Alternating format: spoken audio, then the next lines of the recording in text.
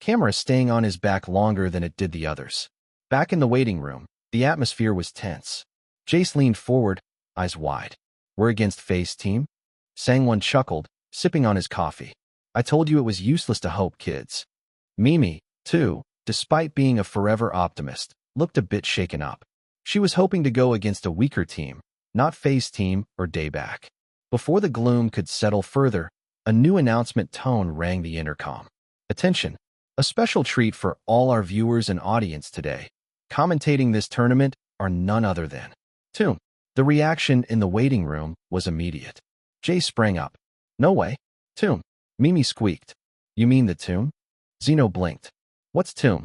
They turned to him with wide eyes. "You don't know Tomb?" Mimi gasped. "They're the national team for Gear of Guardians," Jace said. Zeno gave a casual shrug. "Oh, Tomb? They got Krabby and Real Faker." "No way. OMG, this is a real tournament. Not Zeno getting roasted live by legends, LOL." Tomb settled in the commentator box. Krabby, their famous support player, laughed as he slid on his mic. "I swear, I was watching Zeno's stream last night. That guy is comedy gold."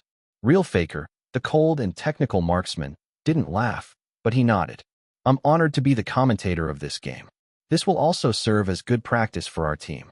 "Well, folks, we have everything ready," MC Tiny exclaimed. "Now it's time to call the first teams to the pods. Let's welcome Team Unfazed versus Team Lacta." Chapter 341, Gaming Skill Complete. The much-anticipated match between Lacta, still a very strange team name, and the amateur streamer Team Unfazed was about to begin, and even though this wasn't the finals, the tension was sky-high. "Let's go," Krabby shouted cheerfully from the commentator's booth. "We've got a spicy one for the first game, Lacta versus Unfazed. I've been waiting for this." "Yes," Real Faker cut in. "This is the first year the PC version is launching, so in a way, this is the first ever official tournament held by GOG in this country." Over in the Unfazed booth, they were already confident. "Should we ban Lacta?" One of the Unfazed players asked lazily as he leaned back, arms crossed behind their head. Then he chuckled. "I think it would be funny if Zeno does not get his hero. It's the only one he knows how to play." FaZe smirked. "No need," he said. "Let him have his Lacta." The booth was filled with chuckles as they watched Zeno lock in Lacta. "He's still Lacta. Well, he's been playing only for a week. I guess that's his limit. This is already funny. Even if they don't win, I just want it to be fun." "Okay, picks are in." Krabby squealed. "What are your early predictions?" "Let's be real," Smitzy started off. "Unfazed are full-time streamers with ranking experience. You said that Zeno had always been playing for a week. Along with that, the two veteran actors on the top and bottom lanes aren't any better. They're as good as bots at this point." Well, that was true. Hyunbin and Sangwon didn't practice, so their skills had stagnated. Most of the viewers were expecting this to be a slaughter. Finally, the game loaded in. The virtual battlefield shimmered to life, graphics, heroes dropping into position. From the start, Zeno's movements were more refined. He didn't lose sleep for the last couple of days for nothing, of course. His timing with skills was definitely better. He even moved away in time when FaZe tried to gank the bottom lane. Zeno improved? Lacta links loading. He still sucks though, LOL. Give him another 2 years, and he might actually scare me. However, despite these improvements, Unfazed played like machines. Their macro play was tighter, and their rotations were cleaner. Every time Lacta secured a small win, Unfazed answered with 2 bigger ones. They stole buffs, established vision control, and punished every misstep. 10 minutes in, and it's already a 6k gold lead for Unfazed, Real Faker announced. "This is going too easy. I mean, Zeno has improved for sure, not admitted. But Unfazed is a different beast." As the game progressed, the chat only got louder. "Lacta links, huh? More like Lacta housecat. Put him back on TV, please. He should stick to acting. I kind of feel bad for Jace and Mimi. They're both doing well, but it's no use against these streamers. Jace is good, though. He's carrying low-key." Backstage, the atmosphere was also the same. Phoenix smirked as he watched the match on television. "Well, this is already over," he said, standing. "Emma, get a drink. Who wants to join?" Asuka also stood and left Risa with the 2 new actors. Risa, on the other hand, was completely focused on the screen. "I want to play with him," she mumbled. From the front row bleachers, Eli snorted. Dang, Zeno sucks. Yeah, Minji agreed. Eli turned to her, confused. What? Minji asked with wide eyes. I thought you'd defend him, Eli muttered. You always hype him up. Minji clicked his tongue. I still have eyes. He does suck right now. Eli raised an eyebrow. But you like him. Minji froze, eyes wide. She turned to Eli, who mirrored her expression, too, not expecting to say those words. It came out like an instinct. Meanwhile, on stage, the players of Lacta were in a big crisis. It seemed Hyunbin and Sangwon had already accepted their defeat, playing more relaxed than in the first half. Jace, behind you. I see it, I see it. Jace yelled, fingers flying across his keys as he tried to flash away from the incoming enemy assassin. His character leapt, barely dodging a fatal combo, but the damage was done. Death. Jace groaned as he leaned against his seat. Hyunbin and Sangwon soon followed the same fate. Meanwhile, Zeno and Mimi tried to clear the flunkies, but they were already destroying the two inner turrets on their side. Unfazed is eating them alive. FaZe is smiling already. I feel bad for Lacta. It's like she's feeding the flunkies her milk. The camera suddenly cut to Zeno. Unlike the rest, he wasn't speaking. He sat calmly, one hand on the mouse, the other on the keyboard, posture upright, eyes unblinking. His screen was blinking red with warnings. Low HP, teammates dead, turrets falling. Still, he looked completely composed. How is he calm right now? He's so handsome. Like, are you serious? Why does pressure make him hotter? Bro is losing with grace. Maybe he's just delusional. Real Faker's voice echoed from the commentary booth. They've lost nearly every turret except for mid. This game may not even reach the 30-minute mark. Unfazed has been surgical with their pushes. It's too easy. FaZe's voice piped through his team's mic. We'll finish them in 20. Tops. Mimi clutched her mouse. We need to defend the dragon, she said urgently. But it was too late. The enemy has slain the dragon. The ground rumbled in game. Flames curled across the digital battlefield. The screen zoomed out for all to see. The massive dragon had been claimed by Unfazed. And with it, their flunkies evolved. They tripled in size, covered in scales and armor, stomping down the bottom lane. Oh, Krabby gasped in commentary. That's bad. I would say GG right now, said Knots. But I don't think they'd surrender. And still, Zeno didn't flinch. Jace looked to his side and whispered, How are you like this right now? I'm fine, Zeno said, his tone unchanging. System integration complete. Gaming skill, S. Chapter 342. Sell me. Mimi and Zeno were the only two left on the battlefield. The dragon was marching down the bottom lane. Their final turret stood like a dying candle. It looked pathetic, really. The rest of the team was still on cooldown. Jace had at least 20 seconds left. Sangwon and Hyunbin weren't even speaking, already thinking about going home. Zeno, however, appeared more serious than usual. While Mimi scrambled to defend from the incoming flunkies, Zeno quietly opened his inventory. And then, click, click, click. What is he doing? Krabby's voice rang out from the commentator booth. Did he just sell his items? The livestream chat exploded instantly. Is he giving up? No, don't sell the items. Maybe he's rage quitting? Zeno, what are you doing, bro? He even sold his boots. Real Faker narrowed his eyes. Wait a second. Those are unusual items. I might be wrong. You said he's only been playing for a week. I think he's changing his build. Wait, those aren't Lacta items. Why is he building like that? Who traumatized this man? Those are assassin items, Zeno. Put them back on the shelf. Zeno's cursor darted rapidly across the map. He blinked once. Twice. Something inside him clicked. It was strange. The mouse in his hand felt familiar. The quick tapping of the keys suddenly felt more natural than before. It felt like he had been a pro gamer in the past, with how he was moving. Well, it was thanks to the skill integration that he could do this. He pressed a hotkey and activated Lacta's ultimate. A pool of milk spilled beneath the incoming flunkies, halting their movement. Mimi used her second skill to trap them further. A few more hits, and the dragon collapsed. They slayed it. Wait, what? Knots shouted. Why was that so fast? What? Krabby squealed. Whoa, that was the fastest dragon slay I've ever seen. He looked like a jungler just now. He sold his items for this? In the unfazed booth, the team froze. Do we go back? One of them asked. No, FaZe snapped. Push. They're stalling. We end this now. The flunkies were still massive. The Nexus was half health. It was still an easy win, on paper. But in the game, Zeno had awakened. He dashed through the lanes, calculating distances perfectly as he last hit the flunkies, gaining gold at every second. Mimi followed behind him, eyes wide, trying to keep up.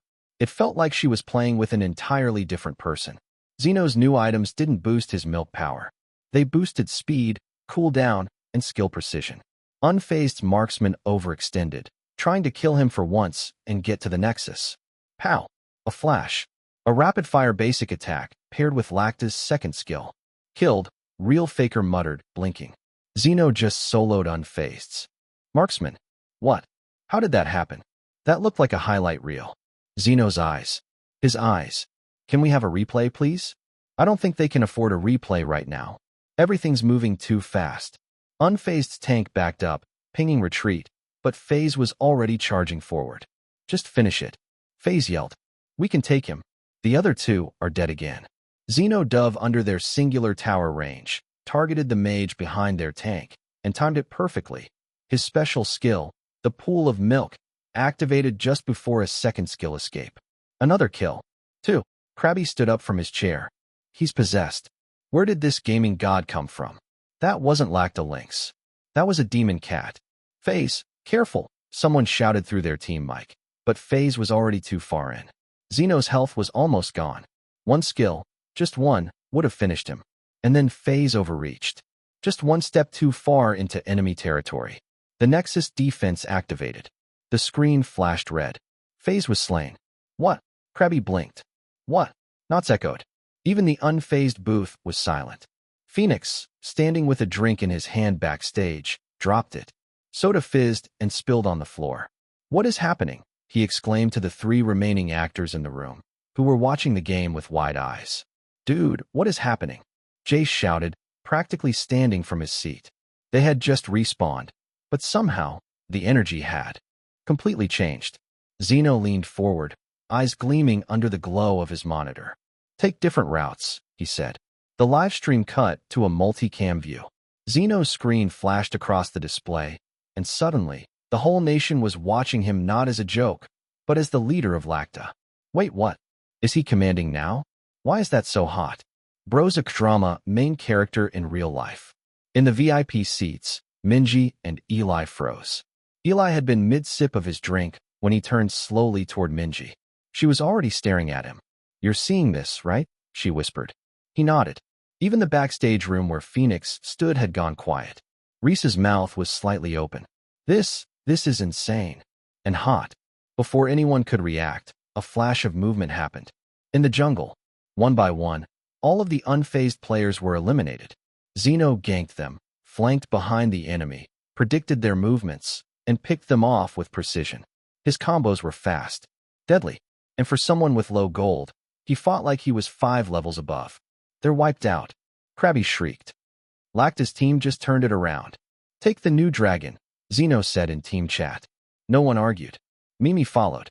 Jace followed. Even Hyunbin and Sangwon, who had been practically AFK this entire time, moved like soldiers behind their general. With the new dragon slain, their flunkies began to change. They grew in size and damage, same as before, but this time, Lacta had control. The game passed the 30-minute mark, and suddenly, the gold was almost even. How are they still alive? Real Faker muttered, leaning closer to his mic. This should have been over 10 minutes ago. On the battlefield, the air became hotter. FaZe slammed a key on his keyboard. Enough, he muttered. Let's end this. The unfazed team moved as one through the middle, dodging vision, baiting the fight. The awaited clash finally happened. All 5 players from both sides collided in the middle of the map. Every skill, every cooldown, every combo thrown with fire and blood. Hyunbin was the first to fall, caught in a root. Then Sangwon. But Mimi took 2 of theirs down with her. Jace soloed their marksman. And then, FaZe lunged. His blade flashed. His screen shook. He used everything. His ultimate, his blink, his ignite. However, the Milky Cat girl suddenly disappeared. She's dead, right? FaZe muttered under his breath.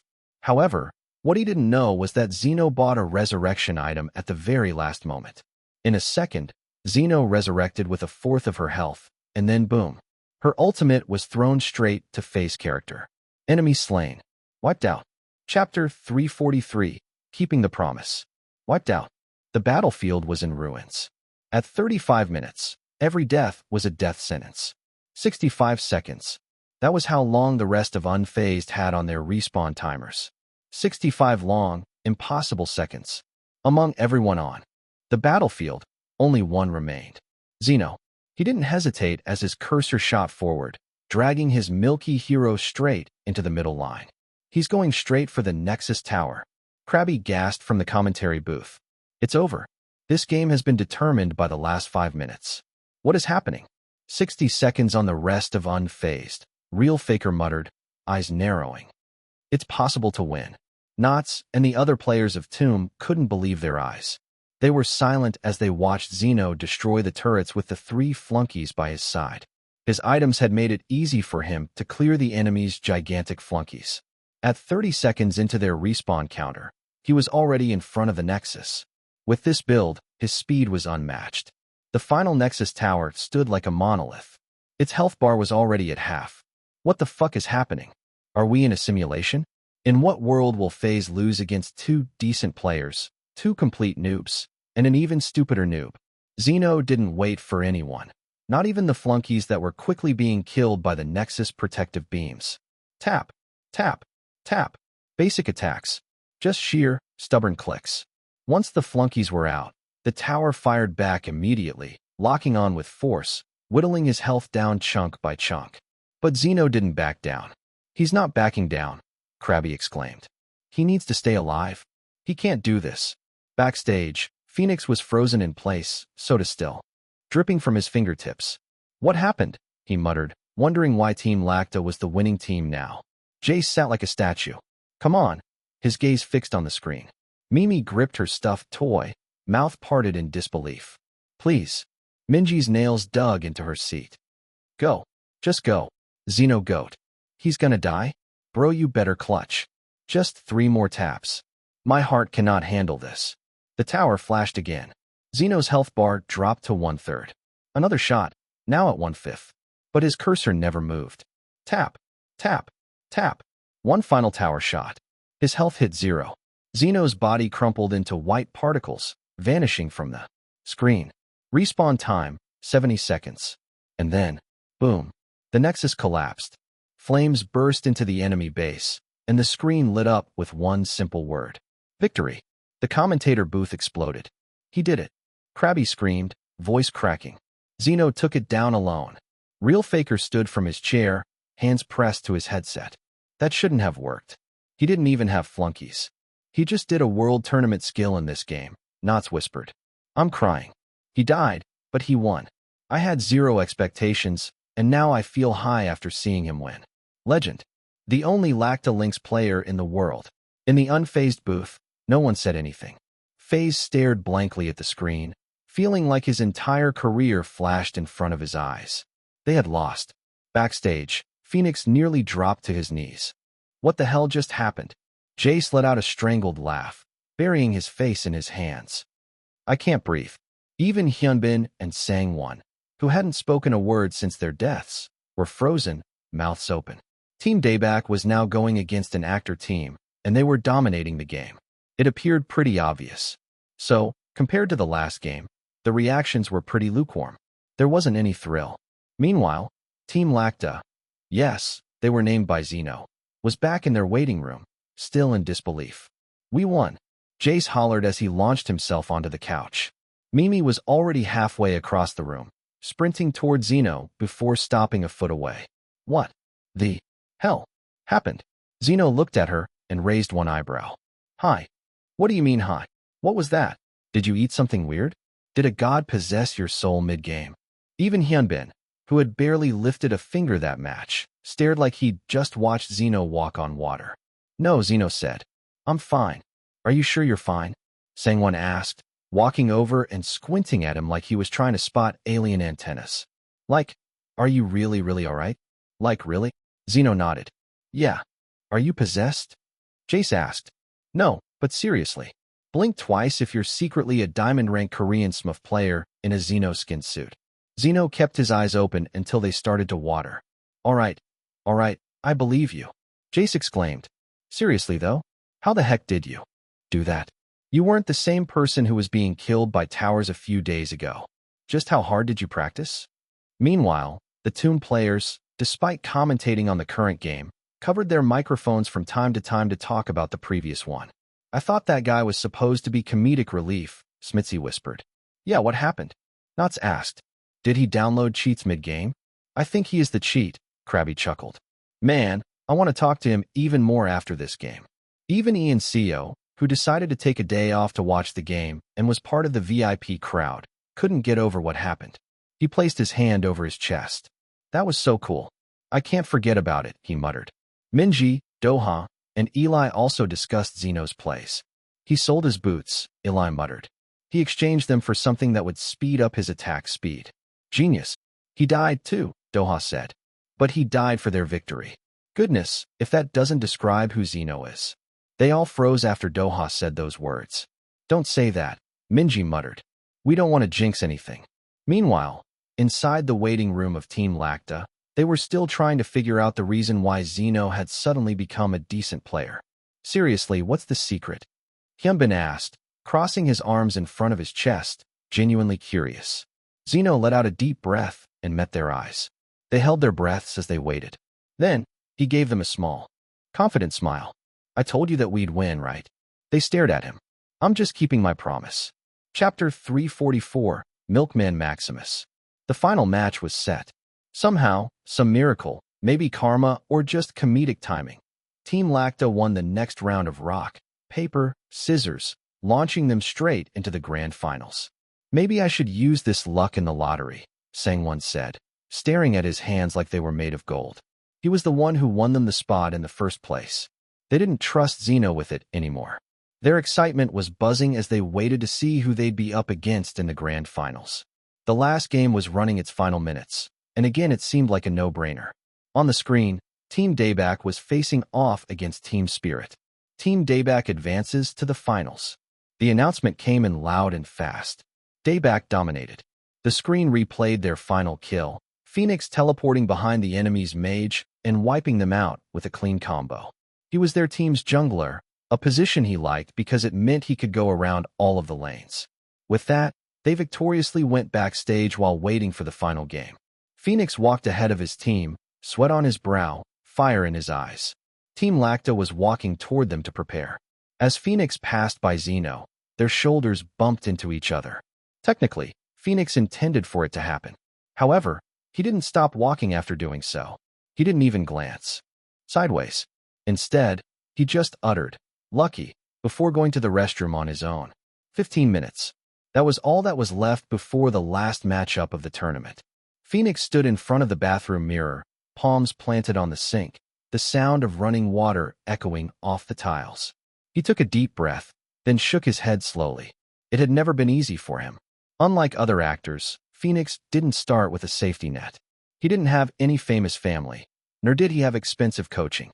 No second chances. His dad passed away at a young age, and his mother worked, leaving him with his grandparents most of the time. For a while, he thought he'd never escape the mundaneness of his old life. He was so ordinary to the point that it hurt. He even used to hate the mirror. But now, he looked at himself and saw the man he was supposed to be. I'm not going back to that pathetic state, he whispered. I won't stop now. He splashed cold water on his face, shook it off, and walked out of the bathroom with new fire in his steps. The stage lights flared. The casters welcomed the audience to the final match of the tournament. Fans spammed the chat. Memes, declarations, support, threats, and marriage proposals for Zeno flooded the comments in real time. Team Lacta and Team Dayback sat across from each other at their respective booths. Zeno pulled his headset on, flexing his fingers as he looked across the stage. Phoenix was already watching him from the other side, brows lowered. The draft phase began. Players hovered their picks and bans, discussions going between and through mics and team chat. It was time for Phoenix to ban a player. Without any hesitation, he locked it in. Lacta Lynx, banned. For a full second, no one spoke. Then Krabby shouted from the commentator booth. Wait, what? He banned Lacta. Zeno's face didn't move, but his hands tightened around his mouse. Knots leaned into the mic. This is bold. Phoenix just banned Zeno's main character, the one he's played since the start. Talk about sending a message, Krabby said, half laughing in disbelief. He did not. Oh, it's personal. This is war. The two are fighting in the theaters and here. Fight back, Zeno. Fight back. Didn't Zeno say that was the only hero he could play? Oh no, oh no, oh no, no, no, no, no. Team Lacta is done. Good run, guys. What do we do? Jace asked, turning toward Zeno. Wait, wasn't that your only hero? Sangwon asked, staring at Zeno in alarm. Somehow, after they won the first game and were now in the finals, a fire was lit inside him. Zeno still didn't like him, though, so he didn't respond. Even Hyunbin looked over and muttered, "Crisis."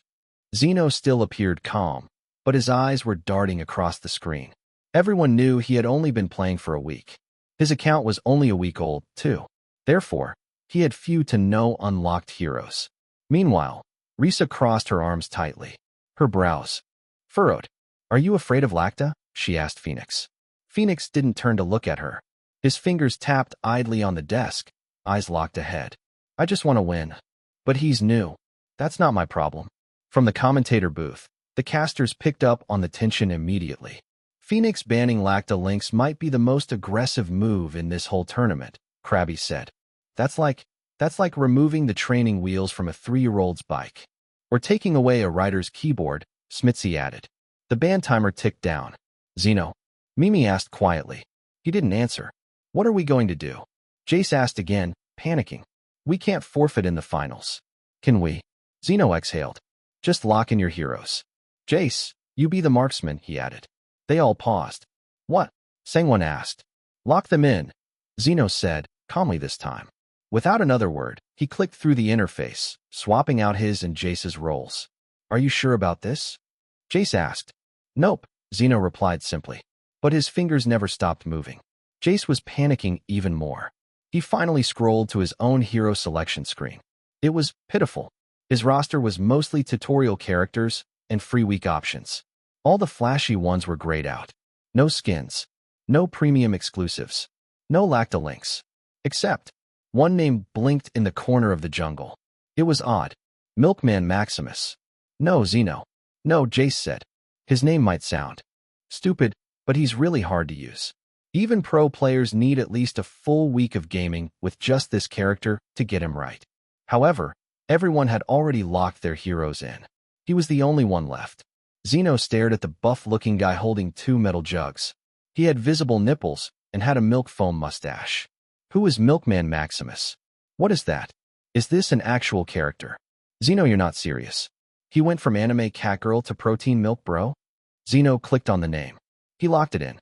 Zeno started scrolling through the skill descriptions quickly, eyes skimming while the rest of them panicked. Passive. Condensed power? Huh, he muttered. First skill, movement speed boost. Second skill, calcium shotgun. He clicked open the third skill's info when Jace gently nudged his shoulder. Do you know how to play this character? He asked out loud. Zeno shrugged. No. The screen glowed. Match starting in 5, 4. Chapter 345, mid-game. All 10 heroes materialized onto the battlefield, but there was no denying the odd one out. There, standing in the jungle, shirtless and absurdly buff, was Milkman Maximus, his 2 oversized metal jugs sloshing with white foam as he struck a pose. Krabby chuckled from the caster's booth. It's been a while since I've seen that hero in the meta. Wasn't he gutted after the last revamp? Yeah, Real Faker muttered, squinting. They changed his whole kit. He's difficult now. Not unplayable, just new. You need timing and a good team to build around him. And a death wish, Krabby added. Zeno, please surrender now. Milkman? Really? Bro's gonna 0/9 before the game even hits 10 minutes. Okay, but low-key I'm curious how this goes. Let's see what he can do. Knots murmured, eyes glinting. It's Zeno, after all. We can't expect anything from him. Zeno was silent. The jungle was quiet, too. His character moved slower than he was used to. No cat-like agility, no long-range poke. Every step Milkman Maximus made felt heavy. Each basic attack was a lumbering slam of metal. This is so clunky, Zeno muttered to himself, rotating around the blue buff. His damage was low and his cooldowns were awkward. Still, he memorized the skill descriptions as he went. Zeno frowned. This is a support jungler hybrid. Meanwhile, across the map, first blood, double kill. The screen flashed. Phoenix had already taken down Hyunbin and Sangwon. The kill feed lit up red. Phoenix is on the move again, Smithy said. He's fast. He's focused, Krabby added. Look at that pathing. He's reading their jungle like a book. Isn't Phoenix the guy who trained with pros before? He trained with our team once, Real Faker confirmed. He's got potential. Phoenix's smirk was visible even through the blur of game graphics and screen cams. His character, a high-speed assassin jungler, flashed through shadows and appeared near the bot lane. Jace was caught clearing a wave / blade strike. Careful, Jace. Mimi screamed. Too late. Jace has been slain. Zeno's screen pulsed. Phoenix had rotated again, this time to him. Zeno barely managed to activate movement boost, sprinting toward the river. But Phoenix predicted the line. A clean dash. A knockup. / calcium shotgun missed. Zeno has been slain. Phoenix is cleaning the house, Krabby said. That's a 4-0 start. He's serious, Knots muttered. Phoenix didn't come here to play games. He came here to end them, Smitzy added. Meanwhile, the viewers weren't holding back. Yeah, this is over. Maxim and Milkman, or whatever, is not it. Zeno's good at Lacta because he played it 300x. This ain't it. He looks like a baby cow trying to walk. Milkman Maximus is too hard, Real Faker said. You can't master him in one game. Lacta Lynx had simple mechanics, consistent range. Maximus is chaos. Back in the booth, Zeno sat motionless, staring at the respawn timer. 4, 3, 2, 1. His screen lit up again. He clicked the mouse and moved forward. A few seconds later, he smirked. I get it now, he murmured. Zeno adjusted his grip on the mouse. Now he understood why Milkman Maximus was considered unviable. The kit wasn't just awkward, it was contradictory. His first skill was a linear dash, usable only in a straight path, with a short burst window and high mana cost. Good for gap closing, but only if you were already near. His second skill was a wide cone burst, long range, but had a 2-second wind-up animation. It required prediction, precision, and patience. It was useless in close combat. Zeno whispered to himself. This guy was made for hit and run. Long-range setup into short-range chaos. Most people probably play him backwards. He pressed Q, boosted movement forward. W, calcium shotgun at predicted enemy path. Auto attack. E, jug slam, stun connects. He practiced the rotation in jungle clears. Time, 1400 hours. Gold deficit, 3.4k in favor of Dayback. The crowd was lulled into silence. Team Dayback had nearly complete control. Phoenix had 7 kills. His rotations were clean, sharp, and brutal. Sangwon and Hyunbin were consistently a step behind, while Jace and Mimi were barely keeping up with the others. Why isn't he helping? Zeno farming like a farmer in Stardew Valley RN. Gold diff is real. They can't win this one. Time, 1633. Mid lane collapse. Mimi slain by Phoenix plus Risa. Top lane invasion. Hyunbin wiped out by Asuka. Dayback closed in like a noose. They began to pressure the map, setting vision control around the dragon. And then it happened. Time, 1714. Bot lane rotation. Risa split pushing alone. She overstepped. Too far into the second-tier tower range. Suddenly, a cone of white light crashed into her. Calcium shotgun hit.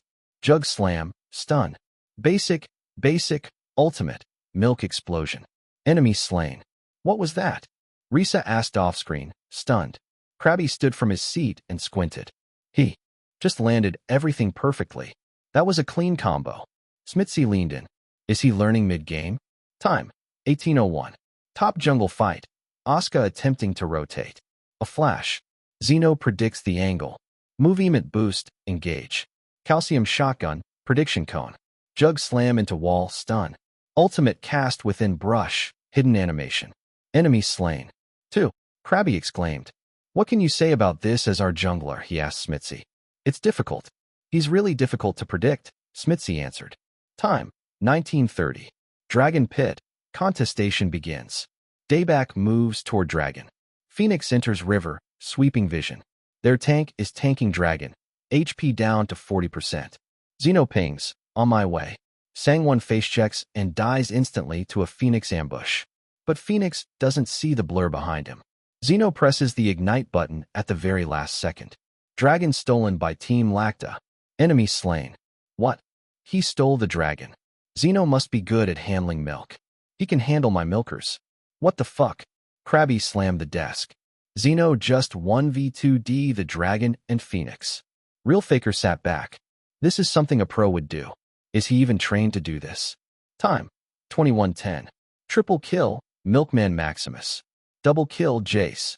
Wiped out. Milkman Maximus supremacy. Zeno jungle arc. He learned a new hero in real time. Zeno ate Phoenix's career. MVP, MVP, MVP. Krabby shook his head. This is historic. Zeno picked one of the hardest, most ridiculous champions in the game, and won. Zeno leaned back in his chair, eyes reflecting the word flashing on screen. Victory. Chapter 346. My confession. Even after the second game, where both Lacta Lynx and Milkman Maximus had been banned, the impossible still happened. Team Lacta won. It wasn't as flashy this time, no miracle comebacks or clutch dragon steals, but the synergy they had somehow built carried them until the end. The moment they realized that Zeno was GOAT, they believed in him and also trusted their own skills. He picked a third-rate sniper named Creamer Claire and proceeded to kill players like he'd been playing for years. The crowd didn't care that the last match had been faster than the previous one. In fact, even if it ended at under 20 minutes, the viewership count still remained the same. 2 million live viewers. That number wasn't local. It was global. Across forums and platforms, the stream exploded. People from Brazil, Korea, the Philippines, Germany, and even esports veterans from the US were tuning in to see who the hell Team Lacta was. A lot of fans were disappointed he won because they wanted him to dress up as Lacta Lynx. However, he was also being hailed as a gaming genius. Maybe a meme. Or both. On the stage, the host presented the final winners, and their cash prize was handed to Zeno himself. Your prize, the host said cheerily. Sponsored by Mr. Kim himself. The camera panned to Mr. Kim, who stood beside the booth like a man being forced to give away his kidney. His left eye twitched slightly as he handed the massive prize envelope to Zeno. Still, he forced a smile. Well done. Beside him, the players from Tomb applauded. Historic, Krabby muttered. Honestly, I'm still convinced this is all a prank, Knots added. Zeno stepped down from the booth, laptop slung under one arm. A few fans in the crowd screamed his name. As the rest of Team Lacta gathered for photos, Real Faker moved forward, intercepting Zeno gently with a hand on his shoulder. Hey, he said. Do you want to play someday? Zeno turned to him. You're good. Real Faker continued. There was a second of silence. Then, Zeno said plainly, I'm going to give away this laptop after this. Real Faker tilted his head. What? I'm busy, Zeno said with a polite shrug. Thanks, though. I heard you were good. It took every ounce of Real Faker's professionalism to keep his mouth from hanging open. Zeno walked past him like he hadn't just thrown a boulder into esports. Wait. Krabby jogged over. Sorry to bother you, but we have to ask. Is it really true that you've only been playing this game for a week? Zeno nodded once. Yes. Krabby clutched his chest. Okay, now I'm in physical pain. I've been grinding for years. A second later, he composed himself. So, what's your secret? How did you improve so fast? Zeno paused. Then, deadpan as ever, Zeno said. Use milk heroes. The backstage area was louder than expected. Guests chattered beyond the velvet ropes. Cameras flashed from every angle, and the tech crew bustled to and fro with headsets and clipboards. Still, in one corner of the exclusive lounge, 3 figures sat relatively unnoticed. Eli leaned against the food table, a skewer of honey-glazed meat dangling from his fingers as he chewed in silence. A plate stacked with dumplings, fruit, and a slice of chocolate cake sat beside him, half-eaten. His eyes were half-lidded as he looked around without much focus. These dumplings are insane, he mumbled to no one in particular. Perks of being the friend of someone famous, huh? Doha stood near the water cooler, tapping through his phone, trying to act like he wasn't attempting to get himself in frame of the interview happening just a few feet away. Minji, meanwhile, returned from grabbing a drink and made a beeline for the couch where Eli sat. She plopped down beside him with a soft huff, holding a chilled cup in her hand. Eli gave her a glance, then, almost reflexively, scooted an inch to the right. Minji noticed. She frowned slightly, then scooted right back toward him, closer this time. Their shoulders brushed. Eli stiffened, but said nothing. "What's your problem?" Minji asked, sipping from her cup. "Nothing," Eli muttered, eyes still fixed on his food. "Shouldn't you be congratulating Zeno by now?" Minji exhaled, leaning back on the couch. "He's being interviewed," she said, looking up at the ceiling. "We're waiting just like everyone else." Eli didn't respond. He stabbed another dumpling with his toothpick. There was a moment of silence, the kind that always felt heavier between people who used to laugh too easily together. Then Eli, still not looking at her, asked, "So, are you two together already?" Minji turned to him, one eyebrow rising slowly. "What are you talking about?" Eli finally looked at her. "You and Zeno. Didn't you get together?" "What? No," Minji said, groaning as she looked away. "Seriously. But the two of you kissed," Eli blurted, a little too loudly. Minji's head snapped toward him. "What?" "That night," Eli continued, gesturing vaguely. "At the stairs. You were smiling, and he was leaning in. It looked like it." Minji's cheeks reddened. "Oh goodness," she muttered. Then, she let out a short laugh, not from amusement, but disbelief. "Eli, you thought we kissed that night?" Eli stared at her, confused. Minji exhaled. "I wish," she said quietly. Eli's brows furrowed. "What? He doesn't like me," she said. "I already confessed. A while ago." Eli's expression shifted. "Huh." Minji gave him a small, sideways glance, lips pulling into a small smile. "Yeah. I told him that night you thought we were kissing." Eli felt like his heart was a horse in a marathon. "What did he say?" he quietly asked. "Aren't you curious?" she teased, crossing her arms in front of her chest. Eli let out a deep breath. "Can I have a normal conversation with you?" Minji clicked his tongue and turned to him, hesitating only for a second before saying the next words. "Can you also confess your feelings to me now?" Chapter 347. Time would tell. Flashback to the night Minji's mom infiltrated their units. "We're friends. You can tell me anything. I'm here for you," Zeno said quietly. Minji looked at him and suddenly felt a surge of courage through her veins. It was long overdue. She had liked him since they were in high school. She tilted her head and looked into his eyes. "Just friends." Zeno's expression didn't change, but he let out a deep breath, making Minji's heart race in nervousness. "Yeah," he said with a soft sigh. "Just friends."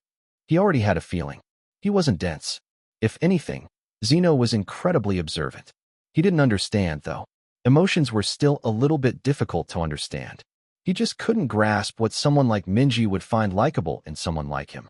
Her eyes fluttered downward for a moment before lifting to meet his. "I like you," Minji said. "I've liked you for a while now." There it was. Zeno had expected it already. With his silence, Minji forged ahead. "I've always wanted to protect you. I know that sounds weird, considering how capable you are right now, but..." She chuckled. "You always seem like you don't know what to do. Like you're just walking through life, hoping to bump into something that makes sense. For a long time, you were like that." Zeno continued looking at her. And Minji nervously smiled. "And I just wanted to be there. I wanted to help you find it. Whatever that thing is." There was silence. Zeno exhaled slowly. "Then," he said, "you don't have to like me anymore." Minji's smile faltered. She nodded faintly. She had half expected it, too. "Don't be sad," Zeno said, waving a hand lazily to diffuse the tension in the air. "There are others out there who'll treat you way better." Minji narrowed her eyes. "Zeno, I mean it," he cut in. "I'm not good. I don't have a lot of emotions. I won't like you most of the time as a lover. I'm not romantic," Zeno continued, shrugging. "I'd probably remember your birthday, but I won't do much personally to surprise you." Minji let out a laugh despite the situation. "That does sound a lot like Zeno." "You are great, Minji," he said, softer now. "You light up the room." Her laughter faded slowly. "You need someone with a brighter light. Someone who'll shine it back on you." Minji stared at him, heart clenching. Zeno scratched his head, then added offhandedly, "Ask Eli." "Huh?" she asked. "That man will light you up," Zeno said, dead serious. "He might try to hide it, but I can see it." Minji frowned. "Zeno, what are you talking about?" "Forget about me," Zeno said with a smile. "I'm not worth it." And that was the last thing he said before Eli interrupted the situation. Back to the present. Aren't you going to answer? Minji asked, looking at Eli, who was now staring at her wide-eyed, still startled by her sudden question. Minji tilted her head with a small smile, waiting. They stared at each other for a while, unconsciously inching closer to each other. After a few seconds, Eli's voice finally broke the quiet. How long have you known? She exhaled, a soft smile tugging at her lips. Zeno told me. Eli's eyes widened. What? Yup, she said with a small laugh. I guess he isn't as dense as I thought. Eli ran a hand through his hair, looking away as he muttered. I think he's a completely different person from when we first met him. Minji hummed. Maybe, but it seems he's right considering you're not denying it. Eli pursed his lips before looking into her eyes. Are you all right now, though? After his rejection, Minji genuinely smiled. I'm okay. I really am. She looked down at her drink, swirling the ice with the straw. Of course, I still like him. It's not like a switch I can turn off. Eli's chest tightened a bit. She continued, but I realized, we're better as friends. Zeno's one of those people who's meant to just pass through your life like a comet, you know? Blinding for a bit, then gone. Her smile this time was a little more wistful. And I think he knows that, too. We're not meant as lovers. Eli stayed quiet. Then, he turned slightly toward her, heart drumming louder than he wanted to admit. Then, how about us? Minji froze. Her eyes slowly lifted to meet his. You're actually serious, Minji muttered. Eli clicked his tongue. Fine. I take it back. Forget I said anything. Minji snorted. You can't take that back now. I absolutely can. Where's the rewind button? He began dramatically patting his pockets. Is it this one? Maybe if I pull the fire alarm. You're such a dork, she giggled. Eli smiled sincerely for what felt like the first time in a week. You're enjoying my dorkiness, though. Minji leaned back, giving him a look. Do you really think feelings happen that fast? I mean, he trailed off, rubbing the back of his neck. I don't know. If you don't want anything to happen, then I just have to accept it. Minji softened. It's not like that, Eli. I'm saying, if something happens, I'm open to it. Eli turned to her with wide eyes. Wait, really? Minji shrugged. You already admitted to it, didn't you? You must like me very much, she added in a teasing tone. Is that why you always insulted me? Calling me a soggy rice ball and saying my voice was annoying in the mornings. Oh, that wasn't because I liked you, Eli replied sweetly. That was because your voice really is annoying in the mornings. Minji gaped. Wow. But, he added, nudging her back gently, maybe it was a little bit of both. Minji smirked. Uh-huh. So you admit it. Fine. Eli said, raising both hands in surrender. I admit it. I like you, Minji. He looked her in the eyes with sincerity. A small smile appeared on Minji's lips, and her heart raced just a little bit.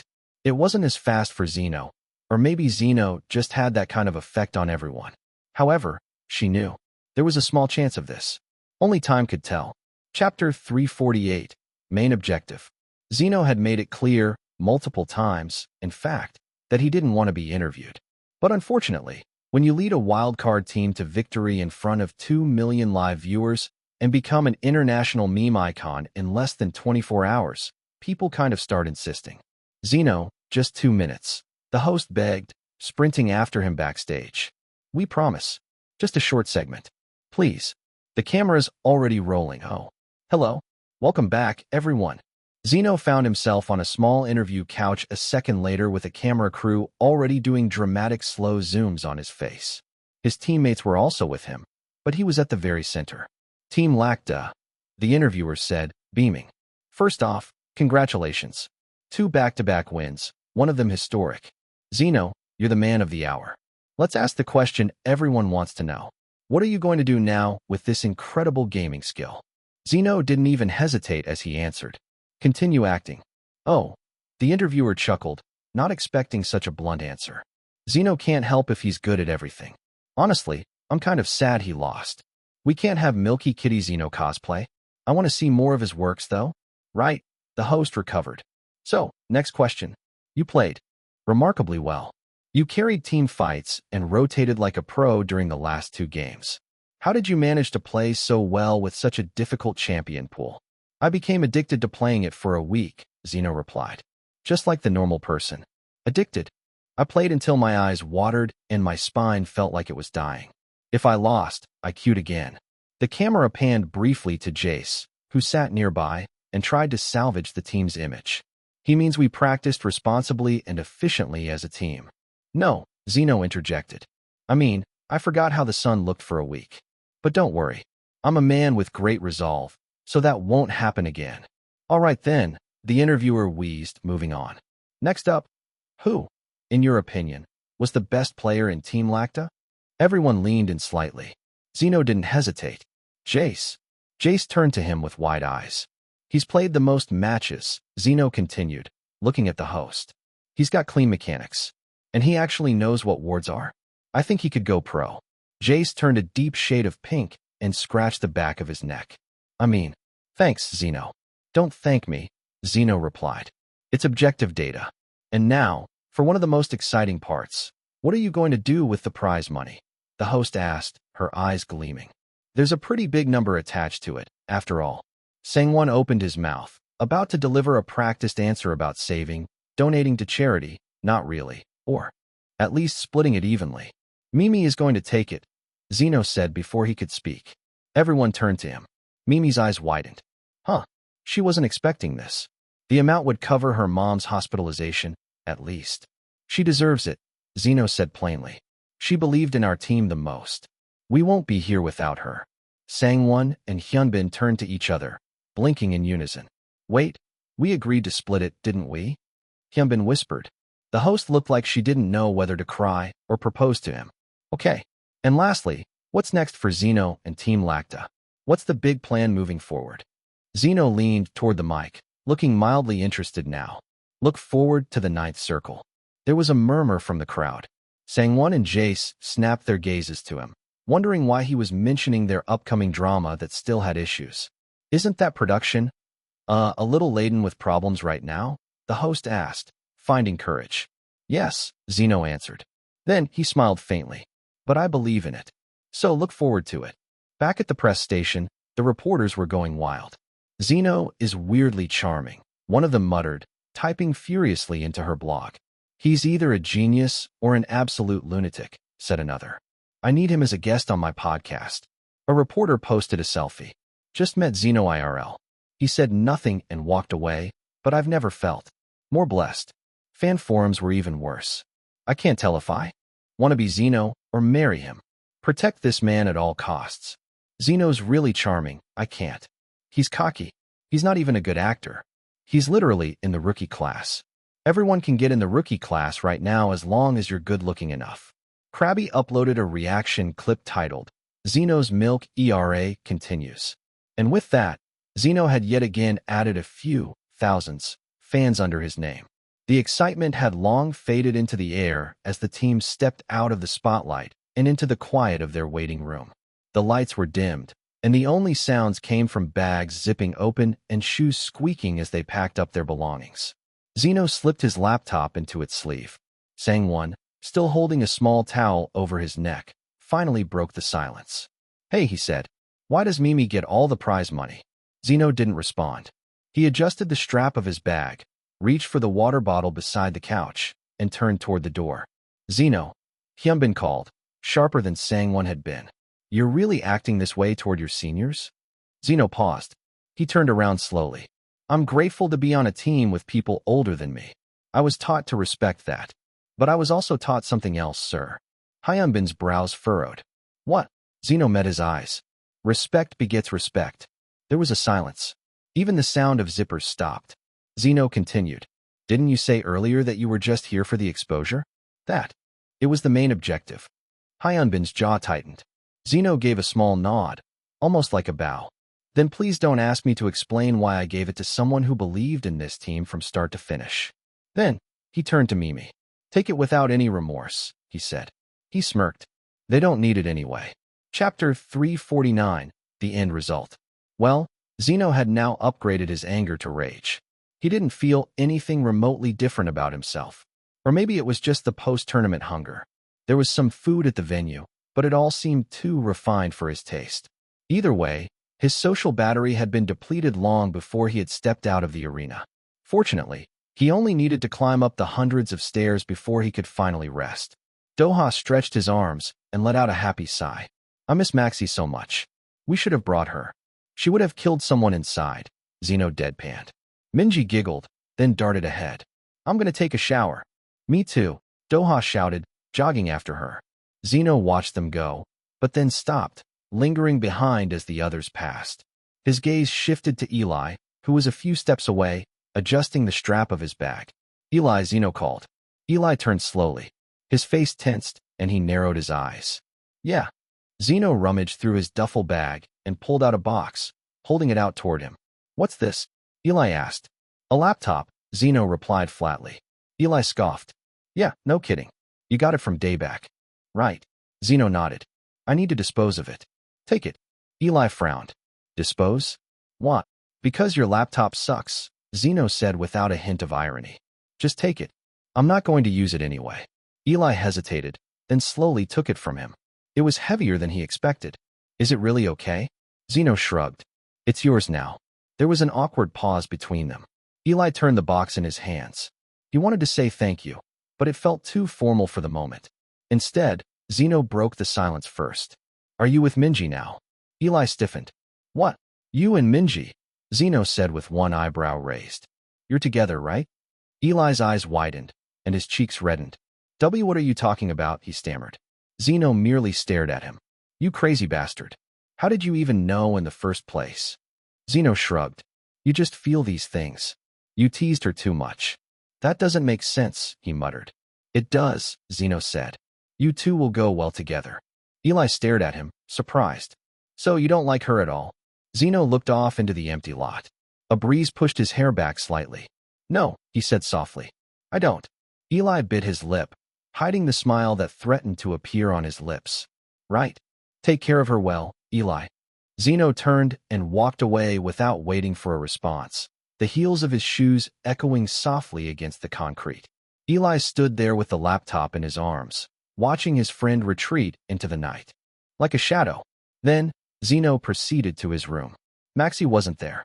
She was probably getting smothered by Doha in his unit. With that, he sat on his bed and wondered. Minji was pretty. She was cute, too.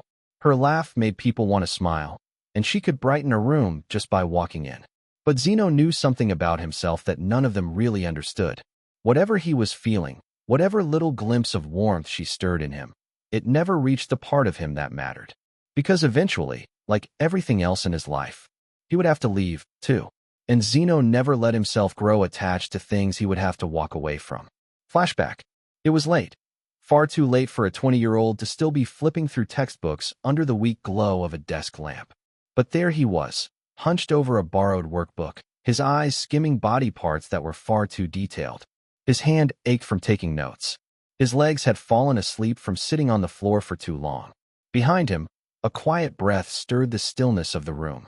Junyan, came a soft voice. He turned.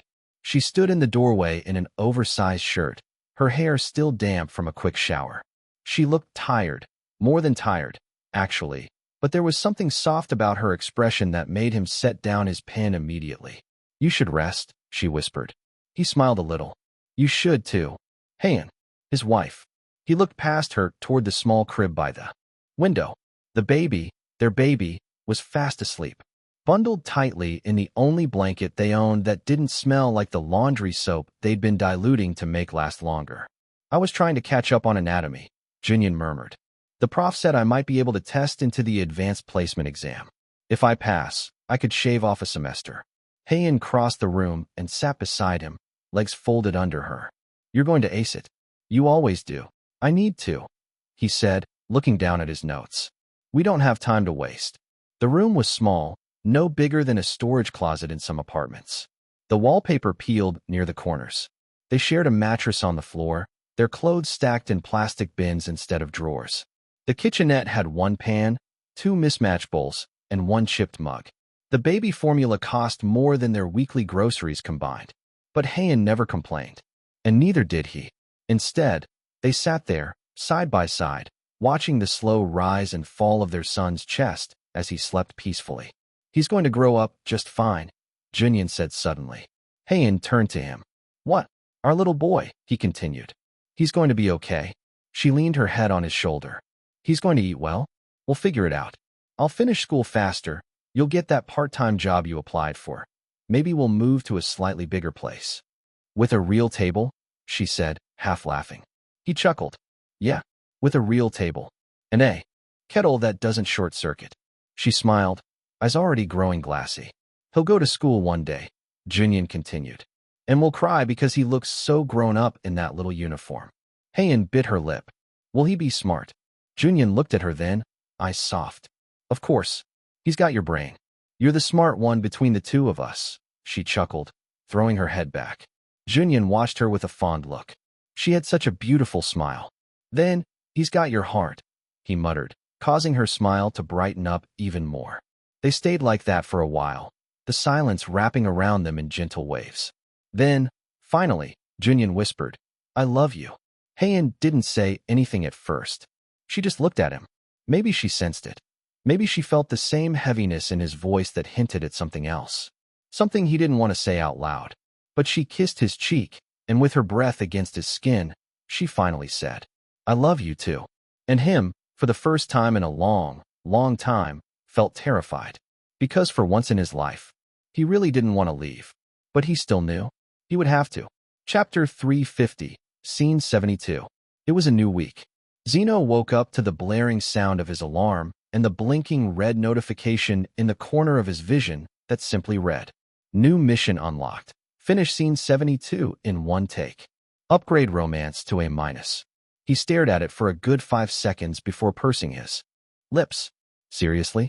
He rolled over and grabbed the script off his nightstand, flipping straight to Scene 72. His eyes scanned the lines with increasing suspicion, his brows slowly drawing together in horror. Zeno sat up. Did they plan this? He asked aloud. There was no answer, except for the echo of his own disbelief. Why was his system so obsessed with upgrading his romance?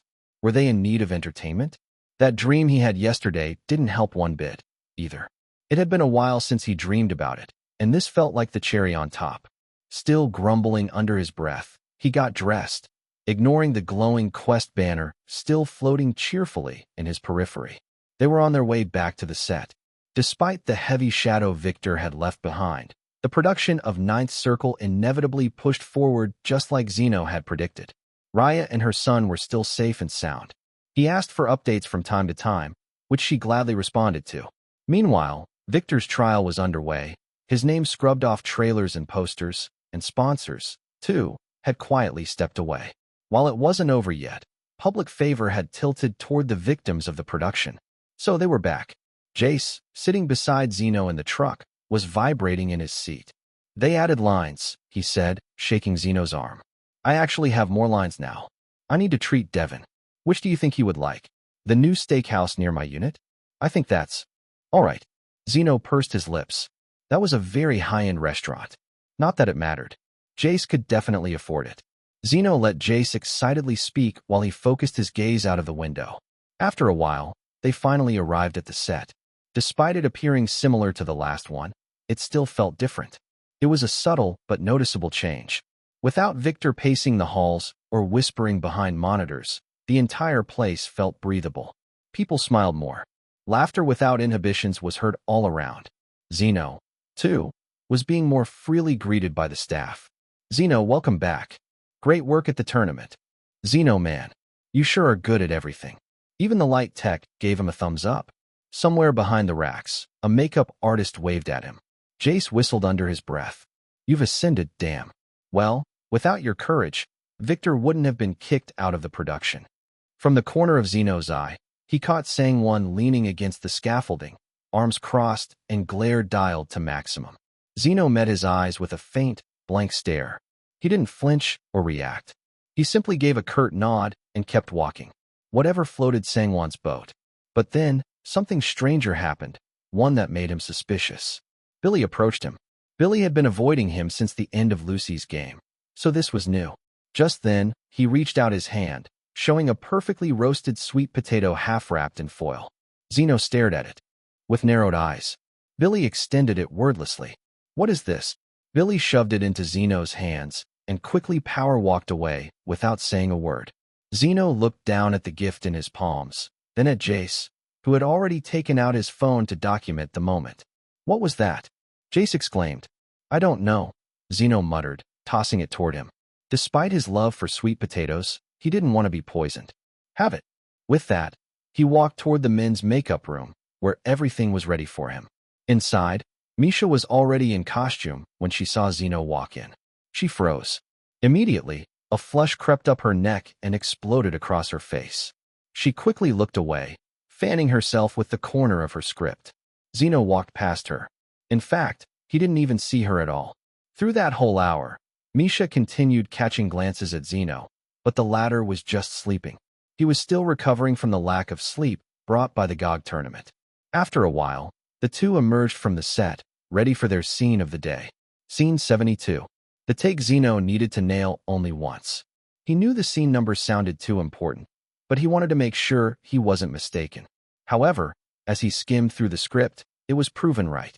Scene 72 was the kissing scene between desperate number 25 and desperate number 1, his and Misha's character. The other cast members were already waiting on the side, wanting to watch the scene in the very front row. Billy was there too. Again, strange. Zeno would have no problem if this were a normal kiss. However, it was a hard, dramatic, emotionally charged kiss that had a lot of angst. He had to execute that with Misha in just a single take. Seriously, were the Ascendants perverts for wanting to upgrade his romance aspect every single time? At that moment, Zeno thought back to the last time he kissed someone. Oh, that was a lifetime ago. Literally. In his last life as Sanjay, you could already imagine he didn't kiss anyone. He was too sick to do so anyway. However, he had done it before. After all, he had around 5 wives. Not all at the same time, though. He wasn't that kind of man. Anyway, the point was, he wasn't new to kissing. He had 500 years of muscle memory stored somewhere in his soul. However, it had genuinely been a while. Still, he wanted to finish this scene in one take, so he rolled his shoulders and looked Misha in the eyes. Strangely, there was still a flush of red on her cheeks and neck that hadn't left since the two of them greeted each other. Devin, excited for the first scene of the day, lifted the megaphone to his lips. Scene 72. Lights, camera, action. Chapter 351. Good Kisser. Misha had been living with this guilt for the past few weeks. After coming to terms with the fact that Zeno wasn't a bad person who got his position in the industry merely because of luck or connections, Misha's view of him changed. She had tried detoxing herself of anything related to Zeno during their small break in filming. However, that was literally impossible. It seemed like everywhere she went, both in the real world and on the internet, she could see Zeno. Well, it didn't help that the dog food brand her dog eats is from the one he advertises. Whatever this feeling was, all she knew now was that it had burrowed somewhere deep inside her, and she couldn't get rid of it. She had wanted to talk to him. He wasn't manipulative like she once assumed. And the way he handled everything on the set, she couldn't deny that it was impressive. So, she tried talking to him. She opened her messaging app, only to realize she didn't even have his number. Eventually, she asked Devin PD, in the most casual way possible, if he had it. She got the number, but even then, she couldn't bring herself to send anything. So when the finals of Gear of Guardians, Star Collision came around, she bundled herself up in a hoodie and cap, tucked her hair in, and joined the crowd. She wasn't even a gamer, but for some reason, her heart raced every time his name echoed through the announcer's mic. He's a hot gamer, she had thought, arms crossed over her chest. And now, here they were. Scene 72. She and Zeno would be kissing, and she still didn't know how to feel about it. Misha stared at him across the set, lips pressed into a line. Her palms were cold, but her face was hot. Let's just get this over with, she told herself. Then I'll apologize. Properly. It seems I'm not the only one enthusiastic to return to filming, Devin said just as the slate clicked. Nearly everyone is here to watch the first scene of the day. Apple silently responded. Oh, trust me, she said. We're excited, but we're not here for that. We just want to watch how Zeno kisses. And with that, the scene finally started. 24 hours. That's what the system had given them. 24 hours inside this cold, quiet room. There were no doors or a way of escaping. There was only one rule. Only one walks out. Desperate number 25 paced the farthest wall, his slippers, already worn after going through the other challenges, echoing off the tiles. A single hanging bulb flickered above, casting harsh shadows across their faces. Desperate number 1 sat against the opposite corner, her hands limply resting on her lap, her face blank. The system was begging for blood. They were given 24 hours to come to a decision, and only when someone dies can they go out. If not, the two of them can die. And now, here they were, hour 19. Desperate number 25's jaw clenched. Number 1 glanced at him and scoffed. Seriously, she muttered. If you were really ruthless, this would have ended hours ago. Number 25 played with the knife in his hands. What about you? You don't want to kill me, princess? Number 1 scoffed and shook her head. It's not like I can even if I try. You wouldn't let me. They'd fought the hours before, of course, verbally, strategically, physically. However, they couldn't find it within themselves to end the other's lives. You should sleep, he said after a long pause, trying to break the tension between them. There's still 6 hours left. She laughed, humorless. So you can kill me in my sleep? Wouldn't that be easier? Then do it. His gaze went toward her. Number 1 stood slowly. Her limbs ached. Her stomach was hollow, and her throat was dry. However, her eyes still had the same fire in them despite their situation. Just kill me, she whispered. Come on. You've done worse. He stared at her. Don't talk like you know me. I don't, she admitted. But I've seen enough.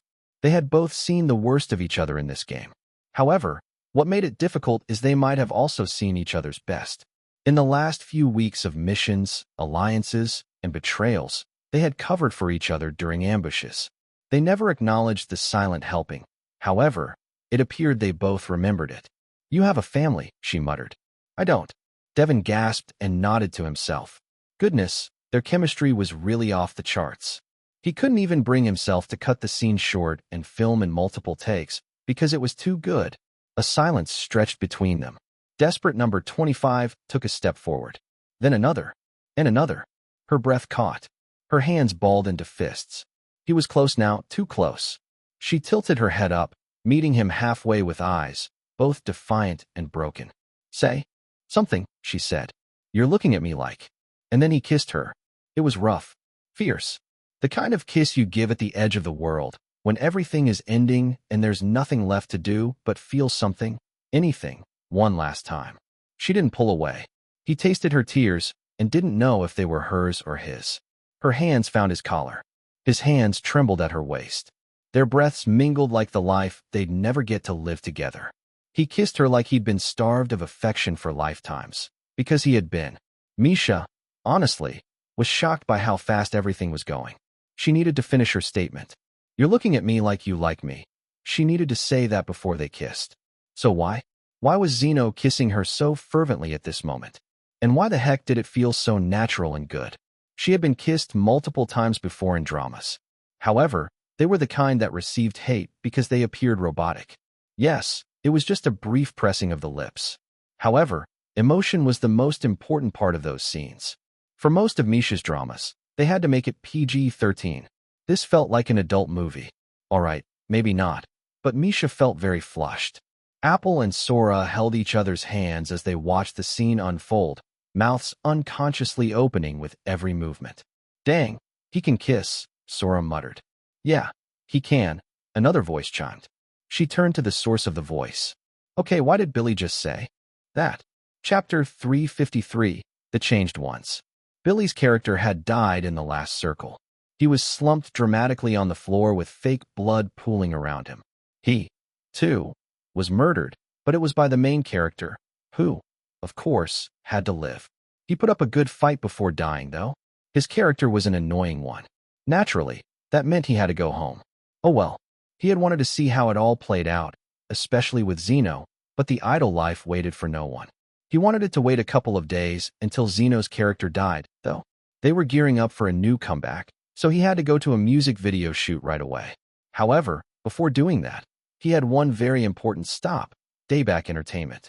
He straightened his coat and smiled. He was summoned by Mr. Kim himself. That was a rare occasion. This had to be big. Maybe, finally, a lead role in a production? Billy already wanted to laugh out loud at the thought. His grin widened as he reached for the door. However, just as he was about to open it, he paused. He wasn't alone. Oscar Beck, the taller, broader actor, stood before the same door. He was dressed in all black, and he smelled really expensive. The scent of richness just emanated from him. Asuka turned, and their eyes met. Billy bowed stiffly, lips pressed thin. "Senior." "Billy." Asuka returned with a nod, just as stiff. Why did Mr. Kim call him too? He didn't want to share a lead role with just anyone. Still, their smiles were dazzling when they entered the office. "Oh, great. You're both here," Mr. Kim said, looking up from his monitor. "Take a seat." They did, postures straight and obedient. "I'll get right to the point," Mr. Kim began, standing now. "There's a big-scale project in the works. Bacon PD and Gene PD are collaborating." Billy perked up. Those two names were the biggest in the industry at the moment. "Really?" he exclaimed.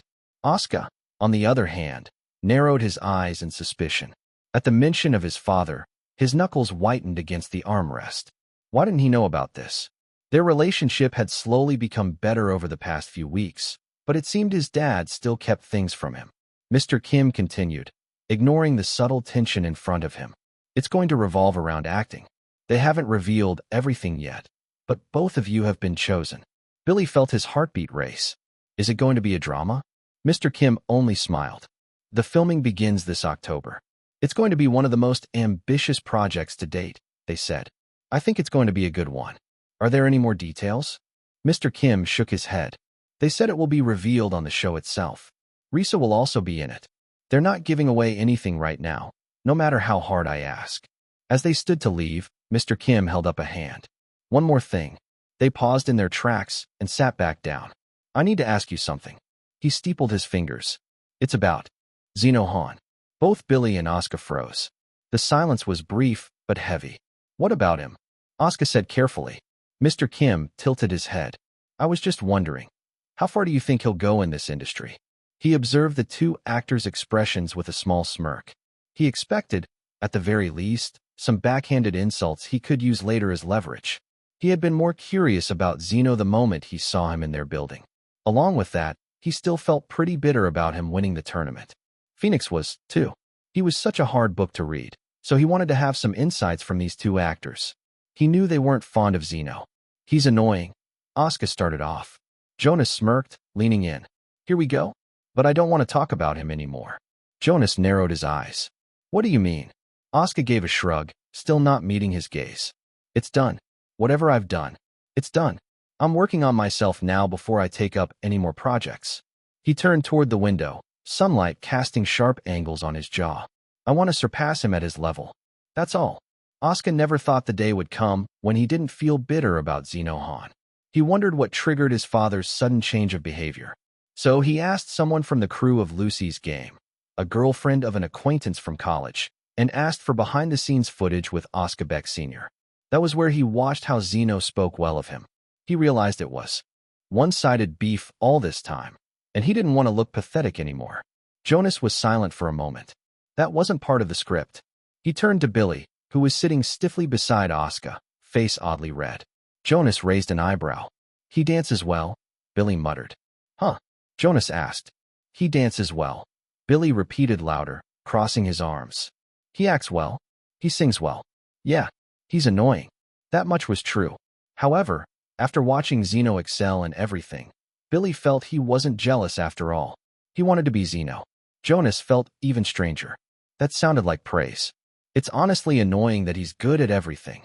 There was a moment of silence. Jonas was baffled. Utterly and completely baffled. These two were supposed to be his aces, perfectly capable of spotting and exploiting weaknesses in others.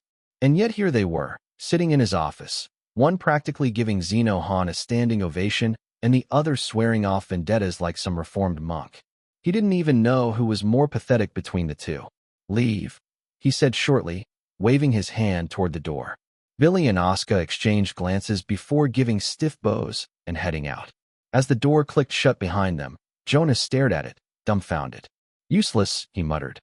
He leaned forward, arms flat against his desk. What kind of superpower does Zeno Han have to get those two like that? Chapter 354, his last day. In the 9th circle set, they were already deep into filming, with most of the fluff scenes out of the way. Now, it was the 7th circle. Zeno adjusted his mic and glanced at the cliff set looming before them. Jagged rocks, wind machines rumbling, and smoke cannons prepped. Of course, it wasn't real, but they did a good job making sure it felt like it. It was an important day for him. It's the day of his death. From the start, he already knew he wasn't meant to make it in the end. He was what you called a wild card. He wasn't the main character, after all. It was Sang-won. At this very scene, he was going to act with him on a deeper level, too. They'd been filming together since episode 1. But this was the first time they'd be toe-to-toe in a serious scene. Zeno knew he had to bring it. Sang-won was still a very annoying man, and Zeno just wanted to make him taste the bitterness of life.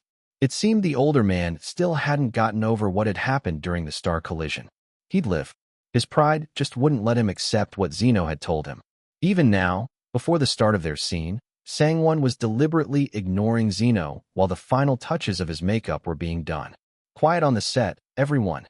Devon PD called out, his voice echoing across the cliffside stage. The wind machines roared faintly in the distance. The cast was already in position. The crew was, too. However, as much as they were excited to watch this particular scene, most of them also knew what was going to come. Next, Zeno's character was going to die, which meant they wouldn't be able to see him on the set from this day on. After this scene, they still had 2 weeks left of continuous filming. They were already fatigued, and seeing Zeno's face was honestly the saving grace for most of them. "I'm going to make the most out of this," Apple said from behind the cameras. Extras who had no lines today exchanged glances with quiet sympathy. Devon PD looked to the monitor one more time and sighed. "We really hate to see him go," he murmured to the assistant director beside him. "He brought something to this set," the AD agreed, eyes glued to the monitor. "Every day." "Yeah, his freshness," Apple added. "Now, it's going to be filled with the scent of late millennials and borderline boomers." Devon turned to him and tilted his head. "What's that supposed to mean?" he asked. The AD patted Devon's shoulder. "Let's not mess with those from Gen Z." Devon still didn't understand what that meant, but he nodded in the end. With that, he looked around, making sure everything was in place. Action. The moment the cue dropped, the cliff wind howled louder, cued by the effects team. In the middle of the circle, desperate number 25 stood bleeding, staggering, shaking, but not from pain. From rage. "You voted." He spat, his breath heavy, arms limp at his sides. "All of you." 5 silhouettes stood on the other end of the cliff, Sora among them, her face masked with guilt. But it was Sang-won, desperate number 41, who stepped forward. His jaw clenched. It was time for him to play the hero. In this scene, number 25 was the villain. It was the only choice, number 41 said sharply. "You know that. You know how much these other people have to live for." Number 25 tilted his head before a twisted smile stretched across his dirt-covered face. "The only choice," he repeated, voice trembling. "You all stood there, letting the circle decide. Like you're innocent. Like you're not just as desperate as me." Number 41 opened his mouth to answer, but the moment he looked into number 25's eyes, he hesitated. Sang-won felt his heart skip a beat. There was something unhinged about how Zeno looked into his eyes. He really didn't want to lose this time. Number 25's lips twitched. "Especially you," he growled. There was silence. The crew behind the cameras exchanged wide-eyed glances. "What the hell?" the boom mic operator whispered. "I just felt a chill run down my spine." "He's acting like he's possessed," Devon muttered. Number 25 took a step forward, dragging his wounded leg. The cameras followed in close-up. His body trembled with effort, but it didn't encapsulate just physical pain. It appeared like he was being consumed by his emotions. "You walk like a hero," he said to number 41, voice breaking. "But you're nothing but a coward dressed in fresh white. You came here because you don't have anything to live for anymore, and that you want to change this fucking game." "That's bullshit," he exclaimed some. Spit spraying from his mouth. However, it didn't look dirty at all. Sang-won felt another stab to his heart. He was the more seasoned actor, the veteran. Yet, this rookie actor was able to shake him. Still, he recovered quickly, narrowing his eyes. But the fury in Zeno's performance didn't let up. "You're all hypocrites." Number 25 below, now, eyes wild. "You pretend you care about who dies, but deep down, you're relieved it's not you." The scene was still going, and of course, it was still scripted. But Zeno was making it something else entirely. His breath came in short bursts, chest heaving like a rabid animal's. "You talk about sacrifice," he hissed, scanning the faces of the remaining 5. "You talk about morals. But let's get real. None of you would be standing here if the rules weren't in your favor. You call this justice? You think following orders from an unseen voice makes you noble? He laughed bitterly. We know this system. We know what it does. And we know none of us ever cared. At least, I'm brave enough to admit it. He staggered, grabbing his side, then lifted his blood-stained hand into the air. Just then, his eyes showed so many emotions all at once. It had happened. He was at his breaking point. I can't die, he screamed, eyes bulging. I don't want to die for my brother and sister. His cry echoed across the set, filled with pain, defiance, and desperation so pitiful, it silenced everyone. Chapter 355, the main character. Masterass. Words echoed in Zeno's head while he tried to continue with this scene. The old man who lived like a bear said that he was a good actor not because he was genuinely good, but because he had lived too many lives with the emotions he needed. He knew that was true. He had experienced most things known to man. Love, betrayal, loneliness, death. But as time passed, as his walls rose higher and his eyes grew duller, it had become harder and harder to feel them. And naturally, to show them. He was imitating emotion now more than feeling it. And despite his supposed talent and the awards, he knew deep inside that he still wasn't a complete actor. However, standing at the cliff's edge, knees in the dirt, blood on his face, surrounded by eyes full of pity and disgust, he felt like he was in the shoes of desperate number 25 himself. The seventh circle had narrowed. Soil eroded more and more with each breath. Just one more had to die, and all eyes were on him. But he wasn't going down quietly. He wasn't going down sane. Number 25's body jerked up, twitching like a puppet cut from its strings. His eyes were wild, his mouth twisted into a broken grin. He staggered forward like an animal, back hunched, limbs slightly dragging, breathing like he had just crawled from hell itself.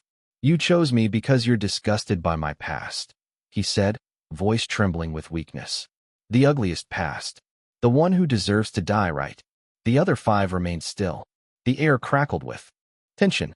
His voice rose, hoarse with pain, raw with fury. Have you ever experienced selling yourself to strangers just so your family could eat the next day? He took a step closer to the group. Have you ever cried on a stranger's floor, wishing you were never born, just so you could disappear before they even unbuckle their pants? His face contorted, spitting out the next words like venom. No, right? None of you. You're all privileged, aren't you? He pointed at the teacher, then the soldier, then the medic.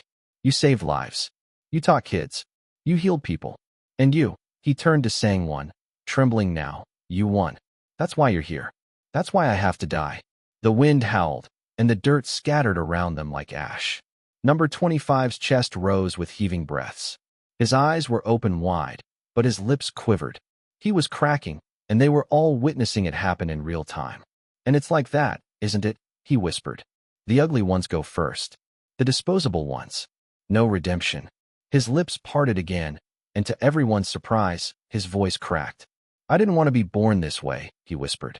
The wind machines became even more intense, blowing wind on everyone, making the scene appear even more erratic than it already was.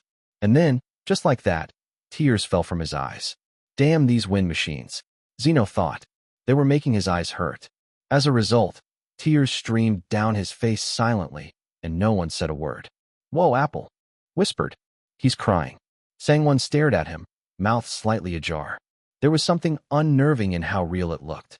Zeno's body trembled again as he lowered his head, sobbing once before his voice came back up.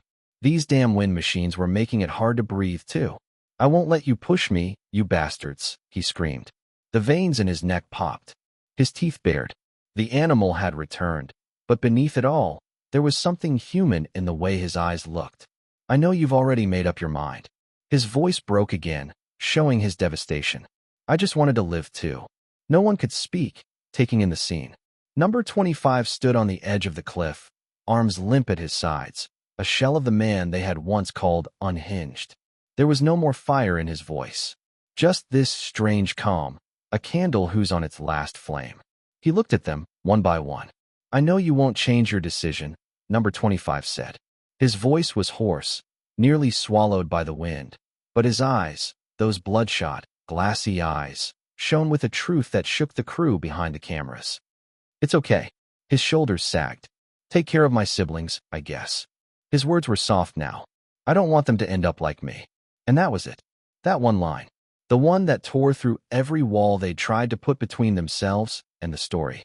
The one that cracked open the hearts of even the most jaded staff. That line made Devon, who was the one who wrote that very scene, bite his lips so hard it bled. And then, he fell. Just the sound of the wind and the sickening silence that came after his body disappeared off the cliff. Sora, who had been watching since the very beginning, covered her mouth with her hand, shaking. Another extra gripped the hem of their costume so hard that the seams strained. It was Devon who first whispered, "Cut." But no one moved. The camera crew stayed still. The cast didn't speak. Even Sang-won, for all his poise and ego, couldn't look away. His character was supposed to be the one who led the fall. He was the orchestrator of number 25's death. He was the one who should have stood tall and should have made the audience hate number 25. But instead, it was Sang-won who felt small. It wasn't just that Zeno had nailed the scene. It was that Zeno had transformed the scene into something that didn't belong to anyone but him. He found it dangerous. The audience, when they saw this, wouldn't hate number 25. They would mourn the death of his character, and they would question the others. Meanwhile, Zeno, who had been caught by the safety net at the makeshift cliff, closed his eyes, relieved that those damn machines wouldn't hurt his eyes anymore. However, with this artificial death came something he didn't expect at all. A vision? Chapter 356, His Impact. Just as Zeno fell to the safety net, the wind howled in his ears like a monstrous animal, pulling him violently into a memory he didn't remember making. "What am I doing here?" he exclaimed. "Am I dead? Is this heaven?" A voice spoke from above, not really answering his question. "As the mastermind of everything, you shall be the first Rennies." His legs buckled, and yet he didn't fall. He couldn't fall as his arms were strung above him, restrained, wrists bleeding from the struggle. "I'm not." "What does that even mean?" he gasped, twisting helplessly.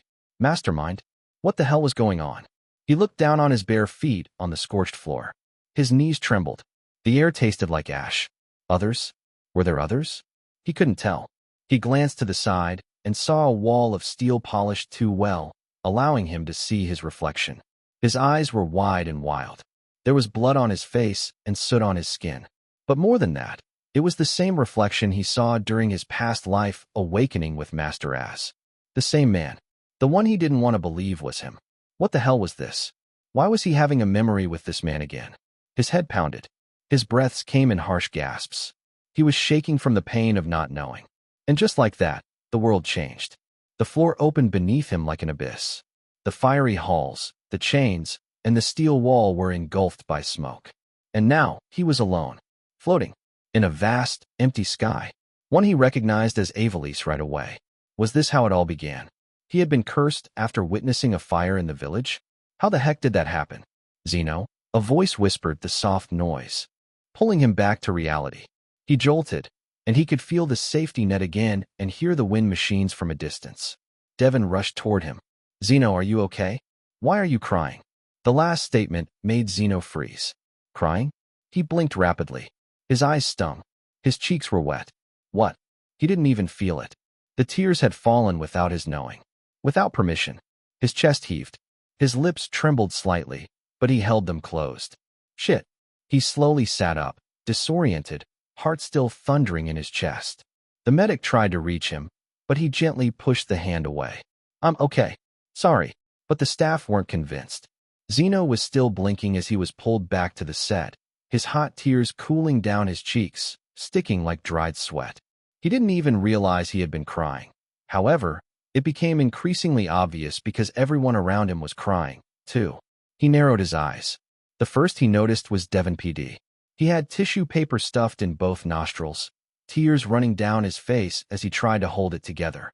"Damn it, Zeno. Why did you do it like that? That was amazing. You're even crying because you're touched." Zeno's eye twitched. That wasn't the reason. It was the wind machines. Moby was the next to crack. That was amazing. The performance of the century. He waddled forward and threw himself into Zeno's arms. "You're really the greatest. Why did you have to die?" Zeno sighed and pushed him away. "It's my character who died," he said to pacify the older man. However, it was no use. Behind them, the set had turned into a funeral. Apple sobbed. "That was so good," she muttered, appearing like she had just lost a child. She dropped to her knees, mascara trailing down her cheeks like war paint. "No more eye candy on this godforsaken set," she said mournfully. "What am I going to look at now?" Sangwon. "He has no pores because of editing." Sora, too, sniffled, causing Zeno's eyes to widen. "Not her too. Zeno, even if your character died, you'll always be the main character in my heart." She raised a hand to her chest and nodded at him. Goodness, Sangwon wasn't going to like that. Even the boom mic operator was sobbing. "I've held this mic for 5 years, and I've never cried on set," he croaked. Zeno stood awkwardly in the center of the chaos, his eyes darting from one blubbering staff to another. This wasn't what he intended. All he did was act. Cry a little, not deliberately. He gave a little shake in his voice. He didn't mean to spark a collective emotional collapse. "I think I broke them," he muttered under his breath. "I hate to say this," Moby said amidst his tears. "But Zeno has to go now. He still has more schedules after this." That triggered the set even more, and Zeno wanted to strangle Moby alive for saying that. They could have left quietly. As nearly the entire set lined up behind Moby, one by one, they raised their hands to wave at Zeno. "Thank you for everything, Zeno. You did a great job portraying your character. Thank you, too, for letting Devon have his story back.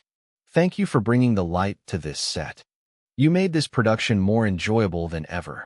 Zeno couldn't help but chuckle under his breath. He scratched at his cheek, only to feel it wet again. Why the heck have his tears still hadn't dried? At that moment, Zeno couldn't deny that he felt a little bit perplexed, or maybe even touched. He wondered why they were reacting as such. In just that short time, had he become someone who mattered to these people? Before he knew it, he raised his hand slowly and waved back at them. And just like that, everyone started wailing again. Louder this time. He waved. "He's really leaving." "No. Zeno will. Damn it. I forgot to record this for my TikTok." "Zeno, don't leave, please." Zeno chuckled once more as he stepped back, looking at all of them with a fond look in his eyes. Looking at them like this, humans were actually pretty cute. Chapter 357, Maxi's Spa Day 1. Zeno flopped onto his couch, limbs splayed and sighing, as the ambiguous feeling enveloped him. He breathed, freedom. After escaping the emotional wreckage of the ninth circle shoot, all he wanted was to sleep, and sleep even more. The unit was quiet and peaceful. With that, Zeno closed his eyes. However, he found himself opening them 5 seconds later. He sat up, scratched his head, slouched, then sat upright again.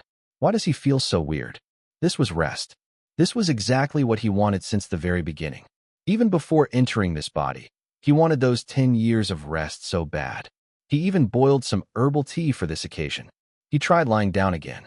He closed his eyes and imagined himself lying on a cloud, his favorite pastime in Avalis. However, even then, he found himself restless. "Oh no," Zeno whispered. "I'm broken." His fingers twitched. His knees bounced. His mind kept racing with ideas. He gasped. "Am I turning into a workaholic?" He shot up, panicked. No. During my past missions, I could sleep for 48 hours straight if no one woke me. I used to enter a hibernation cycle more intense than Master as himself. Zeno narrowed his eyes at the distant wall, feeling like it was seducing him into productivity. This is capitalism's fault. They want me to burn out. But I have enough money, he muttered, biting his lip. Just then, a chime echoed from his system. Side quest. Take Maxi to the groomers. Reward, instant tears. He stared at it for a moment. Then, at Maxi, his brown fluffy dog, who had been quietly judging him from the edge of the couch, curled up like a smug little dumpling. Her fur was longer than he remembered, and she smelled vaguely of the gym bros she's been hanging out with the past month. He tilted his head. Why is this a mission? Maxi, without moving her head, slowly, narrowed her eyes at him. Anyway, the system has spoken, so he has no choice. Yeah, he needs to go out because he has no choice. He pushed himself off the couch and shuffled toward his closet. Can't even get a break without being side-quested. Unbelievable. He threw on a black cap, some jeans, and an oversized hoodie. He grabbed Maxi's leash before dragging her out the door. All right, Maxi, let's go. Maxie rose like the queen she was and patted over like she was doing Zeno a favor. Fortunately, there was a groomer's place only a few blocks away from their units. With Maxie's leash in one hand and his phone in the other, he walked toward the establishment. Maxie barked at absolutely everything that had Zeno's face in it, which wasn't as rare as you would think because his face was truly everywhere. Goodness, no wonder you're the demon, Zeno groaned. Calm down, you little spawn. By the time they had reached the glass door of the groomers, Zeno had 3 bite marks on his jacket. The receptionist smiled brightly, unaware that the person in front of her was the model of the dog food they were selling. Good morning, she greeted cheerfully. Do you have an appointment? No. Is that all right, he asked. Yes. Our groomer is free currently, she chimed. What's her name? Maxie, Zeno said, dragging the canine inside. Maxie was already trying to chew through the leash. The groomer, a man with teal hair tied into a little bun, stepped forward. Hi there, baby, he cooed at Maxie. Maxie snarled like a beast summoned from the underworld. The groomer jumped back. Oh, goodness. Sir, are you sure she's here for grooming and not for exorcism? Zeno scratched the back of his neck and nodded. Don't worry. She's only like this when I'm holding her. The groomer looked at his bite marks. Sir, maybe we should treat you. Zeno shook his head. I've had worse. Cautiously, the groomer reached for Maxie. She growled, then sniffed his fingers, and, miracle of miracles, settled down like an angel on his arm. The groomer appeared utterly stunned. Well, it seems you're right, he muttered, leading Maxie away like she hadn't been moments away from eating Zeno's left foot. You can wait over there, sir. Thanks, Zeno mumbled and plopped himself onto a white couch in the waiting area. The pet spa was a little too sparkly. There were pastel walls, shelves of overpriced dog shampoos, and motivational quotes like "Every dog has its spa day," printed in cursive everywhere. He found the free coffee machine and poured himself a tiny cup of it. He sat back and sighed. However, the moment he sat down, he realized that the room was filled with other dogs and pets waiting for their owners. Every animal was going ballistic. The golden retriever in the corner had its face smushed against its crate like it was witnessing a ghost.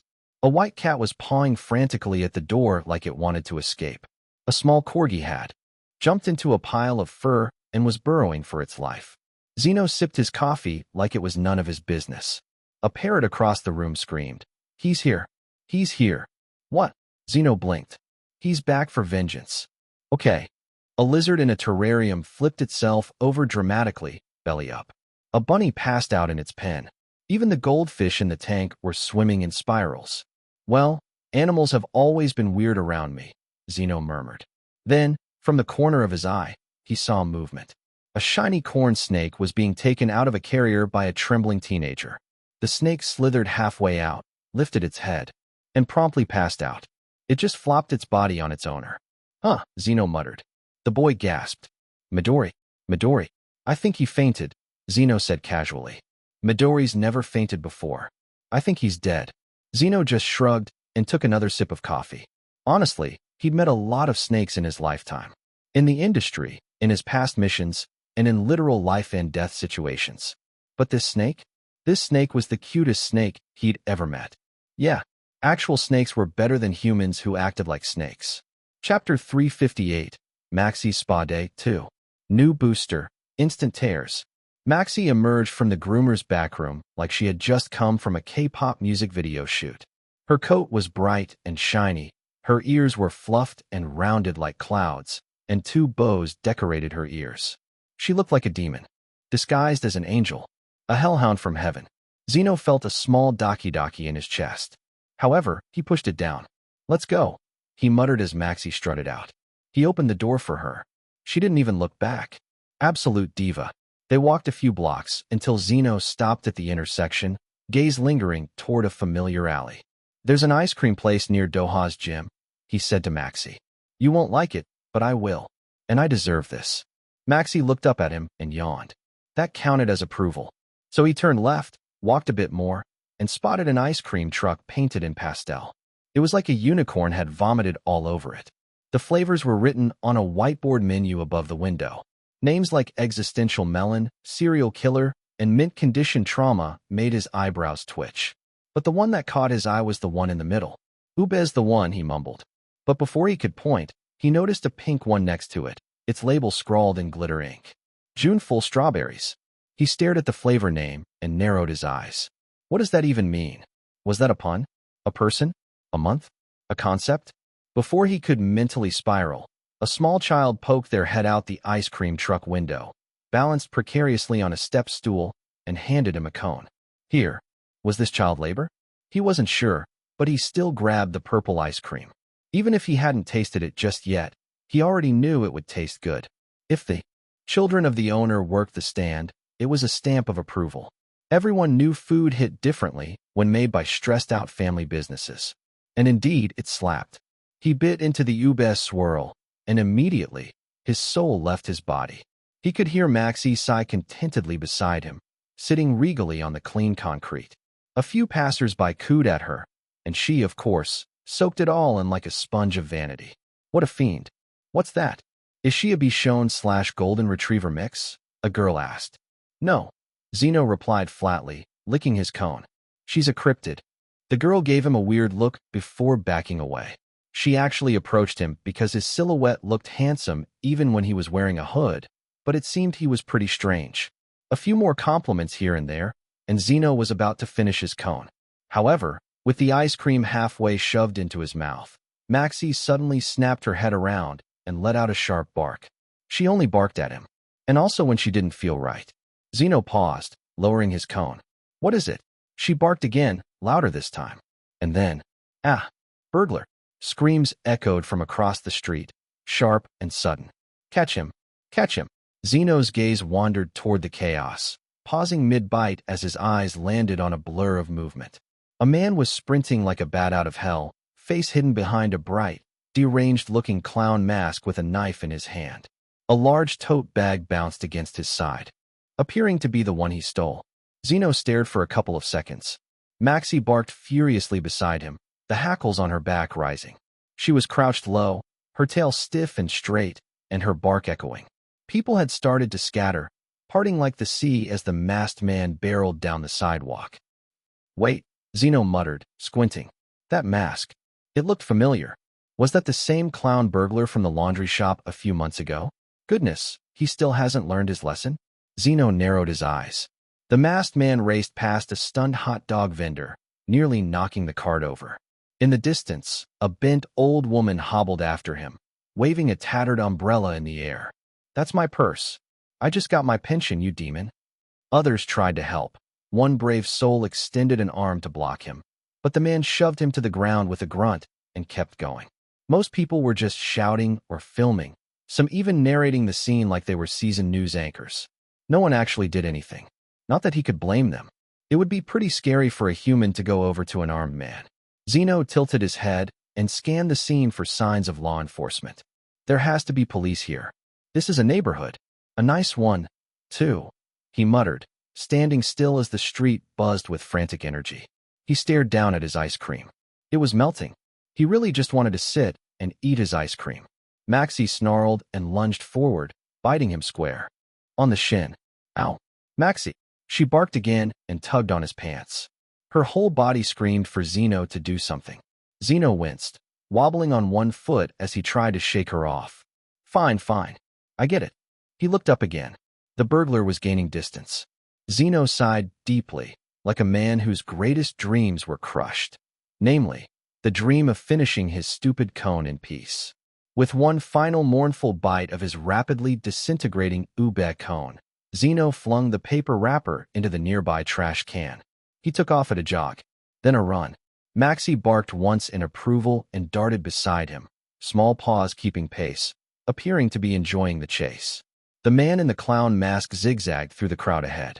Zeno's eyes narrowed as the wind whipped past his face. Yeah, it seemed rest was truly not in Zeno's vocabulary. That young man is catching up on him, they began to exclaim. And he's got the attention of the bystanders, too. Great. Just what Zeno needed. Chapter 359, Street Hero. Zeno broke into a sprint. There were screams and chaos behind him, but he tuned them out. His legs moved like clockwork, the sidewalk a blur beneath his feet.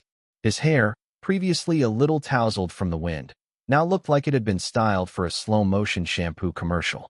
He zipped past shocked pedestrians, dodging food carts, toddlers, pigeons, whatever fate threw his way, with ease. Ahead, the clown burglar was still running full speed, zigzagging through the crowd. He was actually pretty fast. Fast enough that people had given up. Except someone hadn't. The clown thief felt it. That strange, crawling feeling at the back of his neck. The crowd was still screaming behind, but something was different. The pounding of one pair of feet was consistent. No way, he thought. No one should be that fast. He only stole a bag. A tiny, tiny bag. It wasn't even designer. He had done this trick 3 times this week, and not once did someone chase him like this. Is that? Someone gasped behind them. Is that guy holding a dog? Zeno, indeed, was still running. Faster than he had in a while. He sighed mid-run, shaking his head. What was it with him and bad luck? Couldn't a man enjoy some ice cream with his hellhound in peace? And the crowd wasn't thinning either. Instead, they were gaining momentum like some mob at a K-pop fan meet. Phones were out. Videos were being taken. One guy even had a boom mic. When did this become a live broadcast? Dang, there's a speed chase on the street where I live. Does that guy have a petite golden retriever? They're going so fast. It's not supposed to be funny, but I want to laugh. To make things worse, red and blue lights were now flashing on the road beside them. The police cars were following after them. Although they hadn't gotten out of their cars, they just continued to cheer for Zeno. He narrowed his eyes. Shouldn't they be the ones doing the chasing? You got this, buddy, one of them even shouted. Meanwhile, Maxie was sprinting too. Her little demon legs moved so fast, she looked like a brown blur with bows. A few kids watching the chase gasped in admiration. Look at that little doggy go. She's turbo-powered. But Maxie was not about to let Zeno get all the glory. She yapped once, a command only Zeno could understand. He turned and sighed. Fine, demon. In one fluid motion, he bent down, scooped her up, and cradled her in one arm like a furry football. With his other arm pumping, he bolted forward at an even faster speed. His eyes were locked on the clown thief, who was now gasping for breath, his shoes slapping against the pavement. Behind them, the crowd collectively gasped. Whoa, did you see that pickup? Someone call the Olympics. Maxie wagged her tail, chest puffed out in pride. The clown was just about to turn the corner when he felt a sudden burst of wind behind him. It was too late. Zeno had reached him. His legs didn't stop. He let Maxie down, and her eyes narrowed. In an instant, she launched herself forward and chomped directly onto the clown's butt. Aghhhhhh, the clown screamed, flailing in pain. That was Zeno's cue. He seized the clown's wrist, twisted his arm behind his back, and with one sweeping motion, flipped the man over. The clown flew into the air, arms and legs pinwheeling, before landing flat on his back with a wheeze. Zeno stood over him, bag in hand, Maxie still growling. Protectively beside him. The crowd exploded into cheers. Oh my God, he got him. That was the coolest thing I've ever seen. The police cars finally came to a stop, officers stumbling out, also excited by the turn of events. Zeno pursed his lips as he looked around. Well, this was definitely more than a crowd. This felt like a fan meeting. Although the people still didn't recognize him. Good, good. With that, he grabbed the purse from the clown and walked toward the old woman. Here's your stolen purse. Maxie let go of the clowns, but with a proud bark. Thank you, young man, the old woman from earlier squeaked, breathless but beaming. You saved my whole life. Everything's in that bag, my wallet and my insulin.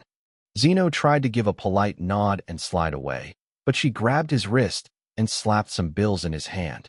I can't accept this, ma'am, he said quickly, pushing it back, only for her to shove it harder into his pocket. Take it, she demanded. Buy that dog another dog. Oh, he cannot handle another dog. A small group started clapping. Then, the clapping turned into full applause. A street musician nearby, who had been busking, even began to play a heroic guitar riff, while people surrounded Zeno and Maxie like they were in the final scene of a superhero movie. Such a good young man, one Annie sniffed. A camera light blinded him from the left. Before Zeno could escape, reporters had arrived like vultures. This is now live streaming. On CNN, one reporter said breathlessly, her eyes wide as she pushed through the crowd. Sir, can we have a moment? You flipped the suspect. Who are you? What drove you to heroism today? Zeno sighed as Maxie sat at his feet like a smug queen. He leaned closer to the mic and muttered, I was just trying to eat my ice cream.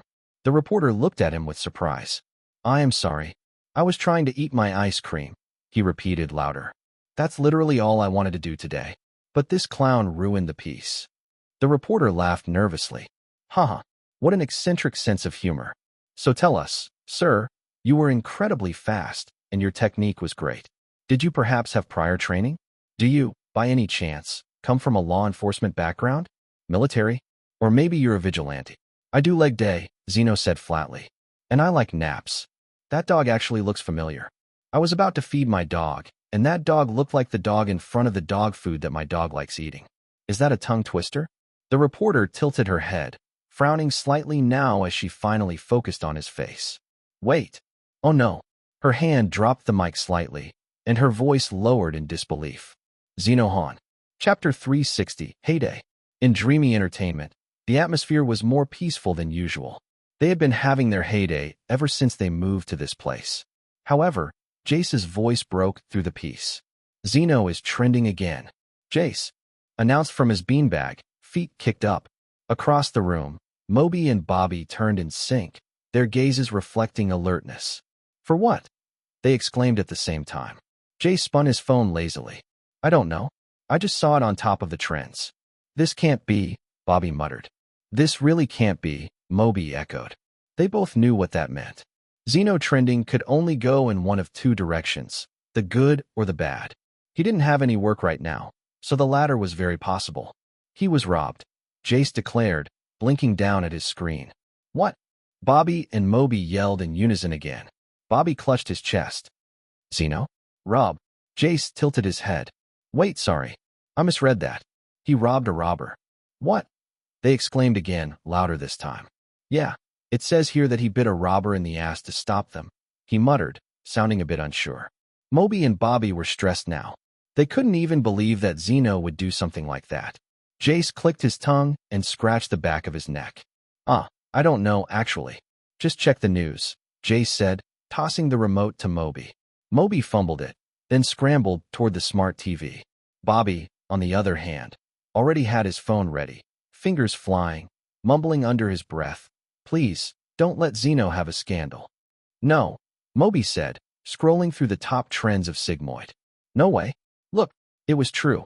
Hashtag Zeno Han was trending in the top one in the entire country.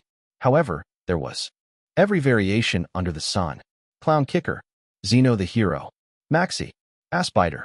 Why is Maxi trending too? Moby muttered. With that, he clicked on the article that was the most viewed. Zeno appeared like he just stepped out of an action film, hair slightly disheveled, with Maxi in one of his arms. He was surrounded by people, reporters, police, a grandma trying to give him cash, all swarming him like he was royalty. The screen cut to the viral moment of Zeno flipping the clown-masked burglar onto his back, grabbing the stolen bag midair. Maxi bit the guys, but right after. Bobby gasped. He looks so good on TV. I know, Moby said wide-eyed. I see him every day, but I'm still surprised. My bad. He wasn't the one who bit the robber's ass, Jace added. And then, the next scene rolled. Zeno, calm and breathless at once, stood in front of the reporter. I think the city should start investigating this whole clown mask situation, he said seriously. It's getting out of hand. Very responsible, Bobby whispered. So composed. Oh my gosh, look, he's leaving, Moby said. Sure enough, the screen showed Zeno bolting out of the frame again, while the reporters screamed questions and fans from across the street cheered. The camera followed for only a moment, showing his back disappearing between the crowd. That's got to be the end of it, Moby muttered. But before they could even properly recover, the automatic doors of dreamy entertainment slid open behind them. Zeno arrived, hair windswept, shirt still a little crumpled. Maxi was beside him, panting with her tongue out. So, the feed wasn't live, huh? What happened? How did you escape? Jace asked, turning to face Zeno, appearing excited about the situation. I just ran, Zeno replied, summing it all up. They waited for a more in-depth explanation, but knowing Zeno, he wasn't going to give them one. It's actually really good that you're here, Bobby said, setting down his iced Americano. He and Moby exchanged knowing glances. Jace narrowed his eyes at the two of them. What do you two have up your sleeve? It's nothing, Moby chimed. It's just that, Zeno, you're invited to another show. We just got the call right before you came in. Zeno didn't move at first. He just stared up at the ceiling.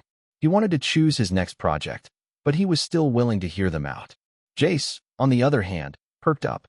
A show? Yeah. Moby excitedly exclaimed. And get this. It's with Gene PD and Bacon PD. Jace choked on thin air as he sat up straight. Wait. Those two are teaming up? That's like Spielberg and Tarantino in one room. What kind of project is this? Nobody told us yet, Bobby said, tossing his hands up. It's top secret, but only a few are being called in. Zeno, you're one of them. I don't even know if I should feel honored or terrified, Zeno muttered from the floor, one hand scratching Maxie's belly absent-mindedly. You should. Feel lucky, Jace said, transferring to the spinning chair. This is a big deal. They never collaborate. One directs masterpiece movies while the other does variety shows that always hit it big in the mainland. It would be ridiculous to pass up on the chance. Well, Jace had a point. What's my role? Zeno asked, finally lifting his head. Bobby grinned. That's the best part. There are no parts yet. Moby chimed in, bouncing on the balls of his feet. What? Zeno asked, confused. How could he be invited to a show if there was no script? He narrowed his eyes in suspicion. He had a hunch that this show wasn't an ordinary one. I know, right? Bobby said.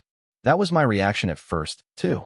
However, the moment they mentioned Bacon PD and Gene PD, I felt it made sense to tell you the offer. Jace is right when he says this happens only once in a lifetime. I bet the entire country would be watching, too.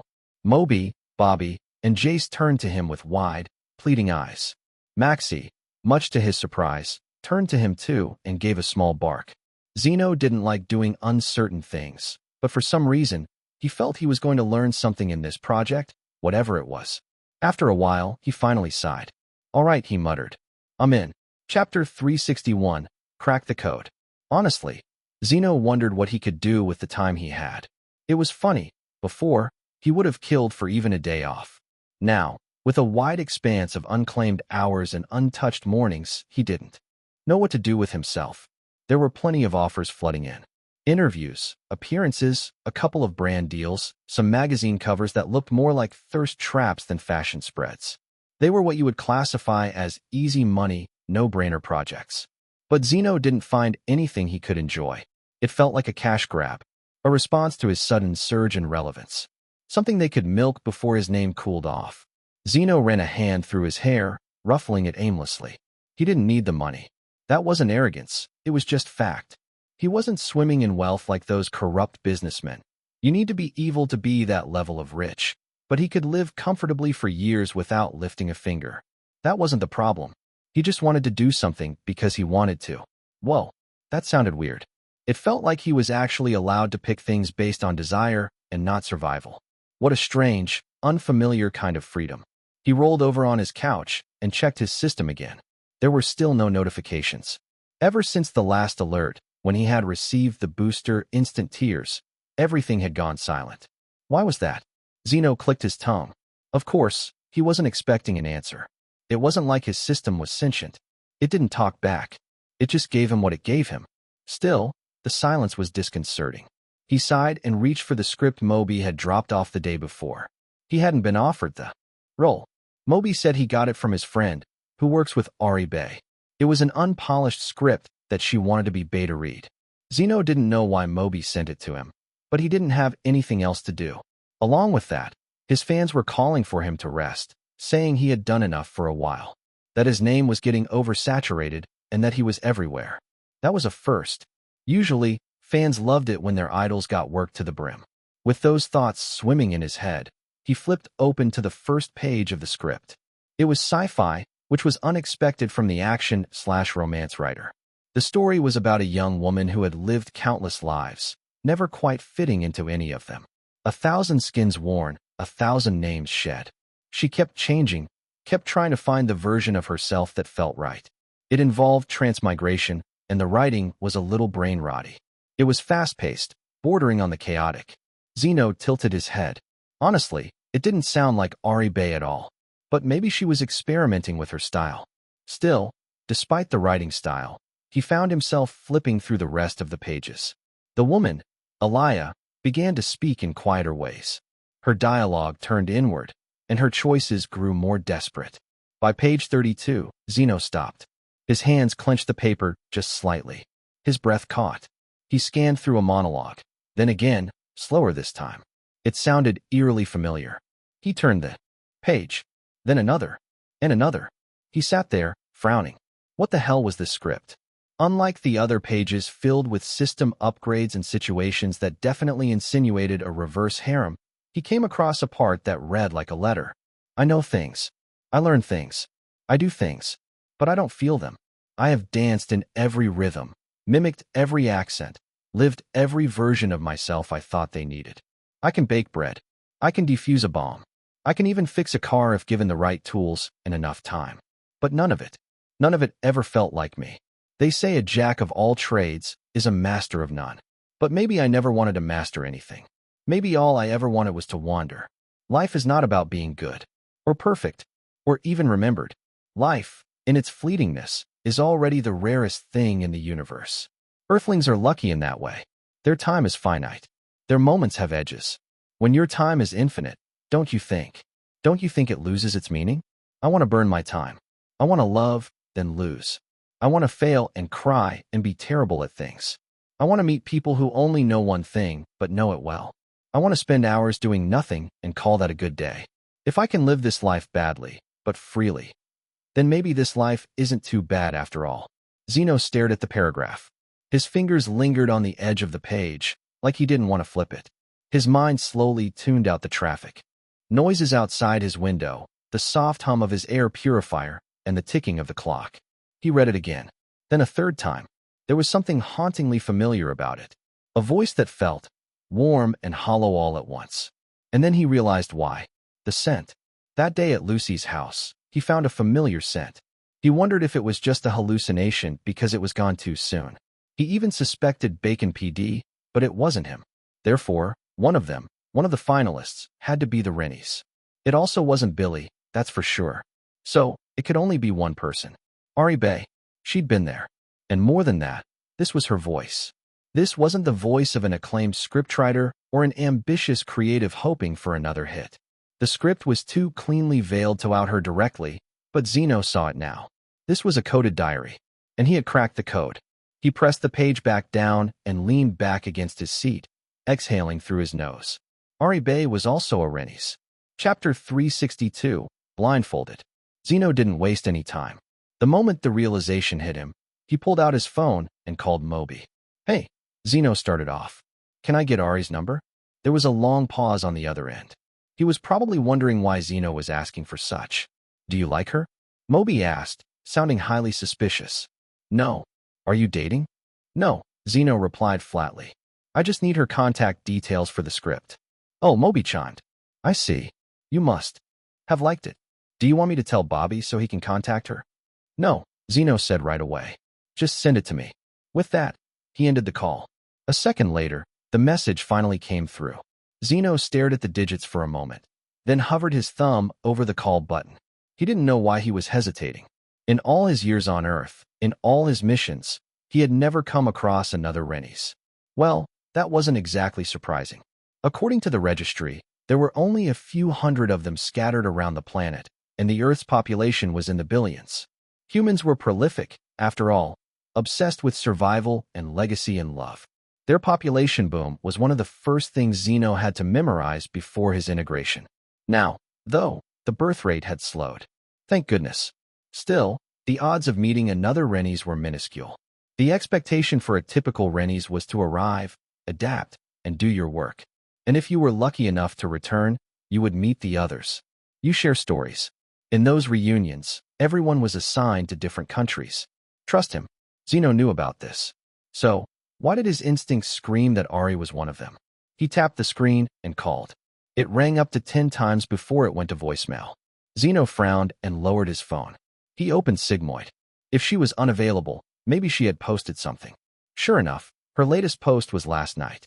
Bayari will be MIA for a while. Working on something important. XX. Zeno stared at the post, his frown deepening. Girl, what ABTMY needs. You can't just leave. No, my soulmate, my wife, my queen. Unfollowed. but followed again BCIly. Working on something important? Like falling in love with me? Zeno exhaled through his nose.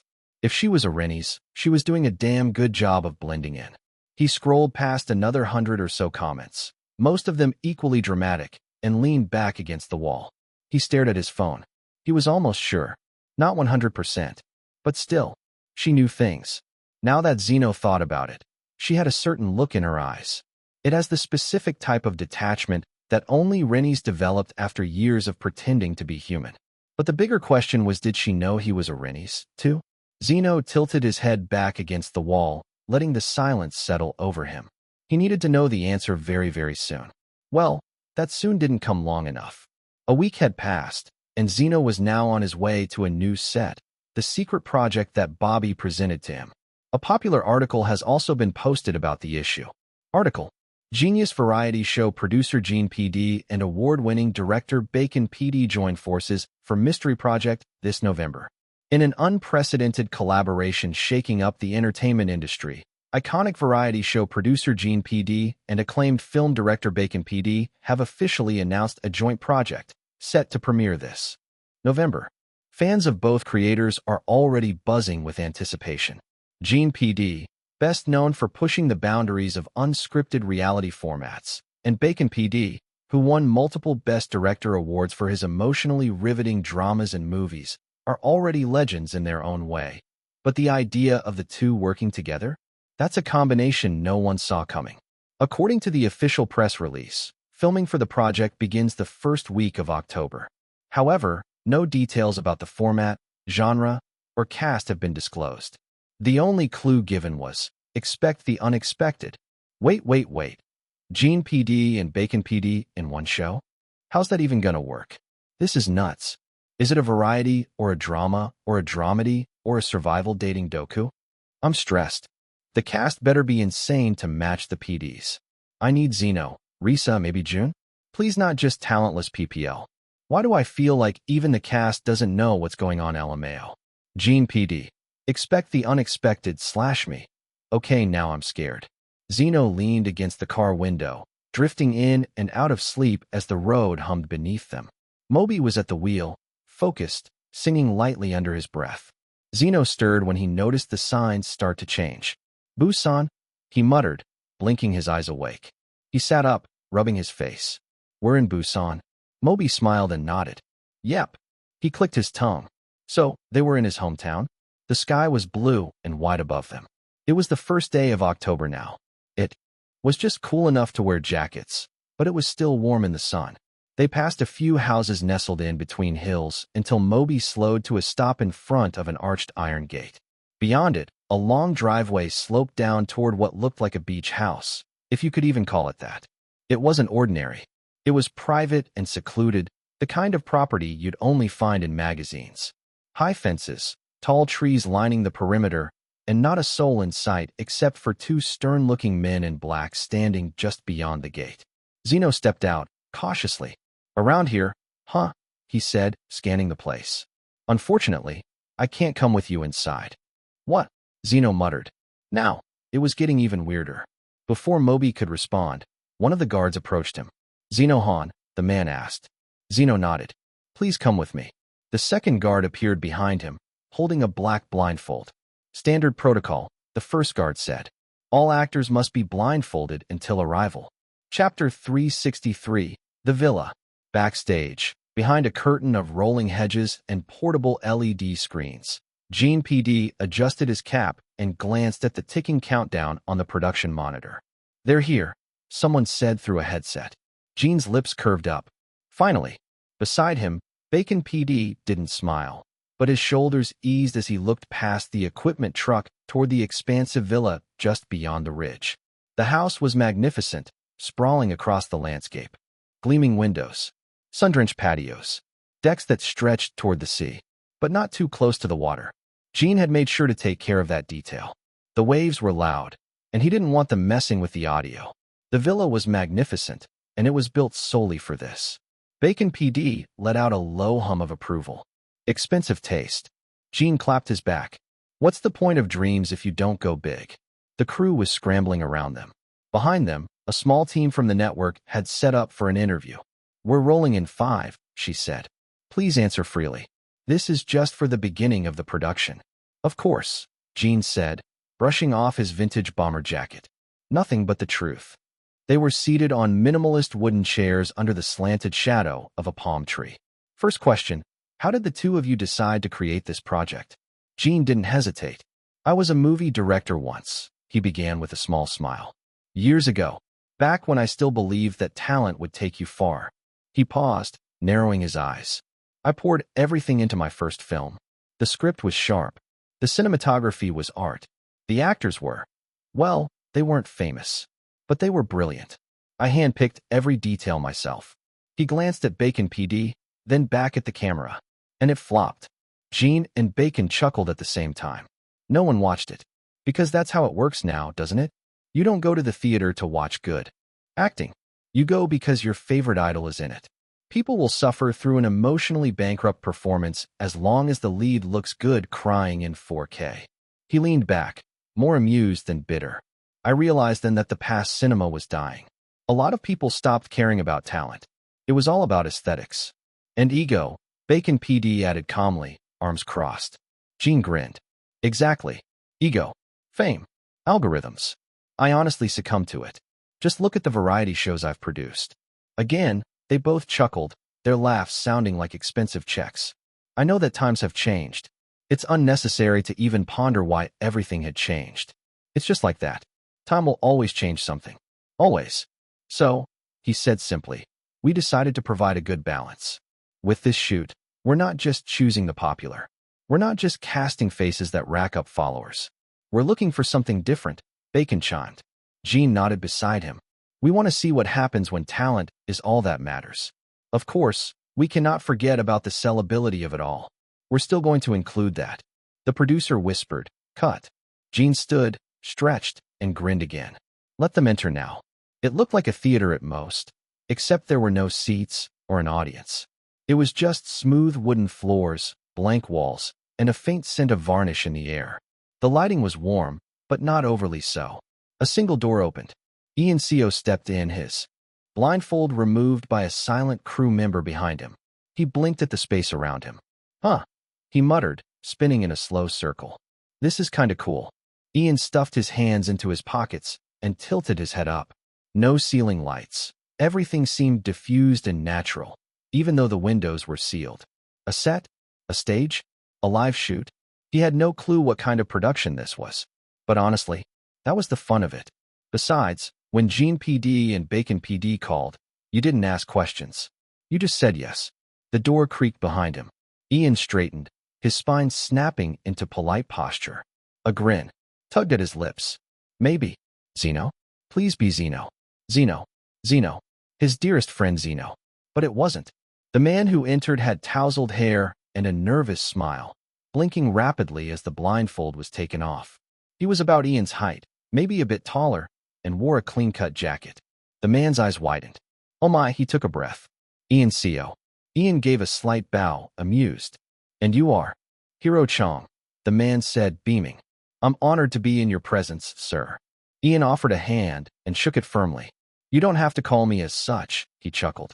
"Anyway, you got any idea what role you're gonna play?" Hero laughed, a little awkwardly. "Oh, I also don't know. I thought I'd be briefed, but they just tossed me into a car and then blindfolded me." Ian chuckled. "It seems like we're all flying blind." The door opened again. A pair of heels clicked across the floor.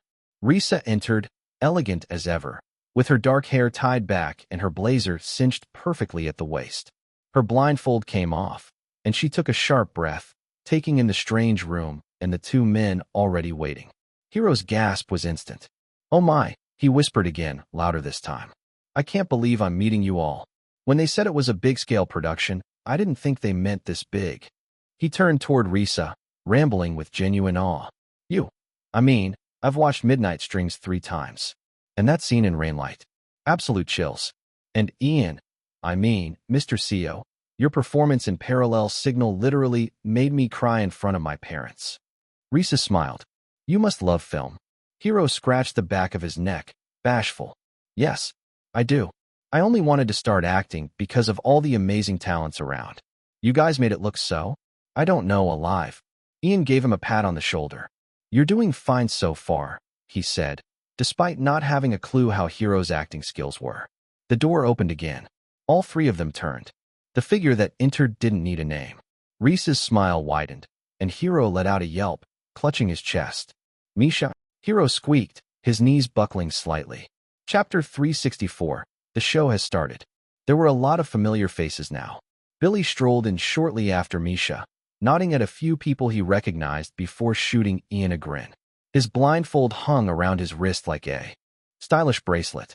The moment it was off, he'd made a beeline to make new friends, basking in the praise he was getting from the newer, less recognized artists. Behind him came others, faces Ian vaguely remembered from commercials, web dramas, indie films. There were a few more, rookie actors who'd been extras in someone's flashback or played best friend number 2 with one line and perfect eyebrows. The space was beginning to feel fuller, like the waiting room before a very odd audition. Somehow, among the crowd, Ian, Risa, Misha, and Hero had become a circle. They hadn't meant to do it. It just happened. Maybe because they knew each other, or at least had heard of each other enough to spark conversation. Except for Hero, he still doesn't know why he's here. Whatever the reason, they were now the unspoken nucleus. The untouchables. People were glancing at them. Some curious, some starstruck, some trying to casually inch closer without looking obvious. A few rookies had even stopped mid-step, exchanging low whispers with wide eyes. Hero didn't help. He was smiling brightly at everyone who passed. That's Yu Jaiwan, I think. He was in that ramen ad last year. Oh my gosh, and that's the girl from the historical web drama. I didn't think they'd pull in this many names. This really is next level. The door opened again. A tall man walked in with confident steps. Suho Ryu. Oh wow, Hero muttered, standing straighter. It's Suho Ryu, the eternal younger brother, who also played the youngest brother in The Forsaken Prince. He walked over without hesitation, joining Ian, Risa, and Misha. He gave a small nod of greeting. Hey, Ian echoed, eyebrows raised. I didn't think you'd be here. Suho smirked. Neither did I. I thought I wouldn't see a familiar face. A few more faces showed up before another shadow entered. Asuka, Risa murmured. She had known more artists from day back were coming, but Asuka was not on her radar. After all, he was Bacon PD's son. They watched as he walked to the corner of the room, crossing his arms in front of his chest and not gazing at anyone. Although that didn't stop them from speaking about him. While the room continued to fill up, Risa noticed something. I feel like we're all here for a reason, she said, glancing at the circle. Yeah, I think we all have something in common, Suho added. Hero looked from face to face. Do you think it's because you've all worked with? Before he could finish his statement, the doors creaked again. Every head turned. Another person stepped into the room, blindfolded. The cloth was removed slowly. Zeno blinked against the warm light before narrowing his eyes. His gaze swept across the space, taking in the people scattered throughout. 20? No, more than that. 25. He stood completely still. A hush fell over the room before whispers filled the space. Is that Zeno Han? I only ever see him on billboards. I can't believe he just debuted this year. Yeah, I've been acting longer than him, but he's already too high. The comments passed from corner to corner. Even those who pretended not to look were clearly peeking from the sides of their eyes. Even the ones who had worked with him before felt like his aura was different. Even more different than before. Risa's heart thudded against her chest. He's here. Goodness. She had suspected it, and of course, hoped for it. But seeing him in the flesh among this absurdly stacked cast made her palms sweat. If Zeno were here, then what on earth would this production be? Zeno's gaze scanned the room, taking mental inventory. He noticed the scattered groupings, the hushed tension, and, of course, the circle of people he had worked with before. Naturally, he walked over. Ian grinned the moment he joined them. Zeno, you came. Zeno gave him a nod. Ian. Risa cleared her throat. Hi, Zeno. He turned to her with a soft, neutral expression. Hey. Hero, meanwhile, was frozen. His jaw was quite literally slack. Zeno glanced at him once. Hero began to hiccup. So charming. Hero muttered helplessly before immediately slapping a hand over his own mouth. The rest of the circle stifled quiet laughter. Zeno didn't react, but the corners of his lips twitched. They all stood for a moment in a contemplative silence. Zeno's gaze roamed again. "What do you think this is?" Misha asked suddenly, also trying to hide her nervousness. After their kissing, seen in the ninth circle, she hadn't been normal. "It's probably not a movie," Ian speculated. "There are too many people. Too many main character material types. Maybe it's some kind of drama with rotating leads?" Risa suggested. "Every episode's about someone different." "I've seen that done," Soho murmured. "But never with this many people." Zeno stayed quiet, hands tucked in his pockets. The door opened again. The sound echoed louder than before. The figure who entered made everyone stop. Phoenix. He stepped in, long coat brushing his boots. "Oh my God," someone whispered. "Phoenix too?" "This is getting too hard to predict," another murmured. Phoenix's sharp gaze landed straight on Zeno. Their eyes locked, tension crackling in the space between them. Before anyone could breathe too deeply, the door opened again. And this time, it was more shocking than ever. "Wait, Shin Pion," someone gasped. "Is that Sangwon?" Two older men entered the space. "Why are they even here?" Ian muttered. Zeno's eyes narrowed. He scanned the room, now nearly packed with talent. From influencers to industry titans. New blood to old kings. And that's when he noticed it. In the corners, tucked into beams, behind plants, between panels, tiny, blinking lights. Cameras. Zeno stared at the nearest one, its red light blinking steadily like a metronome, and finally understood. They hadn't gathered the cast to start the show. No, the show had already started. Chapter 365, Act on Top. Everyone was here. Still, not one of them had a clue what was going on. Conversations hushed, glances exchanged, and the only consistent detail was the growing unease. Zeno leaned back against one of the white walls, eyes scanning the room again. 30 people. Maybe more, if he missed one or two in the crowd. But after a quiet count, he landed on 30 exactly. 15 men. 15 women. Every single one of them is either a known actor or someone with screen experience, no matter how small. He let out a slow breath. "Goodness," he muttered, only audible to himself. "Did I just walk into a competition?" Before his thoughts could go any deeper, the lights dimmed. Everyone turned sharply. Then, the wood-paneled wall in front of them creaked. A clean split formed across the center, and then it pulled apart with a smooth, controlled motion. Gasps echoed around the room. Behind the wall wasn't just another room. It was an auditorium. A whole auditorium. Rows upon rows of velvet red chairs, a grand stage lined with lights, high ceilings with a golden crest shining in the center.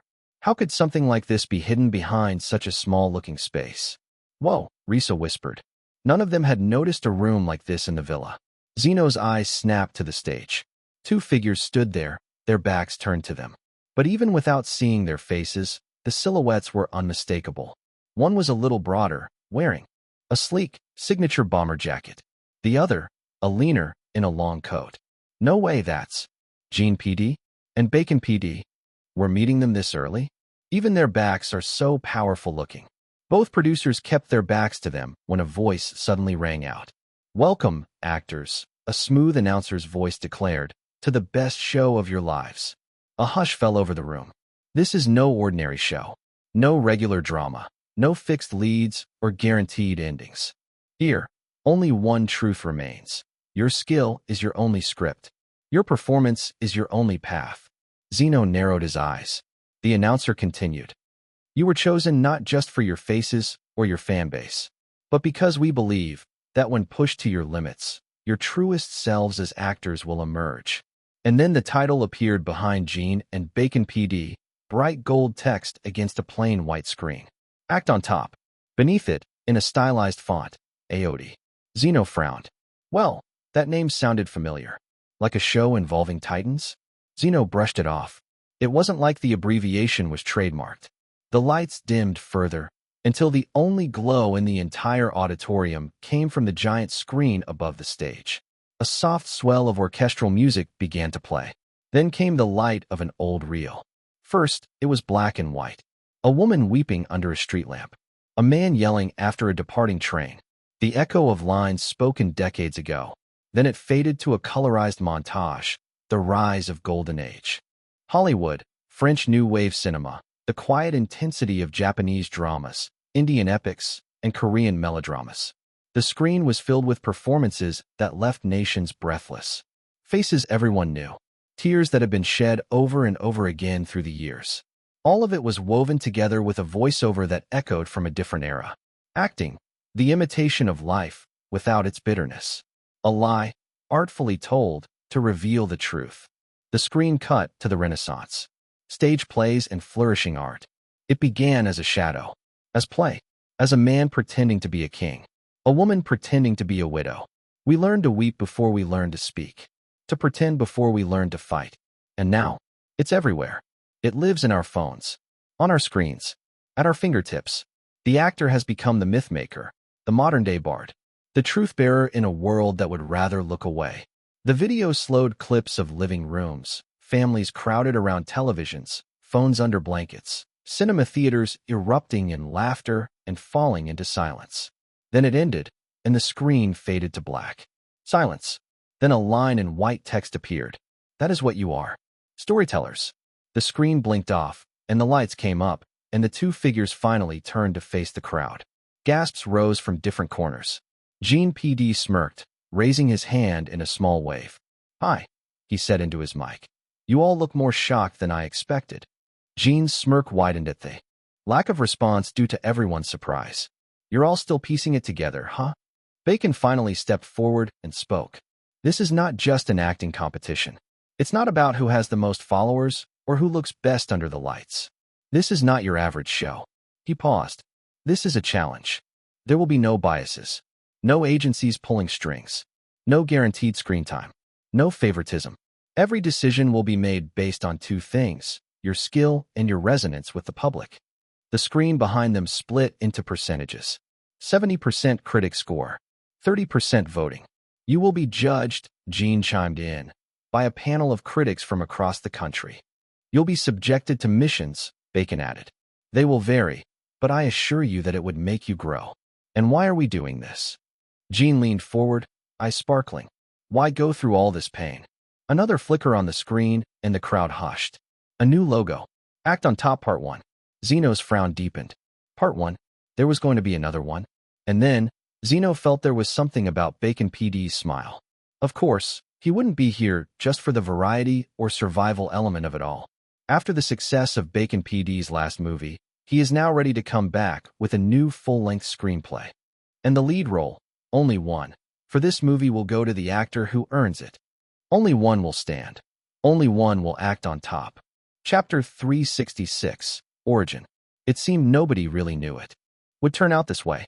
The production team had done a great job concealing everything before the filming of the show. Still, despite the lack of details, it appeared they were all determined.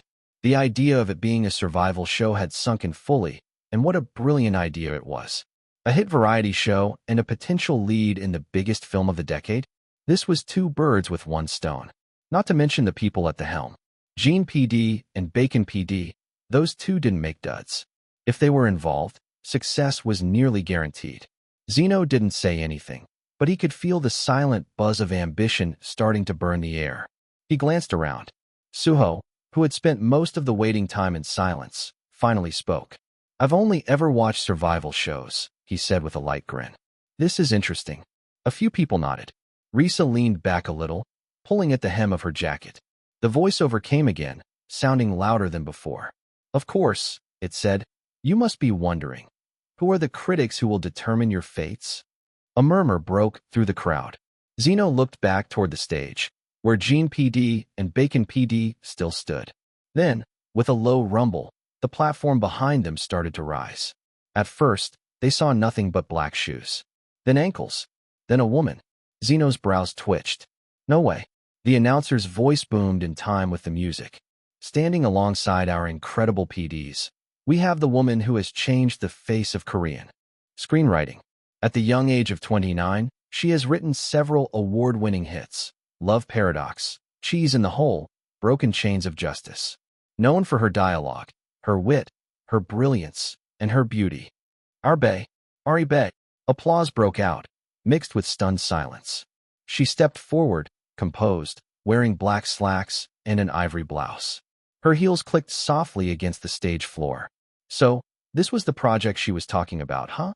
Zeno's eyes met hers. Her face faltered. Zeno's gaze narrowed. Ari Bay stood tall again, letting out a deep breath once before quickly looking away, but her throat bobbed visibly. Before anything more could unravel, the stage lights changed again. Another slow rise of another platform. This one was grander. The announcer sounded breathless. Our fourth critic needs no introduction, but we'll give it anyway. Spanning generations, from childhood actor to teenage heartthrob to industry icon.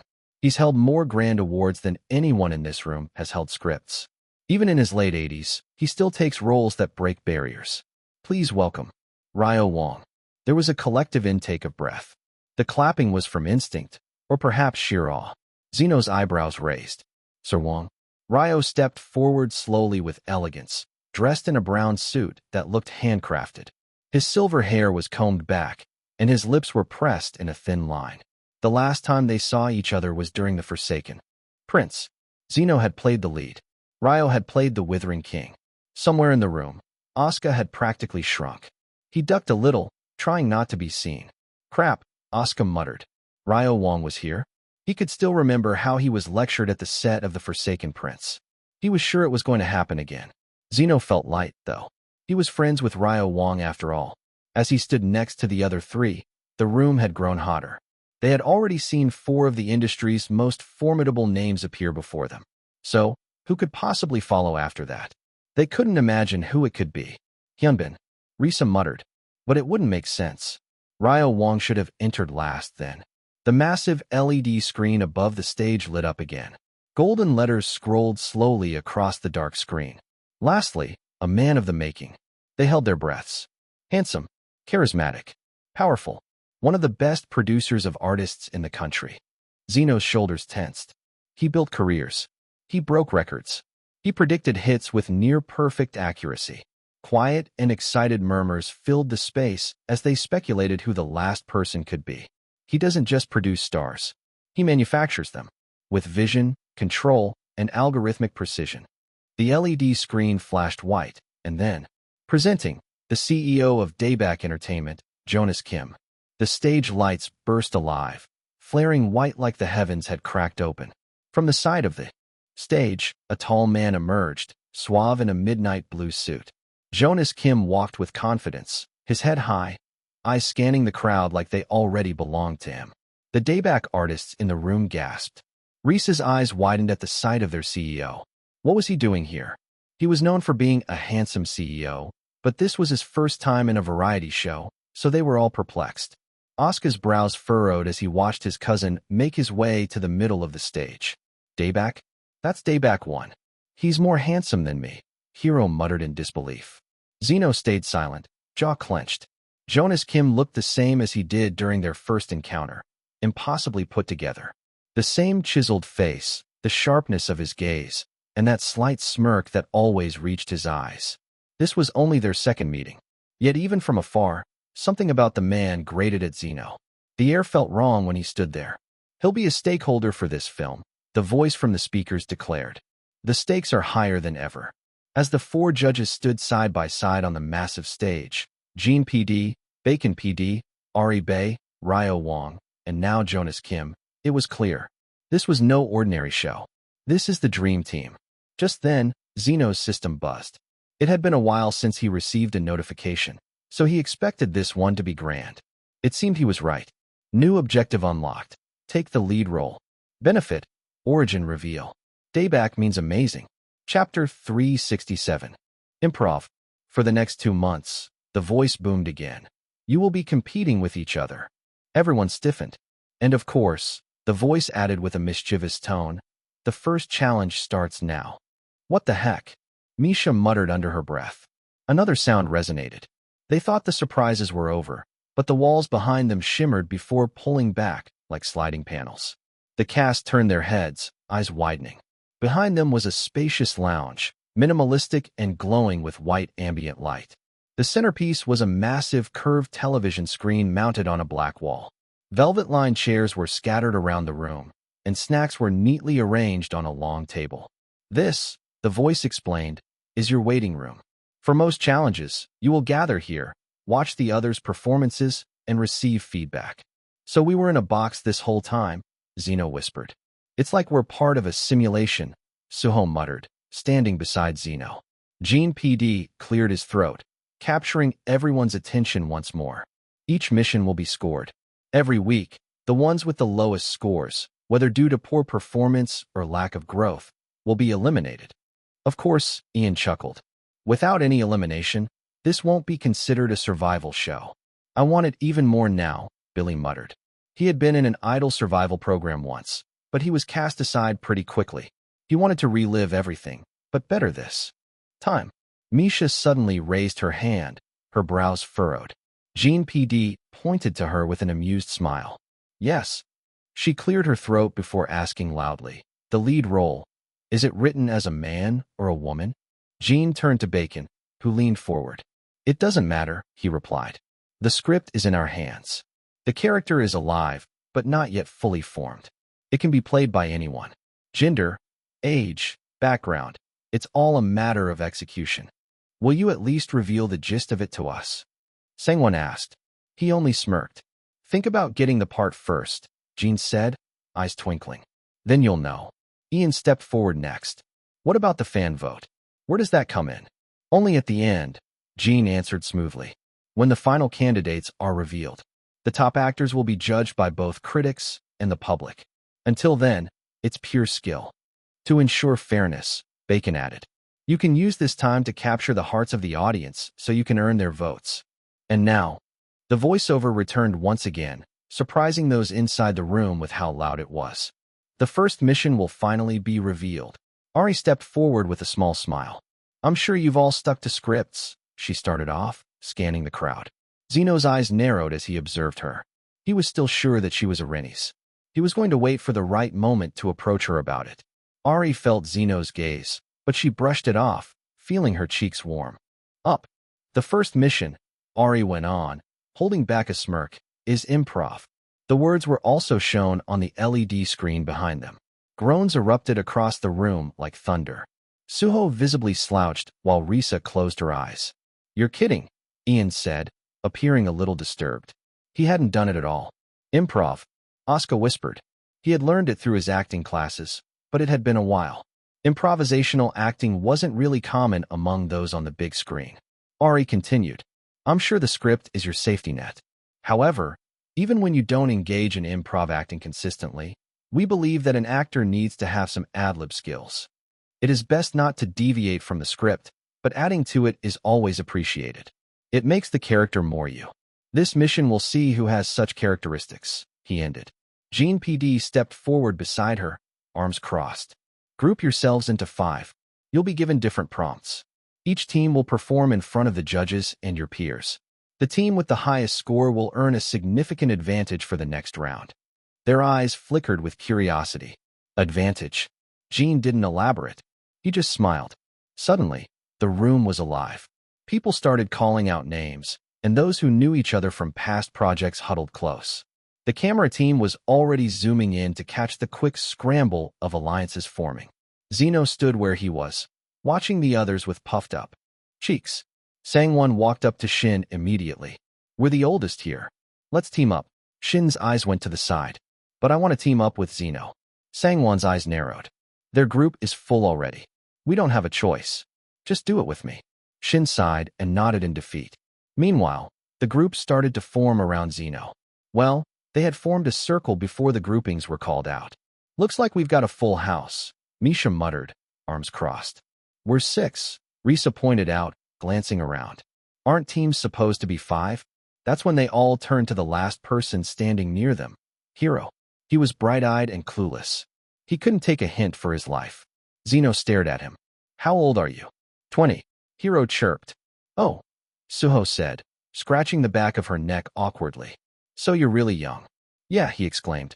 I haven't even been to the military yet, he boasted. I see, Ian muttered. As much as he appreciated Hiro's presence since the very beginning, he was the most unfamiliar in the group. Just then, Zeno suddenly took a step back and looked around at all of them. Risa's eyes met his, confused. You guys group up, Zeno said nonchalantly. What? They all said in unison. You're joking, Suho added. No, Zeno said simply, already turning away. I was the last one to arrive here. That's not true, Suho said. I was the last one to arrive. Zeno shrugged, unbothered by it all. You're my senior. It's fine, he said, glancing at Hiro, who still appeared clueless after all this time. Good luck, guys, he said before turning away. Chapter 368, Last Five Standing. Zeno naturally had to go to the team that had 4 members. Shin and Sangwon's team was already full. The younger actors had gravitated toward the veterans like moths to flame. Despite the eager glances from his original circle, Zeno didn't go back to them. His eyes scanned the room and landed on a quieter group huddled near the edge. Shelley was there, along with some small-time actors who looked too surprised to even be breathing. Zeno approached them. Mind if I join? Their eyes widened all at once, a silent moment passing before they sputtered out a response. Oh, of course. Please do. They couldn't believe it. Zeno, someone who had topped trends for weeks and earned a fan base practically overnight, wanted to be in their group. It felt unreal. Shelley gave him a subtle nod of acknowledgement. Her lips curled slightly, as she couldn't help but smirk at the others' reactions. That's when Zeno spotted someone else. Daniel. Oh, you're here, Zeno said casually. Daniel scoffed and looked away, but his clenched jaw said enough. He had noticed Zeno since the beginning of the show, but Zeno hadn't noticed him since then. After the Forsaken Prince, it had been getting harder and harder to look for quality work, so he came here. Goodness, Zeno was rubbing off on him. Usually, he would choose the dramas that would make him the most handsome. At the front of the room, the seats for the judges were finally filled. Bacon PD sat comfortably with his clipboard, flipping through the pages. Jean tapped his pen against the table. Ari looked animated, whispering something to Ryo Wong, who only nodded. But when he spoke, his voice was solid. I won't go easy, even if I know most of the actors here. He wasn't bluffing either. There were several actors on that stage he'd once co-starred with or mentored, but he wasn't going to go easy on them.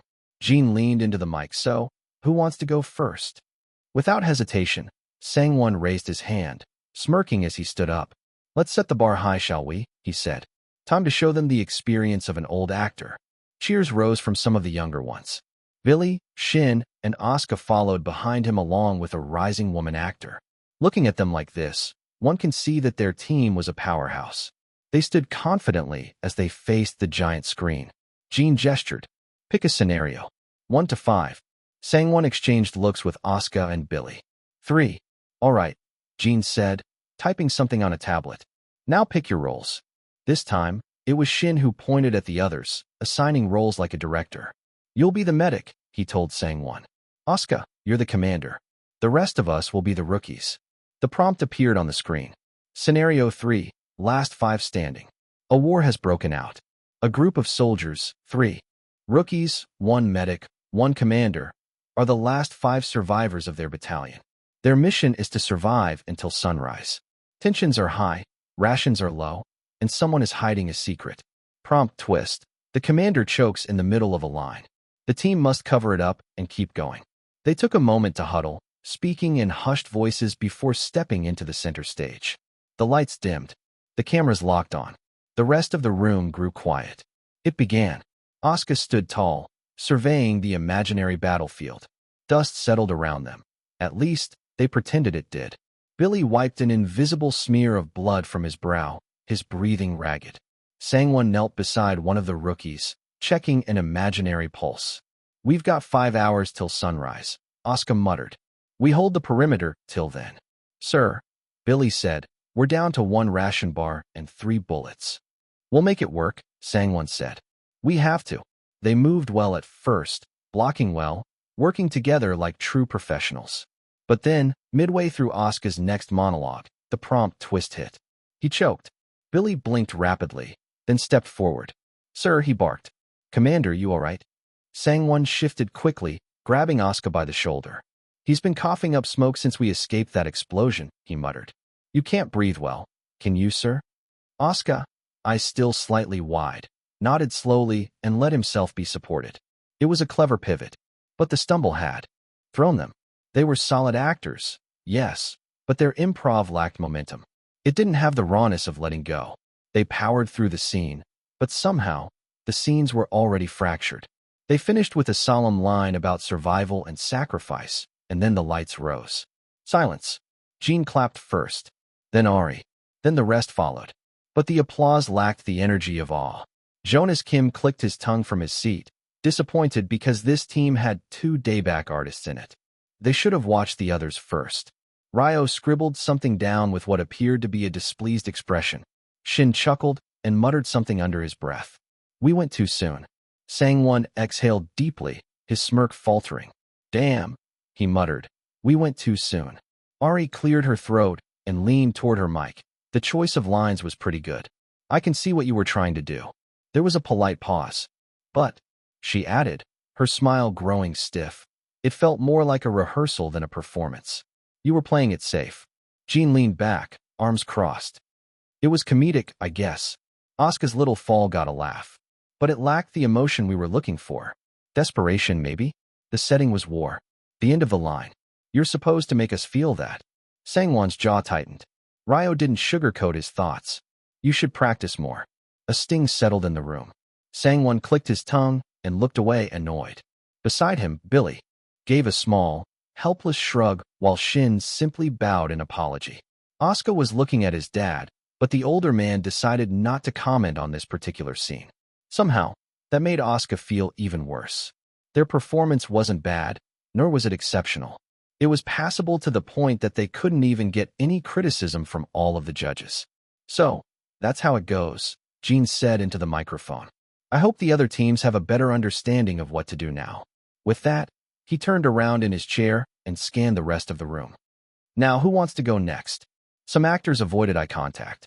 Others whispered to their teammates in hushed voices. Zeno's team huddled. Should we wait? Shelley asked softly. Maybe go later when we've seen what works?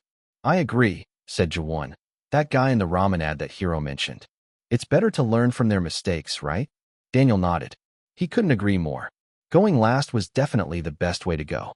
Zeno looked at all of them before he raised his hand. Jean's head turned. Zeno stood tall. Us, he said. Chapter 369, The Last Flight. Zeno stood behind the line that marked the edge of the performance area, watching Sangwon's team file off the stage. Meanwhile, teammates huddled nearby, glancing at Zeno like he had eaten a live squirrel in front of their eyes. Everyone waited, muscles tensed like springs.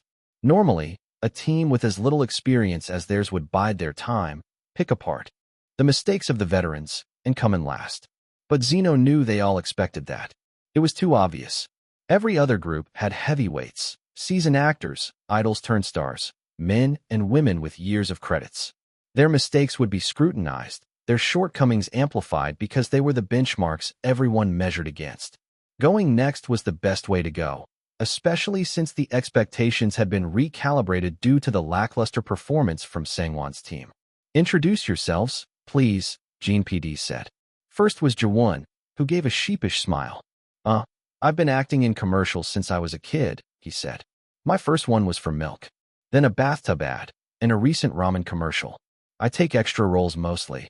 But I'm trying to land something bigger these days. Youngmi bowed slightly. I'm a theater actress specializing in musicals. I've always wanted to try screen work, so this is my first step. Thank you for having me. Shelley smiled despite her nervousness. I used to be an influencer making POV content on various social media sites. Then I landed a role in a You Watch series. She glanced at Zeno for a moment, and it ignited my passion for acting. Then came Daniel, appearing the most confident of them all. I think I don't need an introduction, he smiled. I'm Daniel Byan. A few contestants pursed their lips to hide their laughter. Finally, Zeno stepped forward. The light seemed to cling to him. The camera adored him. Ryo. One couldn't help but smile.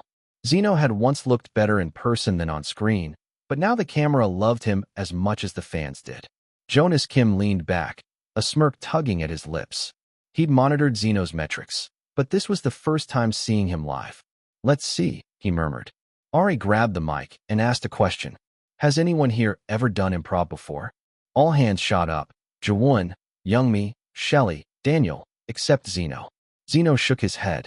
I haven't. Daniel's smirk deepened, and he whispered right next to him. You haven't done this? You volunteered to go first without improv experience. Zeno met his gaze.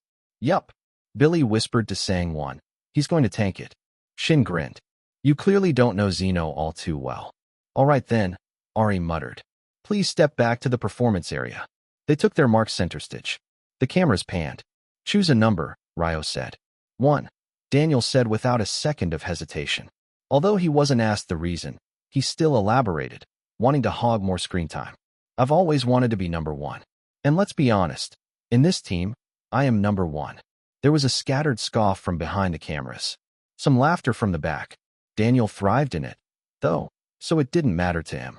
The screen behind them glitched and then displayed a title in bold white letters. Scenario 1, The Last Flight. Zeno tilted his head slightly. The moment the words settled on the screen, he felt the theme creeping in. The last 5 standing, Zeno mumbled. The last flight. They were really pushing the whole final moments idea. The desperation of the end. The ache of survival. The burden of unfinished lives. The screen blinked again, this time showing the roles. Pilot. Co-pilot. Flight attendant 1. Flight attendant 2. Civilian passenger. And below that was the plot note. The plane crashes. The characters must act out what happens next as they try to save others, or themselves. Oh, that's difficult, Risa said, capturing the attention of her teammates. The others nodded in agreement. Hiro, still clueless, turned to them with wide eyes. Why though, he asked. It seems pretty fun. Risa chuckled. Because being a pilot requires the use of jargon, I guess. I mean, you can opt not to use them, but I feel that this is the essence of the scene. Hiro's mouth hung open before he, too, nodded in agreement. Pilot's mine, Daniel said before anyone else could speak. He turned and flashed a grin at the rest of them, taking the role as their leader. Jaewon, you're the co-pilot. Youngmi and Shelly, flight attendants. And that leaves. He turned to Zeno with a glint in his eyes. Zeno as the civilian. Zeno just stared at him. He knew exactly what Daniel was doing, making him the least powerful character, the one with the fewest excuses to lead or command. A random passenger who'd have to cry, scream, or beg for attention to get screen time. Zeno narrowed his eyes. Do you even know the technical terms? He whispered low enough for only Daniel to hear. Daniel shrugged and adjusted the cuffs of his jacket. I dressed as a very handsome pilot for Halloween once, he said with a wink. I think I've got it down. Zeno scoffed. You're going to fly a crashing plane with Halloween trivia?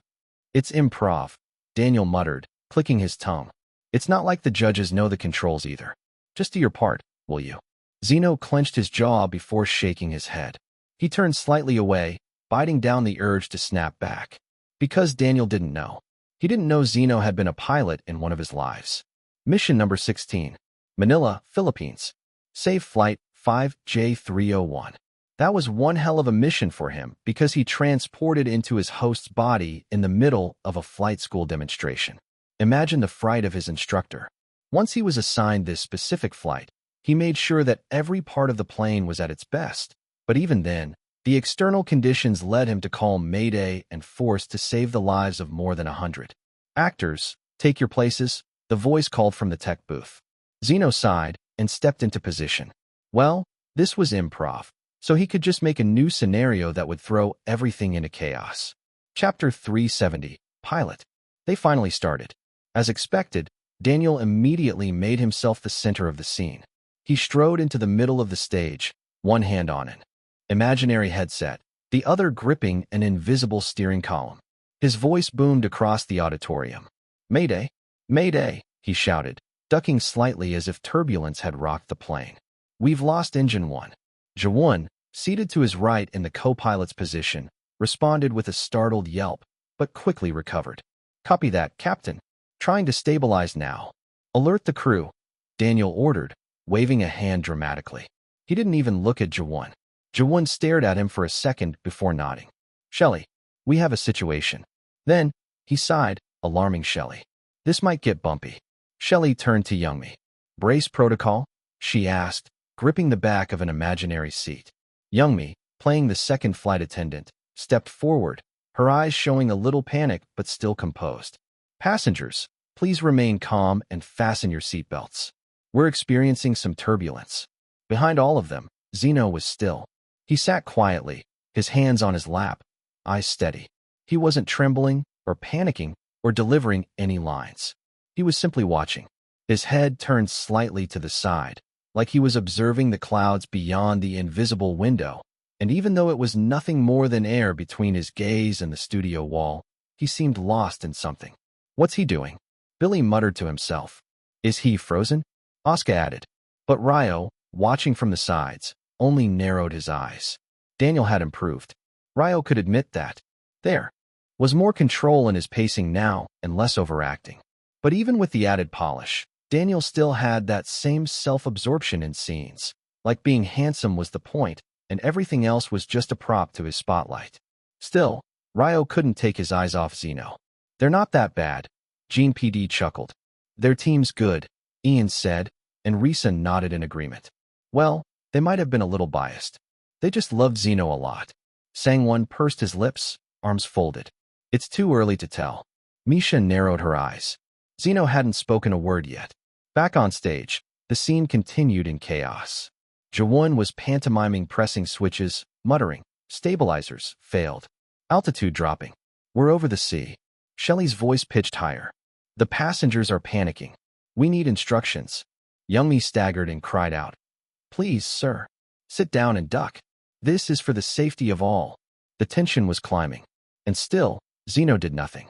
Daniel was eating up all the space. Every line, every reaction, or cue was designed around him. He was the star of his own show, and despite their decent improv acting skills, it was starting to look quite predictable, just like Ari had predicted. However, just then, Zeno stood. He simply got to his feet and stepped forward with the coolness of someone who had been in a plane crash before. The aircraft is unbalanced, he said, voice clear. You need to transfer hydraulic pressure to backup systems manually. Alert the ATC and prepare for a level 3 emergency landing. Everyone stopped. Daniel turned to him with furrowed brows, not as a form of act, but in confusion as to why Zeno was chiming in like this. Zeno didn't look at him. He walked to the front like it was always meant to be his place. What's the airspeed? Have you compensated for the drag loss? What's your remaining fuel estimate? Daniel opened his mouth, but he couldn't say anything. Well, he didn't understand anything. Have you initiated Yelty? Did you alert the transponder with the correct code? 7,700? Jaewon stared at him. What? The checklist, Zeno said sharply. Have you run it? Hydraulic failure means you've lost flaps. You're probably nose heavy, and you're still flying blind into Class B airspace. So, have you at least notified tower control? Or are we crashing without saying goodbye? Daniel was flabbergasted. You what? Zeno snapped. Do you even know where you are on the map? What about terrain altitude? Are you going to put us into a mountain because you wanted to look good while shouting Mayday? The judges were suddenly leaning forward. Ari's lips curled in amusement. Jonas tilted his head to the side, eyes narrowing. Zeno wasn't just good. He was convincing. This was a twist even he didn't expect. Jaewon, eyes wide, asked the only question left. Excuse me, but are you a pilot? Silence. Zeno glanced at him. And then he answered. I am. Zeno didn't wait. He strode to the front of the stage where the invisible control panel was, knelt slightly, and flipped imaginary switches with such sharp precision that it looked like something clicked. Like something actually responded. It didn't matter that there were no props. When Zeno moved, it felt like the controls were real, and somehow, everyone watching saw them too. Hydraulics rerouted. Manual override engaged. He muttered, hands sweeping across empty air. Whoa, Ian whispered. What the heck? Why does this look real? Shin exclaimed, feeling excited. Are you seeing this? He turned to his teammates, especially Sang-won, who felt confused by everything, too. Jaewon didn't speak. Daniel didn't move. The others were frozen, watching as Zeno took control of an aircraft that didn't exist. And then he reached to the side. Tower, this is Flight A38 requesting emergency landing clearance. We've had a critical systems failure. Requesting runway access, immediate priority, he said into the air. Silence lingered, but it didn't matter. Because somehow, even without a response, they heard it. They felt the other side. Understood, he said, nodding solemnly. Affirmative. Flaps down manually. Visibility at 40%. Copy. Beginning descent. How the hell does he know all this? Bacon PD whispered from the sides. I don't know. Ari replied, unable to take her eyes away from the scene. Brace positions, he called over his shoulder, and for once, No one questioned him. Youngmi blinked, then immediately scrambled into position. Shelley followed. Jaewon looked like he'd forgotten how to act. Daniel's mouth was still slightly open. "We're coming in too fast," Zeno said, voice steady but low. Reverse thrust. Compensating wind drift. He closed his eyes for a moment. Hold now." He threw the lever down. And just like that, everyone in the studio felt the landing. The invisible lurch. Zeno sagged in the seat and let out a long breath. His fingers trembled, just a little. Then he turned, calmly, toward the imaginary camera that would have been in the cockpit. He looked into it, and he smiled. "We'll be safe." Chapter 371, Self-Centered. The applause came slowly, one clap, then two, before it engulfed the auditorium. But it wasn't for all of them. Most of it was for Zeno. Daniel tried to hide the stiffness in his bow. Jaewon gave a polite smile, while Shelley and Youngmi looked like they weren't sure whether to bask in the praise or pretend they weren't rattled. The moment had been clear. One of them had delivered a performance so distinct it left the rest of them in the dust. The camera cut to Ian, who was still amazed even after the scene has ended. "It's genius," he muttered under his breath, shaking his head in disbelief. How does he know those terminologies? Risa crossed her arms, her lips twitching upward. "What else did you expect from Zeno, though?" she murmured, sounding proud. "It's been well established that he's a good actor." And he was. At least, everyone had an idea about it. But among all these people, veterans, rookies, stars from different networks and genres, Zeno Han wasn't expected to stand out. "Is Zeno Han always this good?" one actor whispered. "I thought he was just a pretty face," another muttered, brow furrowed. "I mean, I see him everywhere, but it never hit me until now." "I only watched The Forsaken Prince," someone else added. "He was good there. He could be better." "It feels like he improved a lot, though." The judges remained quiet. They sat forward in their seats, their gazes on the table. Ari cleared her throat first. Everyone straightened once they started giving out comments. "Well," Ari began, flipping through her notes. "Jaewon, your reactions were sharp, especially in the first half. Shelley, Youngmi, I liked your urgency, though it faded near the end. Daniel, you were very loud," she said, trying to sound as polite as possible, but it still left a bitter taste in Daniel's mouth. "And Zeno." Ari hesitated. She looked down at her notes, then later closed it instead. "I didn't expect that," she said simply.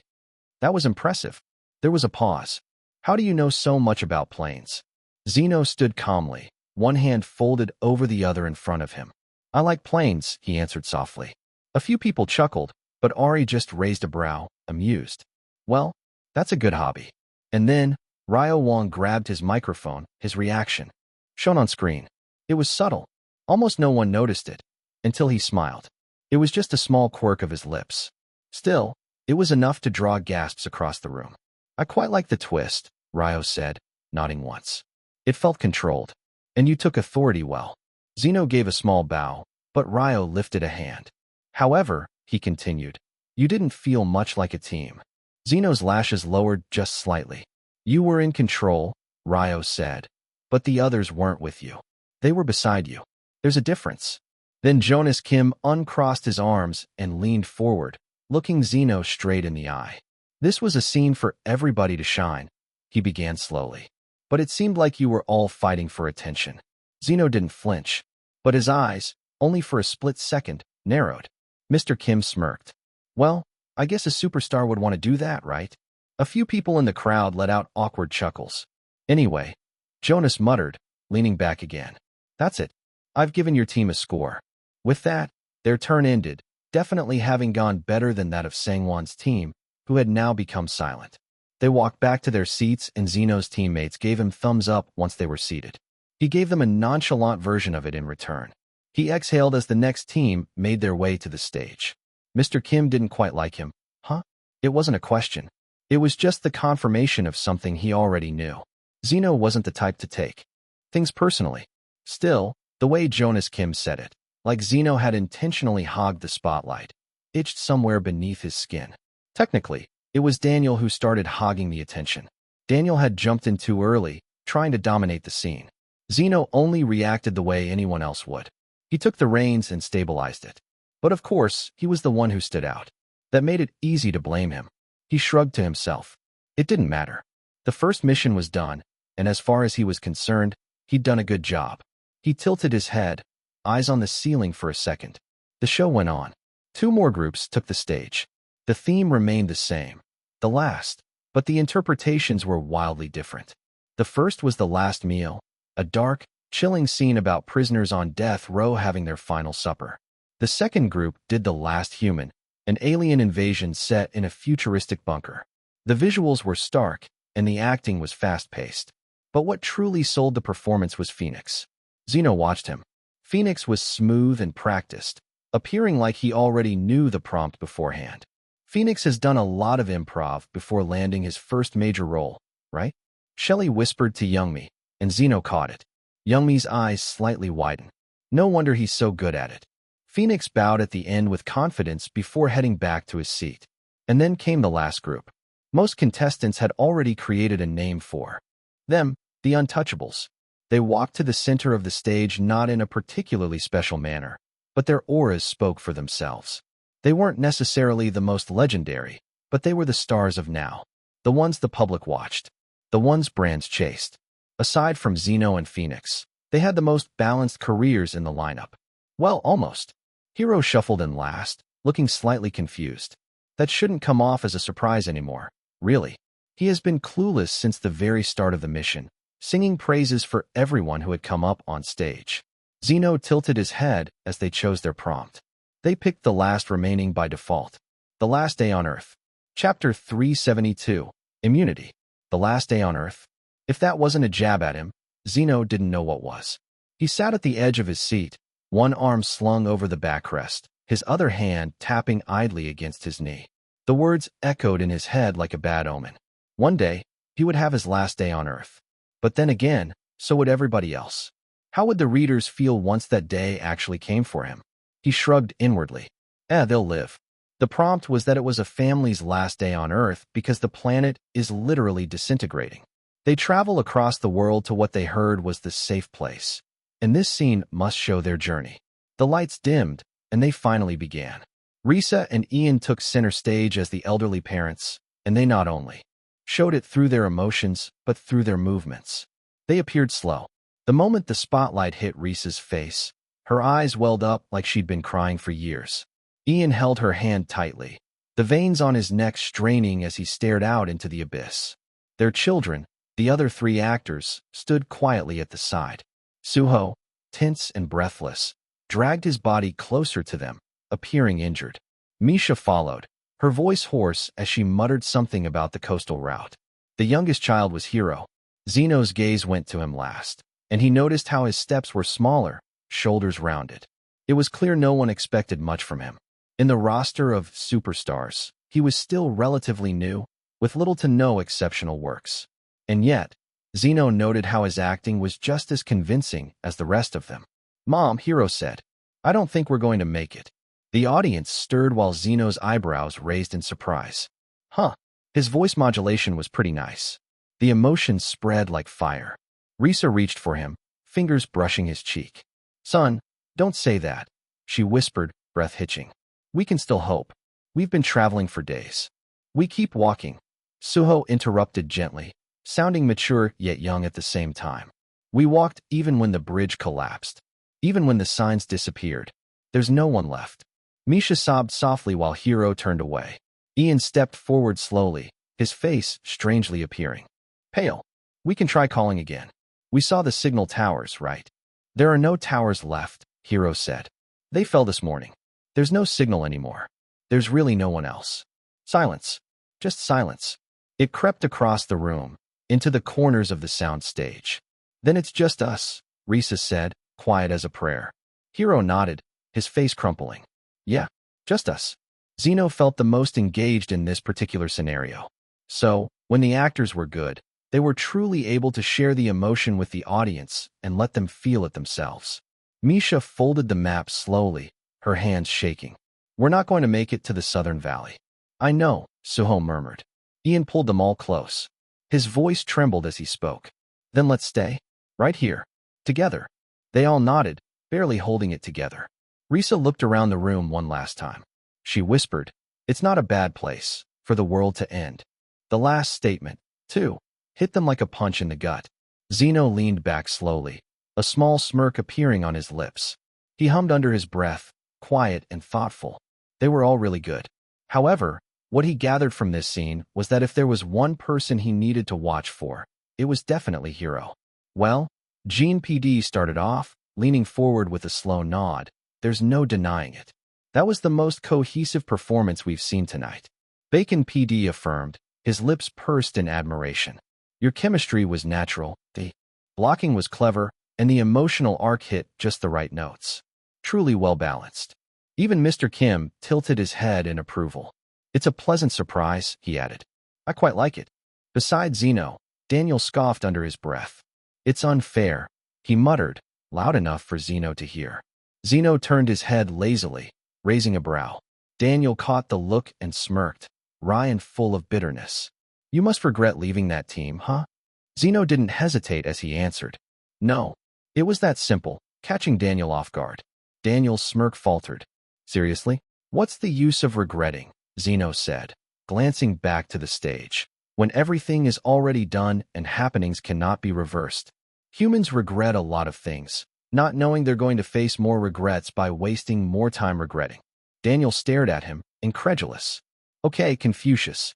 He pursed his lips and shook his head, muttering to himself. Goodness, why is talking to you like debating a philosophy professor? Zeno didn't answer. Ian's team made their way back to their seats, and now, they were waiting for the results of the first mission.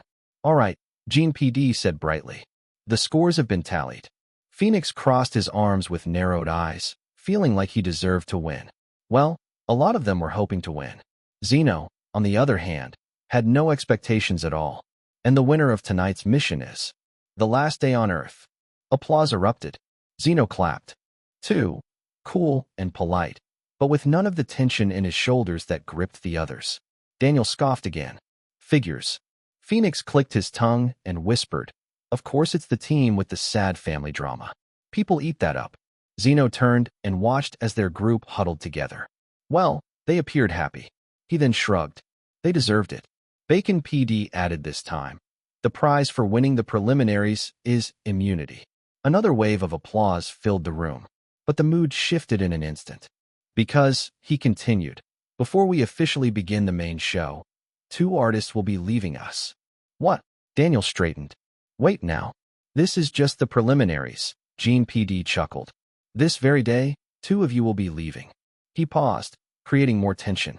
And those 2 artists will be from the team with the lowest score. Showing you now, the tally sheets along with the total score.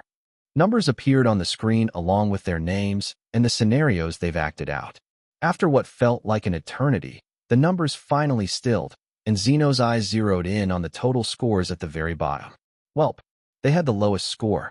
Chapter 373, First to Fall. Zeno stared at the screen before his eyes finally landed on his own number. 91.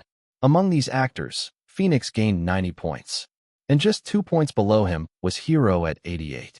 No surprise about that. The young actor did a good job.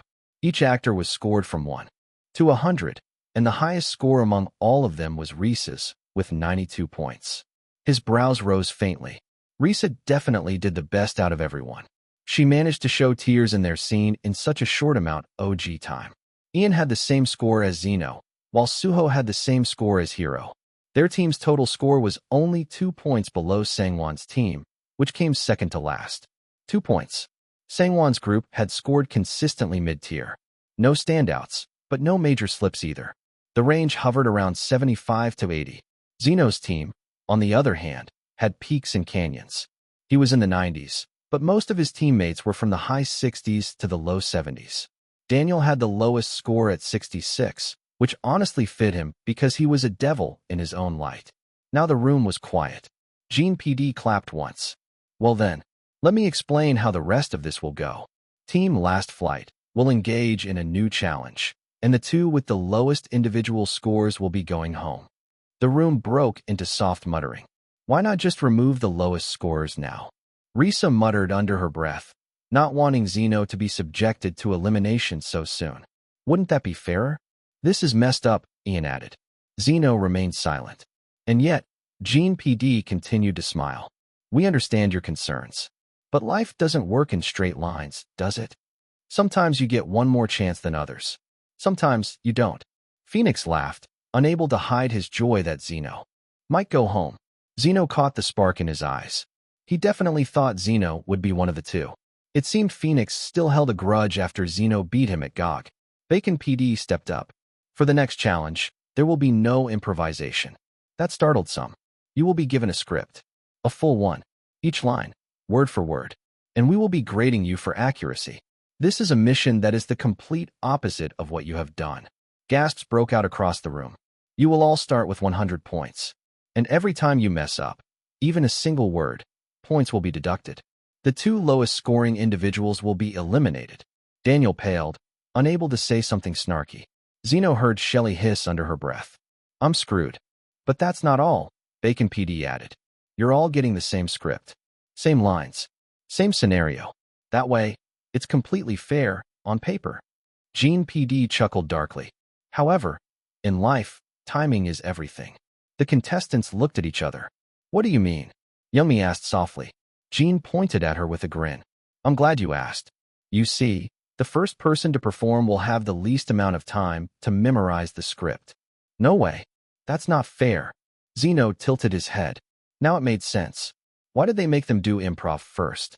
It weeded out the ones who couldn't think on their feet. Now it was the reverse. Who could memorize the script in such a short amount of time? It was a different kind of pressure. No one was immune to it. Gene PD turned to a staff member and raised a hand. Bring the bowl. A black velvet pouch was brought out, filled with slips of paper. Their team heads to the stage, where Mr. Kim is waiting with the pouch. There was a look in his eyes that showed he wanted Zeno to go first. Honestly, Mr. Kim just wanted to see him mess up. Zeno reached his hand into the pouch. If he went first, then the human universe truly has it out for him, which was a shame, especially since he's worked so hard for the human race. Finally, he pulled out a piece of paper, showing it to the camera before he could look at it himself. 5. Zeno could hear Ian cheer from his seat, causing his eyebrows to rise. Well, that sounded like good news. He finally turned the paper to him, staring at it. The last slot. It seemed he had the finale. Zeno let out a sigh before folding the paper back into his palm. Mr. Kim went to Shelley next, and not long after, he heard a shaky breath escape her lips along with the sound of paper fluttering. He turned to his right. Shelley stood frozen, lips trembling, the edges of her number crumpling slightly in her hand. There weren't any tears in her eyes, but she looked like she might cry. She finally turned the paper to the cameras, gasps filling the room. 1. Shelley was going first.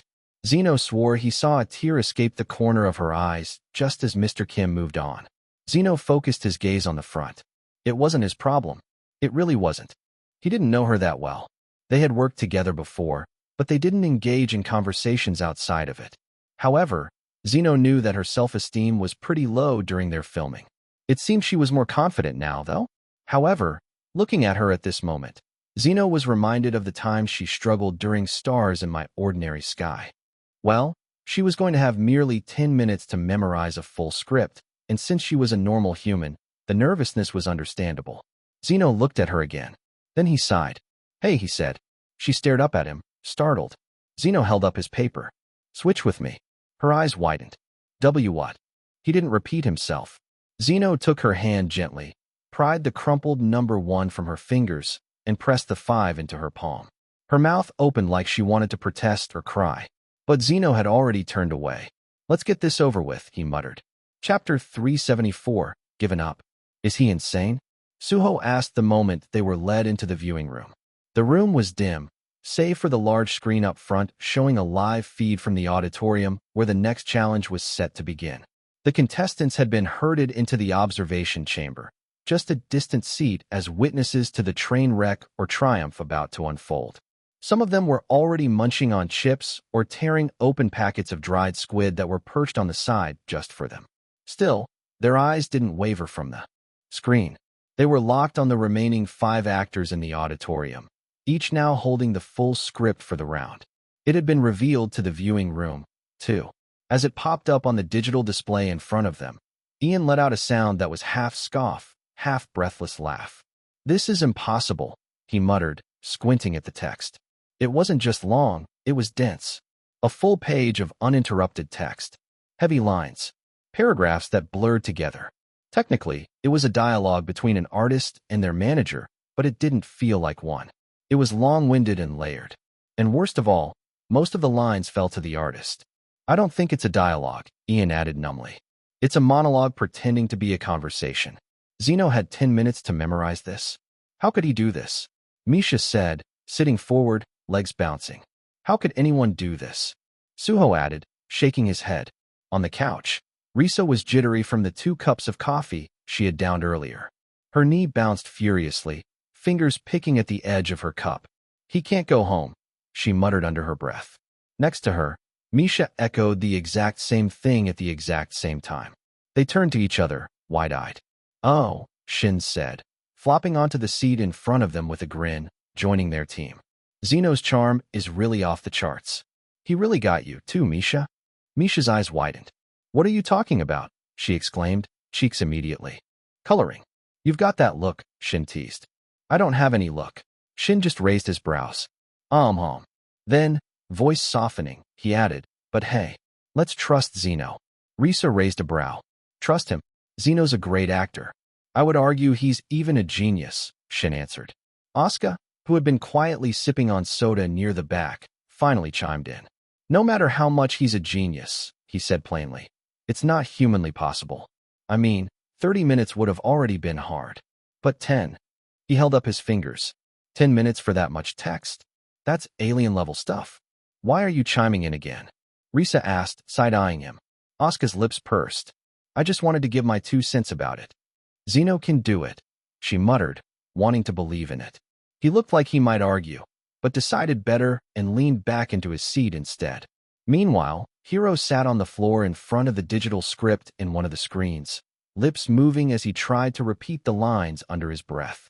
He stopped, started again, then laid on the ground with a groan. I can't do it, he said loudly. That got everyone's attention. This is impossible, he exclaimed. No one can memorize this in one sitting. It's insane. Silence followed. Back in the auditorium, Zeno sat with the script in hand. He had been reading it for 5 minutes. He traced the lines with his thumb, lips moving subtly. Every now and then, he paused, not in confusion, but in thought. It was a technique of his. He was tucking each word into a box in his mind, folding it neatly before moving to the next. Well, he whispered to himself. It's pretty possible. He thought he would regret switching his order with Shelley right away. However, he quickly realized he needed a handicap. Yeah, that was fair. He didn't do it because he cared about Shelley, or the human race. He just could do it. That was the truth, wasn't it? That was the only reason. The most reasonable, logical, utterly emotionless reason. He gave her the number 1 slot because he didn't need it. Not because of the way her fingers trembled or the way her lips were pursed in the exact shape of fear. Not because of the sound she made when she saw her number. The others around him were speaking out loud, biting their thumbnails, rubbing their necks, tapping their feet. Zeno was just sitting, his hands calmly folded over the printed script. Cut to the viewing room, where Phoenix leaned forward, narrowing his eyes at the screen. Has he given up? He said, brows lifting in quiet disbelief. It was a fair question. Zeno hadn't so much as opened his mouth in 5 minutes. It didn't look like he was memorizing. It didn't even look like he was trying. Phoenix chuckled to himself. He really has, he muttered. Well, I can't blame him. Why would he even switch their places in the first place? Maybe he's just trying to be nice? Billy muttered. But it's stupid. No one would do that. Phoenix shook his head again, still wearing that smug little grin.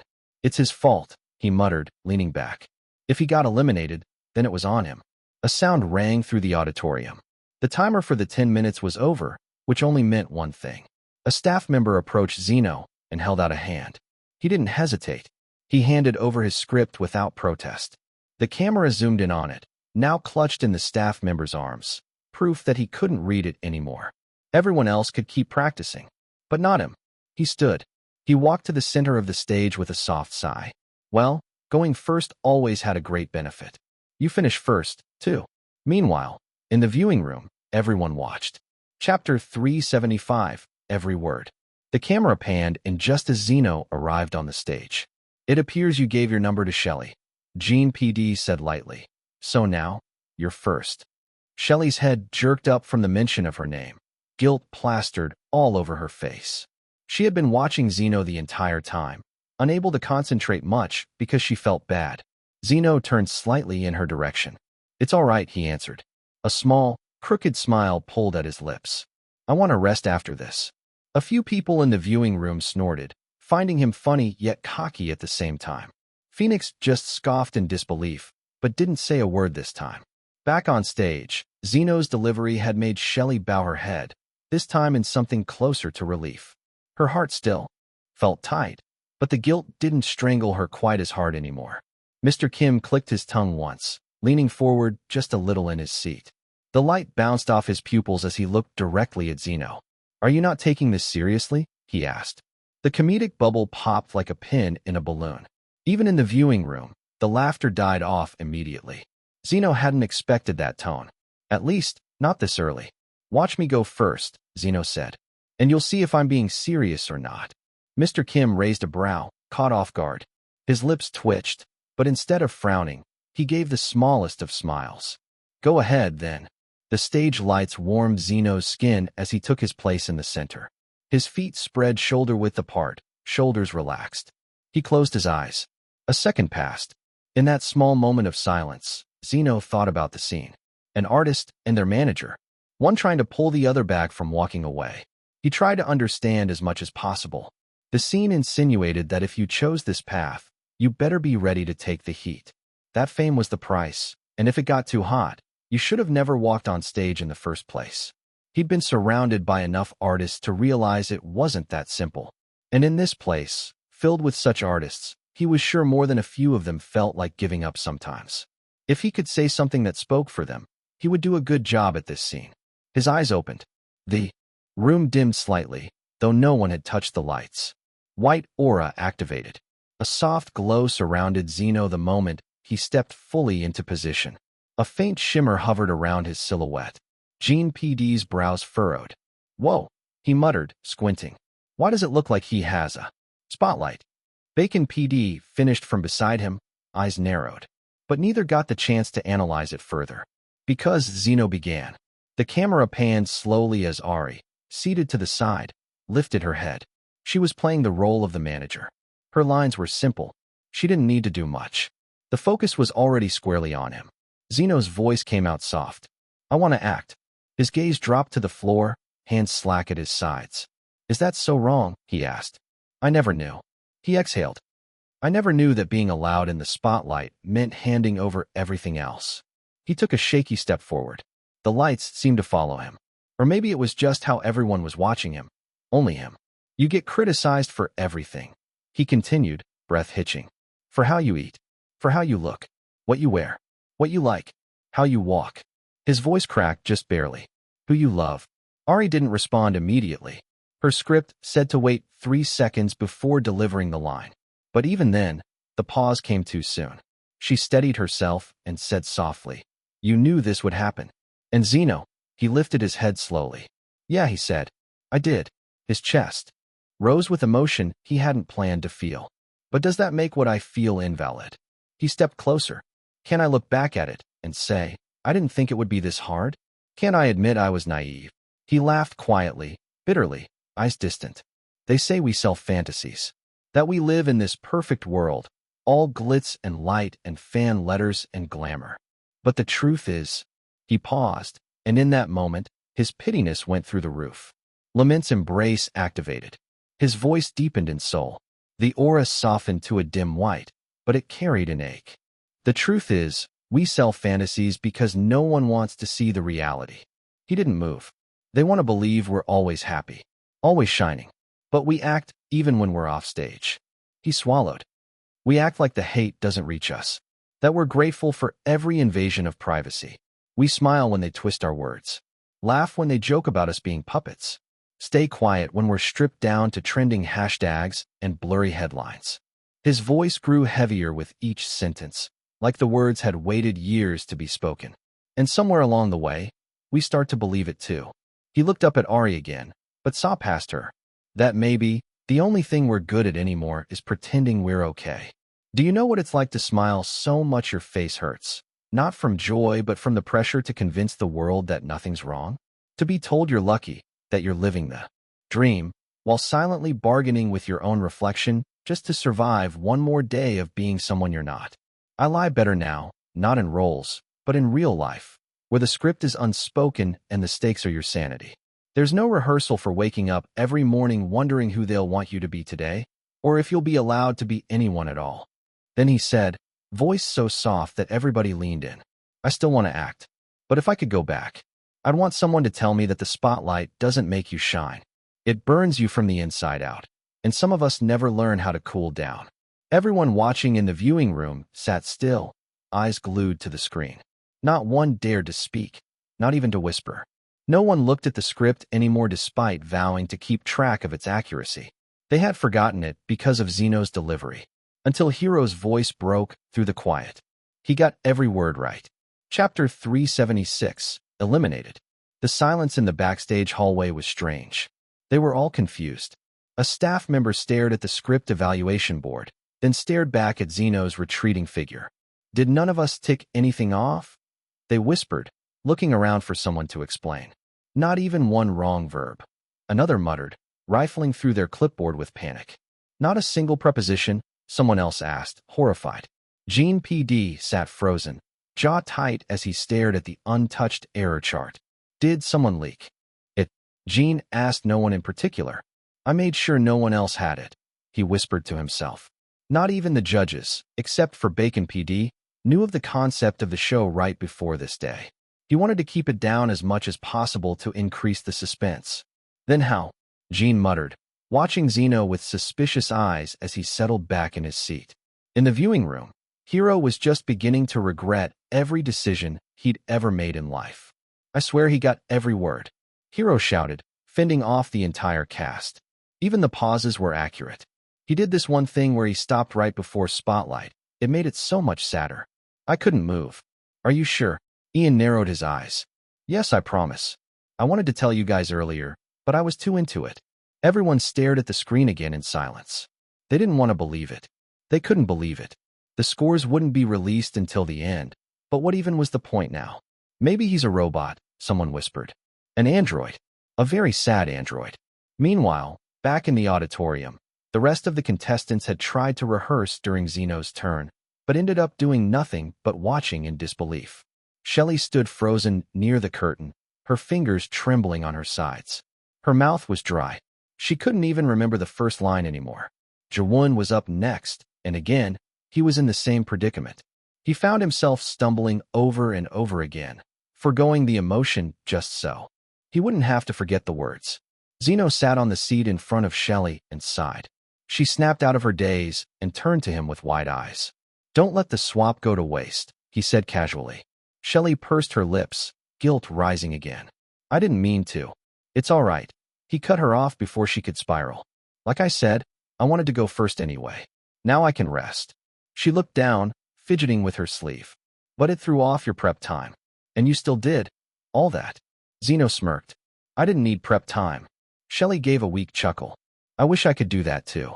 Confidence, he mentioned, his gaze focused on the stage. Don't lose the confidence you tried hard to build. I know you've come a long way. She looked up at him, then, and saw no sarcasm in his face. You can do it, he said. So do it. Shelley bit her lip and nodded to herself, suddenly feeling 100 times more capable. She focused on her turn and tuned out Daniel's and Youngmi's performance. Daniel cursed in the middle of his performance because he blacked out while Youngmi was on the verge of tears, not because of the emotion of the piece, but because she couldn't recall the words properly. When it was Shelley's turn, she had done okay. She wasn't amazing, but she didn't blank out either. A few lines were messy, but she remembered most of it. And more importantly, she didn't throw up. She figured her score wouldn't break any records, but it wouldn't kill her chances either. Beside her, Daniel was chewing on his bottom lip. He couldn't even keep still, shifting his weight from foot to foot like the floor was lava.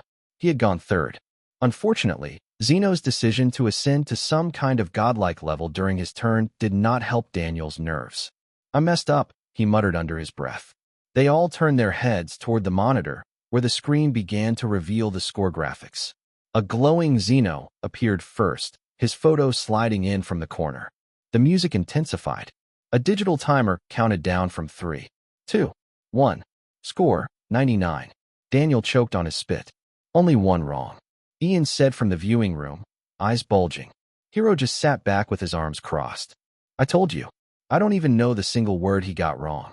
On stage, Zeno nodded once before letting out a slow breath. That had been deliberate. He used the preposition the instead of a because he didn't want a perfect score.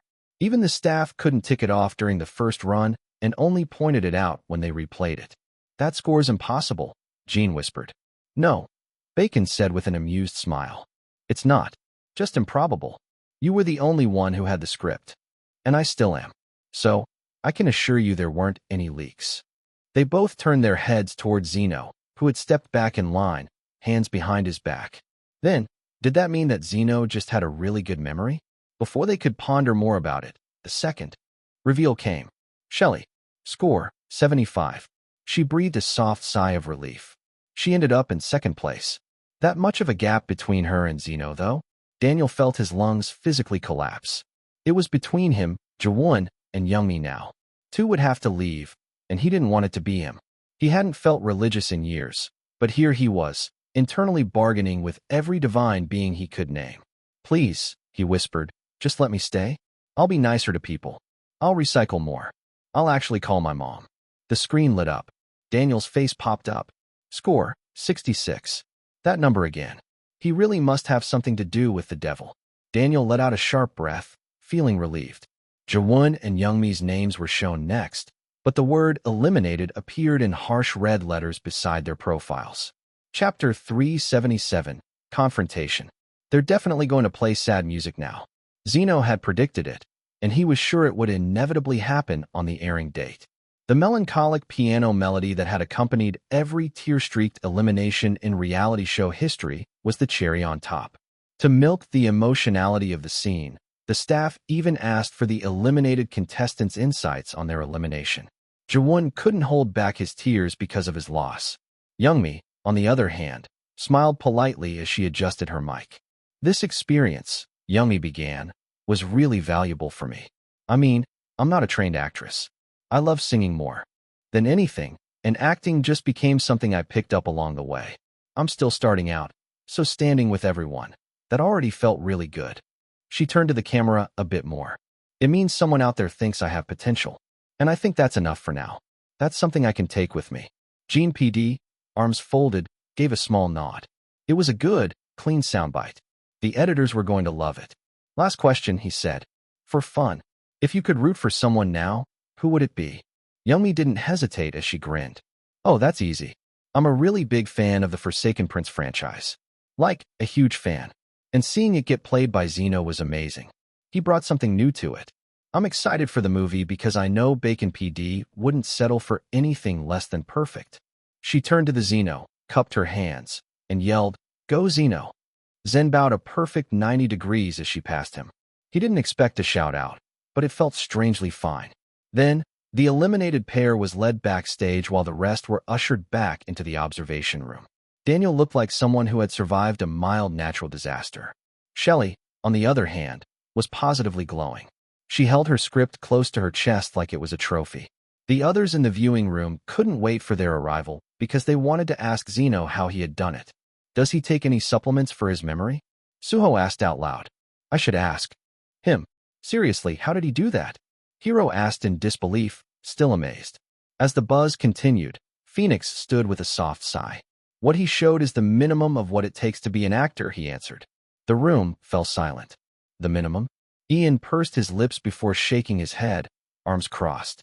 Sure, but that doesn't mean everyone can do it. In fact, can you do it too? He asked.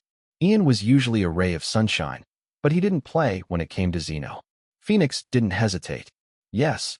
Before Ian could retort, the door behind them creaked open. The survivors were here. Daniel trudged in, still absent-minded, while Shelley skipped next to him, her nerves from earlier completely gone. The others tried to gather Zeno, the words ready on their tongues. How did you? What was your? Zeno seriously. Wait. Where's Zeno? Shelley turned around. He was right behind us. Ian scanned the room again. Did he leave? Daniel's brows furrowed. Wait, he didn't even walk in with us. Did he? Zeno didn't know if he was allowed to leave the room, or the floor, or the actual show premises in general. But that was more of a problem for future Zeno. Present Zeno had a mission. He slipped out the side, passing through staff and stagehands like he was one of them. Someone even handed him a headset, which he politely declined with a mumble and a vague salute. As he rounded the corner, he spotted a hoodie crumpled on the floor near the snack station. Without hesitation, he snatched it up and pulled it over his head. From behind, a muffled voice called out, "Wait, where's my hoodie?" But Zeno was already gone. The hallways of the studio complex stretched on like a maze.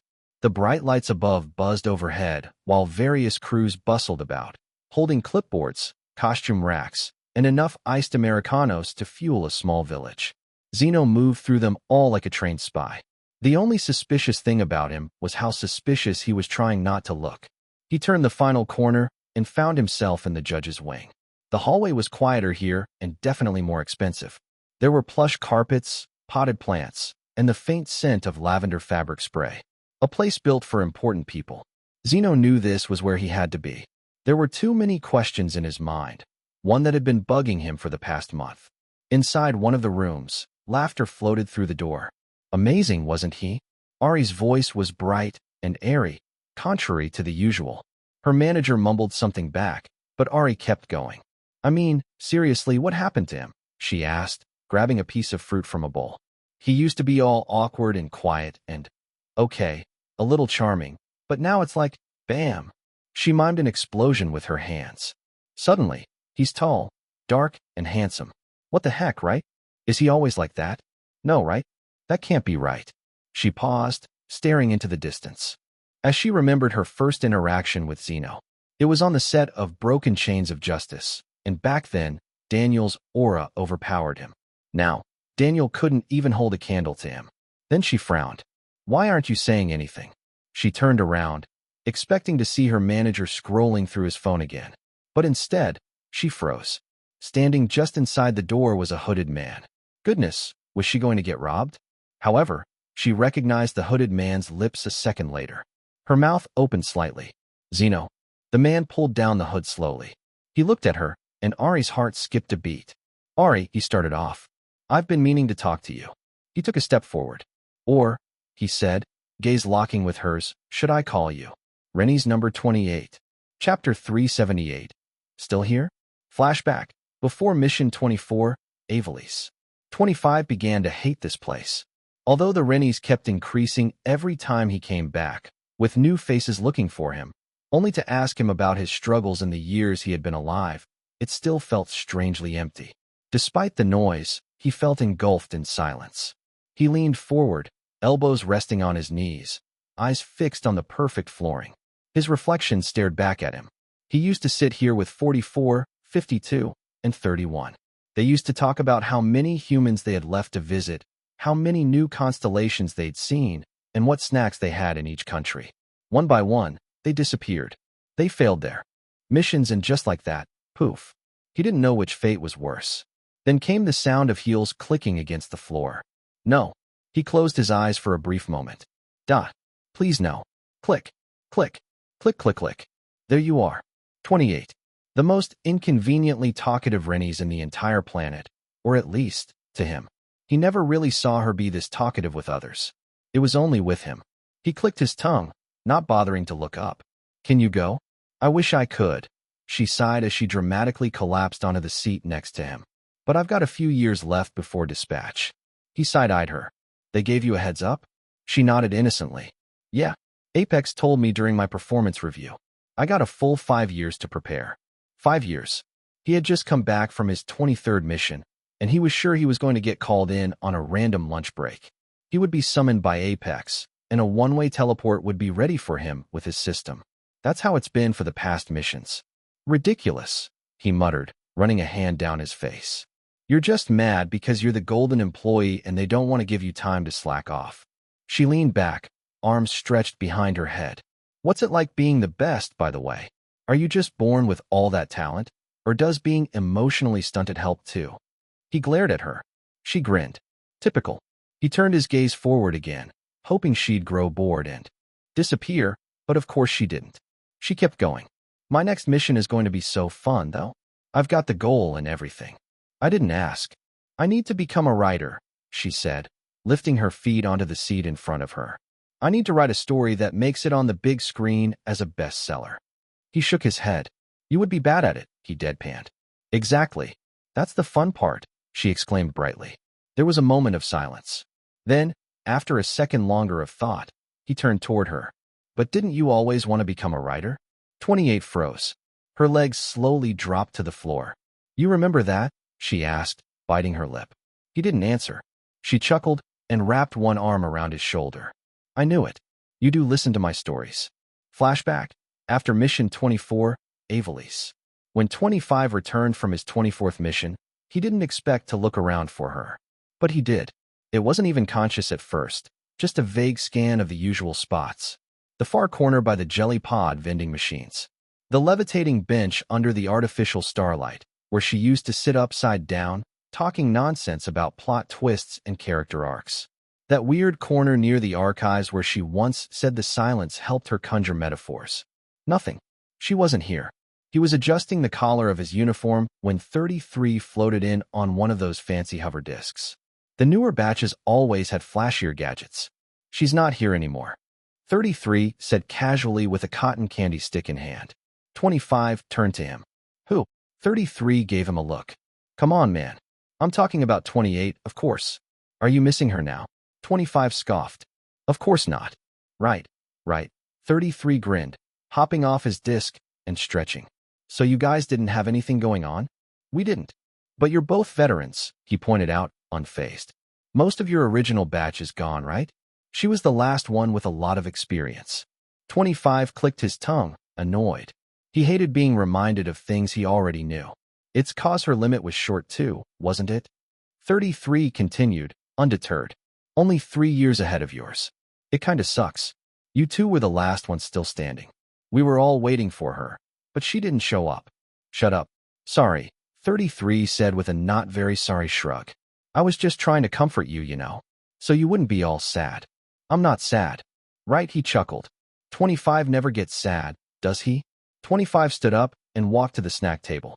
He pulled out a stick of cotton candy and stared at it for a second before taking a bite. The sugar melted in his mouth, which was way too sweet, sticking to the inside of his cheek. Still, somehow, it made him feel better. It's not sad, he muttered as he chewed. 28 went to become a writer. She always wanted to be one. 33 paused, head tilted. Dying doing the thing you love is better than being here.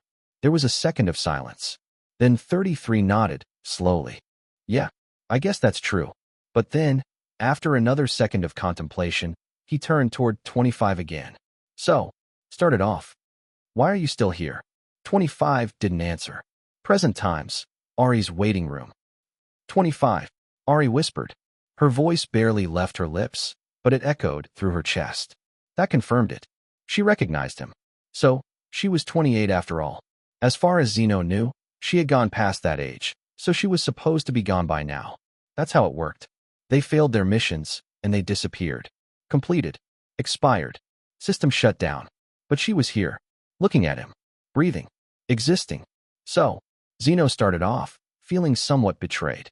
Why are you still here? Chapter 379, How to Stay Alive. I can't believe you're really here, Ari muttered, ignoring Zeno's question. Zeno's eyes narrowed, and he crossed his arms in front of his chest. She laughed out loud, similar to those times when they were both in Avalis. Zeno felt a slight pang in his chest. Who would have thought? After my 15 missions, and on your 25th mission, we finally met. No wonder you were so charming. It's because you're 25. Goodness, you got all these humans swooning for you, huh? I can't blame them. Even in Avalis, you were popular. But you never really entertained anyone. I guess nothing has changed. I guess that makes me feel a lot better now. I'm not actually enchanted by you. You're just 25. It's inevitable. You're just a charming individual in general. Zeno's frown deepened with every statement that left her mouth. She was still as talkative as ever. Stop ignoring my question, he calmly said. Answer it. What are you still doing here? Based on your profile, you're already 29 years old. And you've already achieved a best-selling novel that made it on the big screens. Why are you still here? He pressed on. Ari puffed up her cheeks. Throw me with all of the questions in the world, would you? 28, Zeno warned. Sorry, Ari muttered. I guess it's just difficult. I never thought I would meet a Rennies in this lifetime, especially not since I've transcended. Transcended? Zeno whispered, remembering how his system changed and that he had been granted a chance to transcend. He was at a loss. He thought he knew Avalis and his systems like the back of his hand. However, no matter how much time had passed, it seemed he still didn't know everything. Crap, Ari continued. They told me not to tell anyone about this. But how can I when it's you? I feel like I can't withhold this information from you. What are you talking about? Zeno asked, frustrated. He felt enraged because he realized he knew too little of the system he had. If Ari were still here, would it be possible to continue living after missions? Do you have some time? She finally asked. No, Zeno deadpanned. Tell it to me right away. I don't want the long story. Ari pursed her lips. I might hold on to the information for longer now. It's quite cute seeing you frustrated. What? What? Ari giggled. 28. Be serious. Zeno sighed and massaged the bridge of her nose. It's Ari, she said right away, sounding slightly offended. I live by that name now. I'll call you by Zeno, so call me by Ari. Zeno sighed once more before looking into her eyes. Fine, Ari. Tell me now. Ari pursed her lips because, suddenly, her heart skipped a beat with the mention of her name. All right, maybe it was a bad decision to ask him to call her by her first name. Still, she felt like she was in a predicament. What she was going to share was something forbidden, but if there was one person who had the right to know, it was none other than Zeno. Avalis is more complicated than you think, she started off. Zeno pursed his lips and willed himself not to talk, only to listen. They say it's a hub of helping humans fulfill their dreams, but it's much more than that. Are we, Rennies, just meant to do these missions endlessly? Do we not have an origin? Or a dream like the humans we've helped? Clearly not, she chuckled, shaking her head. We're treated like machines because they believe it's what we deserve. It's the price we have to pay. Zeno frowned, still unable to look at the big picture. Anyway, Rennies, like me, who know what they want to do, in my case, writing, are actually quite rare. When I first engaged in this mission, I liked it so much. I could get to write even if I wasn't good at it. I started with writing novels on the web, and eventually made my way to screenwriting. I still enjoy writing web novels more, but for the sake of the mission, I upgraded my skills to fulfill it. Somehow, someway, when I was right about to achieve my mission, I held back. I realized that I didn't want to go back to Avalis and live life for others. Instead, I wanted to live as Ari Bay, the writer. I held it off as much as I could, until I couldn't anymore. However, before I could go back to my life as a Rennies, I woke up with a brand new meter, saying I had surpassed the original goal. That was what happened to Zeno too. He tried hard to reduce his meter at first, but it continued on and on, until he gained a new system. I was happy, of course, she continued with a chuckle. But along with that, I was confused. What was this? Out of all the missions I've been in, this has never happened. There must be a glitch in the system. What did you find out? Zeno asked. Exactly that, Ari slightly smiled. That the system isn't perfect, like how we think.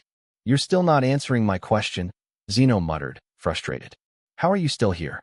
What did you do to get them to make you stay? They were left with no choice, Ari finally answered. Because the original host of my body had been lost in the Matrix. And why is that? Because my desire is stronger than hers, she continued. I had to fulfill certain missions to get to where I am now, to prove that. This is what I really want. To become the best writer I could. A lot of things were thrown out of order, and somehow, the universe made it happen that I could stay here. However, I knew that the balance still had been offset. So, you're saying, it's possible to continue living? Zeno muttered. A small part of his heart hoped, and it made him feel strange. Did he actually want this too? It is, Ari muttered. But like I said, it's too much for the universe to handle. Things shall always be balanced. What do you mean by that? Zeno asked. Ari pursed her lips and let out a deep breath. That only one individual can bypass the system and stay here. No more. No less. Chapter 380. He's just tired. Zeno's ears rang. He wasn't even sure if it was the sound of her voice or just the silence afterward that thundered in his head. But either way, the words were too clear to mishear. Only one Rennies can bypass the system and stay here. No more. No less. He stood frozen for a moment, long after Ari had finished speaking. His gaze dropped to the floor as the implications wrapped themselves around his chest. Only one. Just one. That meant it was already decided. He slowly lifted his head to look at her again. She looked so human now. Zeno guessed it was because she was meant to belong here rather than in Avalis. She was the chosen one. Then what was all this for? Those words echoed in his mind. The new system. The transcendence. He had spent weeks trying to understand it, thinking, maybe, he could live past his 25th mission. That there was a loophole. There was, but it wasn't meant for him. He was just the setup. The fool. He shook his head and let out a deep breath. The ascendants gave him hope just so they could watch it die. Were they lacking in entertainment in any way? He really was going to die at 25 on his 25th mission. Because he sure as hell couldn't go back to a mediocre life. Not after everything he had done. Zeno. Ari's soft voice broke through. Are you all right? He raised his head again and nodded. Yeah, I got it. Ari's brows furrowed. You don't have any more questions? Zeno looked at her. She looked like Ari. But underneath it all, she was still 28. The same one who used to follow him around, even when he told her to go away. And now, she was the one who got to stay. Their eyes met, and for the first time, Ari stopped speaking. Her breath caught in her throat. That look, that was the same look Zeno had as 25. That quiet sadness was one he had never talked about. The one no one ever dared ask about. It was still there. He turned without another word. As the door creaked shut behind him, he pulled the hood back over his head. His shadow stretched under the hallway lights, swallowed up by silence. Except, he wasn't alone. From the far end of the hallway, a man stepped out of the shadows, a smirk playing on his lips. Mr. Kim. He had taken a huge dump in the bathroom when he heard a familiar voice inside Ari's room. Of course, he had to stop and see what was happening. When Zeno left the door, he couldn't help but chuckle. I thought you were perfect, Mr. Kim muttered under his breath, shaking his head. Turns out, you're just a normal guy after all. He glanced toward the room Zeno had just exited, his gaze narrowing. Ari Bay, huh? The day of their first official mission had arrived.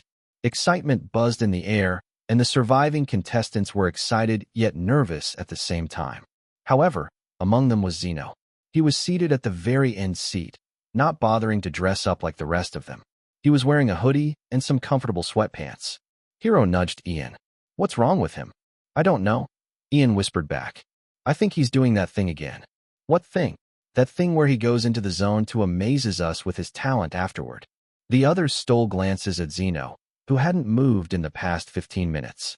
Suho leaned over and said reverently, he's probably mentally rehearsing every possible outcome of today's mission. That's the kind of genius we're dealing with. I think, Hiro noted, he's just sad. Everyone turned to him. Why would he be sad? Risa asked. He shrugged. He had the same look when I found out Santa wasn't real. You remember that from when you were young? Misha asked. Yeah, in 8th grade. They all turned silent. He probably just didn't get enough sleep. Oscar deadpanned, joining their circle. Despite their wild theories, no one approached him. The contestants were ushered onto the main stage, bright lights flooding their eyes as dramatic music played in the background. A camera drone zipped above them. Standing center stage was Bacon PD and Ari Bay. Welcome, Bacon PD said, his voice echoing across the stage. To your very first official mission. The contestants straightened up. During the preliminary round, you've done improv. You've followed scripts. You've transformed into different people. You've taken the words of writers and brought them to life. Everyone nodded, proud and prepared. What could possibly come next? Now, Ari said, stepping forward with a dramatic pause. You will make the script. The silence that followed was thunderous. What? Daniel's voice cracked like a broken violin string. I'm sorry, come again? Hiro gasped. You want us to write? Ian asked, eyes wide. A script? Shelley exclaimed. Hiro began hyperventilating. I didn't sign up to be a writer. I barely passed English class. Phoenix, to his credit, didn't flinch. But he did feel a bit of a squeeze in his chest. Writing wasn't his strongest suit. Bacon PD raised a hand. It's not in the way you think. Everyone quieted down and focused their gazes on them once more. This isn't a full script. We're not expecting a 120-page screenplay, Ari clarified. Of course, we know that as actors, you have limited experience with that. Still, in this mission, you are going to be required to write a single scene with your partner. The contestants turned to each other. So, this wasn't going to be an individual mission? You're going to be writing it from scratch with this pair of yours, Bacon PD said. You will write together. You will perform together. And you will learn how it feels to create. A slow, dawning horror crept over their faces. And in doing so, Ari continued, you will begin to understand what it means to be a writer. Chapter 381, Romance Den. The words on the card stared back at Zeno mockingly. It felt like those pop-up ads that said, "You've won $1 million," but were really just viruses that never went away. Existential crisis. He stared at the words. The words stared back. Wow, he muttered under his breath. These damn bastards. He wasn't sure if he meant the production team, the Ascendants, or the universe in general. Maybe all three. Of all the topics in the world, they had to give him the exact one that already had a deluxe, all-expenses-paid timeshare in his brain. Couldn't he have gotten something light? A breakup? A food fight? Miscommunication? Nope. He got existential crisis. He turned the card over, hoping it would magically transform. Nope. Still existential crisis. Was this the cherry on top? He already knew he wasn't going to make it past 25. He already met someone who did. He already had hope dangled in front of him, only to have it smacked out of his hands. And now they wanted him to write about it? Maybe he shouldn't have spoken with Ari. Maybe knowing too much was a curse. Maybe the system had built-in karma points, and this was his penalty for seeking the truth. He let out a long exhale. Then, from the other side of the room, he heard a familiar voice, existential crisis. Anyone? He turned and saw Risa walking through the crowd. She held up her card and tilted her head. She found Zeno looking at her, and she pursed her lips. Perhaps they had the same topic. When he turned his card toward her, she was proven right. She tried to hide her smile, but couldn't. The universe was on her side today because she was paired up with Zeno.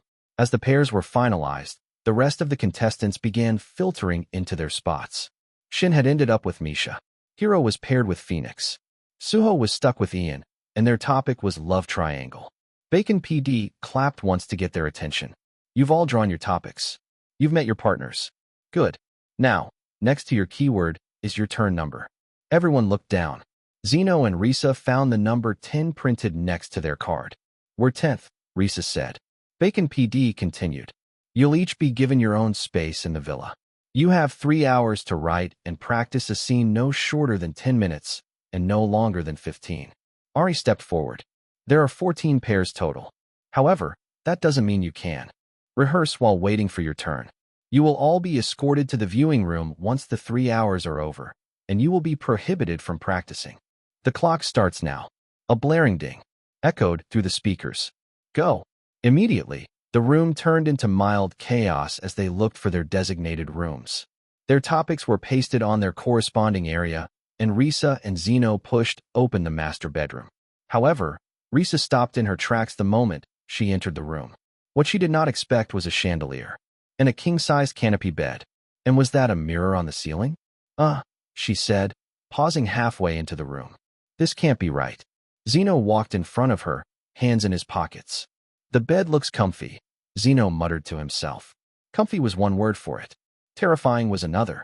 Risa stepped further inside, squinting at a velvet armchair mounted strangely high up on hooks. This chair, she muttered awkwardly. Zeno glanced at it. The color is nice.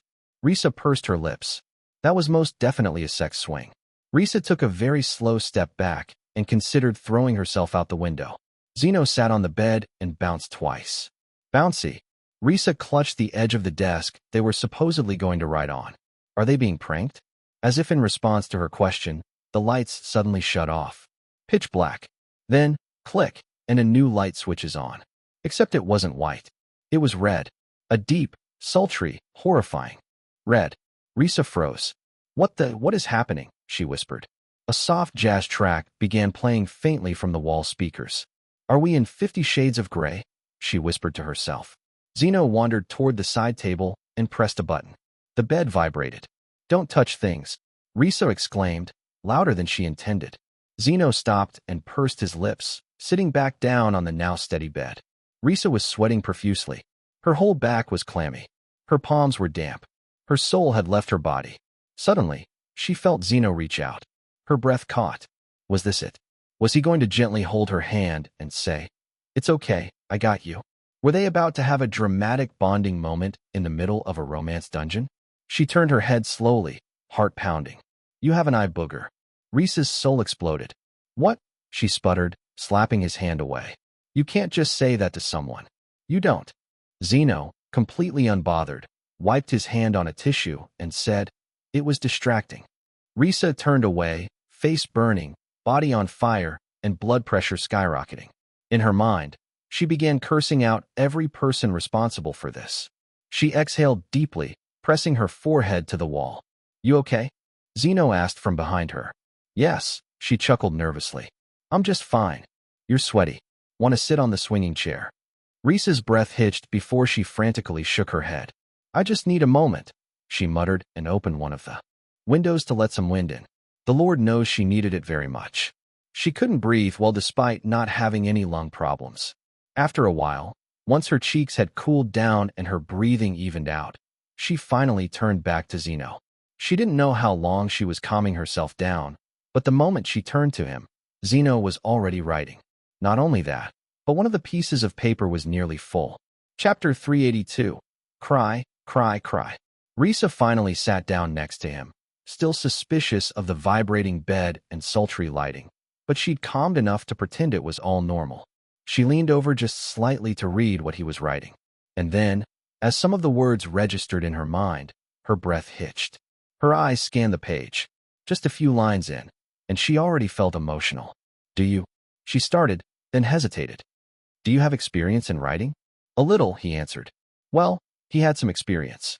He wrote for a bunch of chapter-hungry tweens who have their parents' credit cards. Back when he was Sanjay and their financial situation was getting worse and worse due to his condition, he wrote serialized fiction online. His readers liked it when he uploaded 3 chapters a day. They also had very strong opinions. However, no matter how many hate comments he got, they always read. It paid decently. His writing skills hadn't deteriorated since then, so he was able to write pretty fast as soon as a concept entered his mind. "You're good at it," Risa suddenly said. "Thanks. Is this all right with you?" he asked, still scribbling without looking up. "This concept." Risa kept reading. It was more than all right. It was incredible. The concept wasn't complicated at first glance.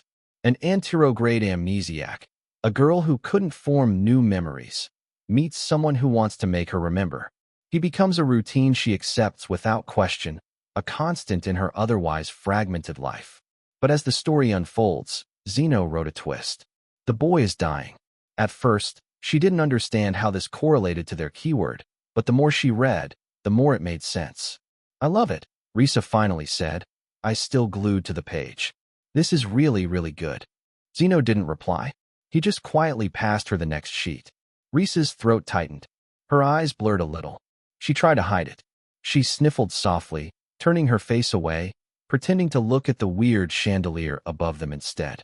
But then Zeno turned slightly and raised a brow. "Why are you crying?" The 3 hours flew by faster than Risa could emotionally recover. When the alarm blared again, signaling the end of the writing period, she was still dabbing the corners of her eyes, trying her best to look like a functioning human. Now, they were back in the viewing room.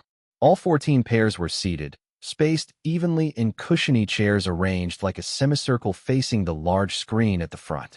The buzz was immediate. Nearly everyone was chatting, whispering, and jittering. Paper scripts were being fanned, folded, and frantically reread. Some were reciting lines under their breath. Others were panicking that they hadn't memorized anything at all. Meanwhile, Risa was trying not to burst into tears again. Ian plopped down next to her with a sigh, brushing cookie crumbs off his lap. "You good?" She sniffled. He turned to look at her, eyes narrowing. "Wait, are you crying?" "No," she croaked. "You're absolutely crying." She quickly turned her head toward Zeno, who, for the record, was sitting 2 seats away and completely unmoved. He sat calmly, elbows on the armrest, legs crossed, eyes staring straight ahead while waiting for the mission to end. Risa's eyes welled up again. Ian frowned in confusion. What did he do to you? She shook her head, pressing her lips together. Zeno, unfazed, caught her glance. Then, he brought out some napkins from his pocket and handed them to her. Suho looked between the two of them. Zeno, what the hell did you write? Zeno shrugged. To be fair, he didn't think the script was that good. It was fine. Functional. A tool, really. He only wrote what he thought might work. That's all he ever did. He had yet to feel any kind of emotion about it. Was it because of his condition?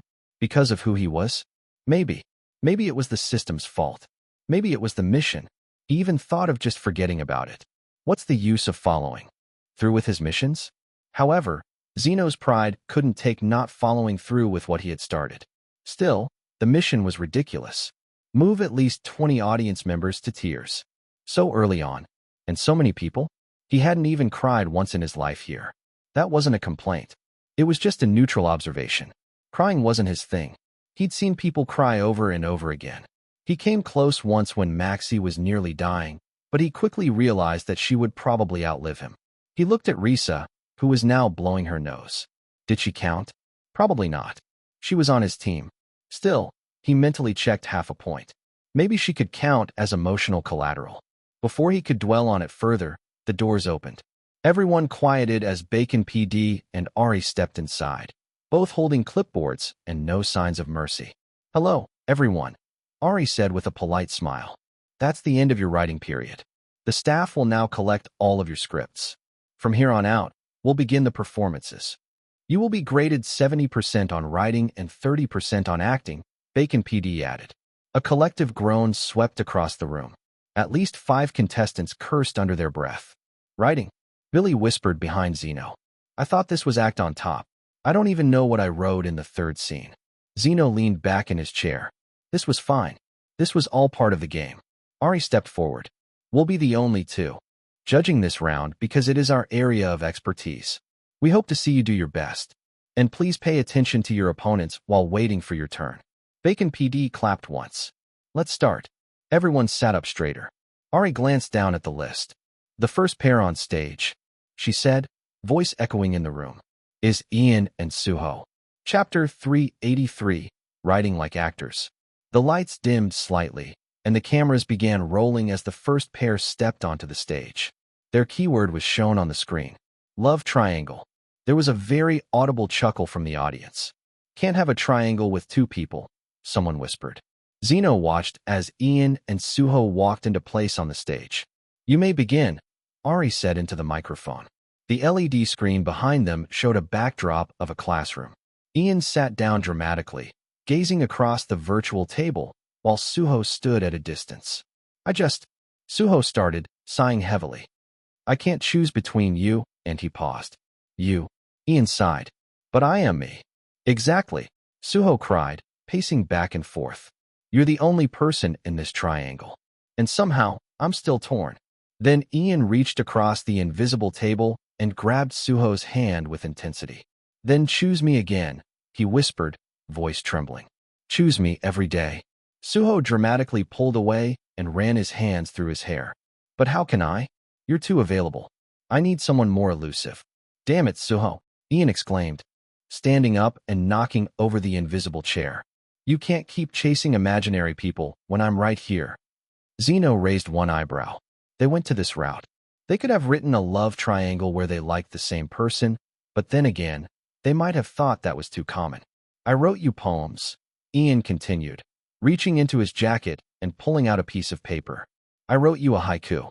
No, Suho said, holding up a hand, but Ian had already started reading. Suho with the eyes. Tears like discount bottled wine. Please respond to me. There was a moment of silence before the audience burst out laughing. Even Ari covered her mouth.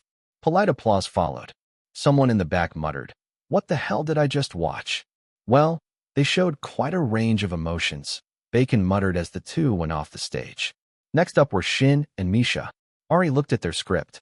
Shin and Misha, your keyword is family. As they stepped up, the once comedic atmosphere turned serious. Shin wore a button-down and glasses. Misha had her hair tied back with a messenger bag slung across her shoulder. They stood facing each other. You're not ready to go, Shin said, voice low and weathered. The world isn't going to care if you're smart, or talented, or passionate. It'll eat you alive. I don't care, Misha replied, lifting her chin. I need to fail on my own. I need to fall so I can get back up. Zeno leaned back in his chair. It was actually decent writing. They didn't try too hard, so it was refreshing. Shin stepped forward.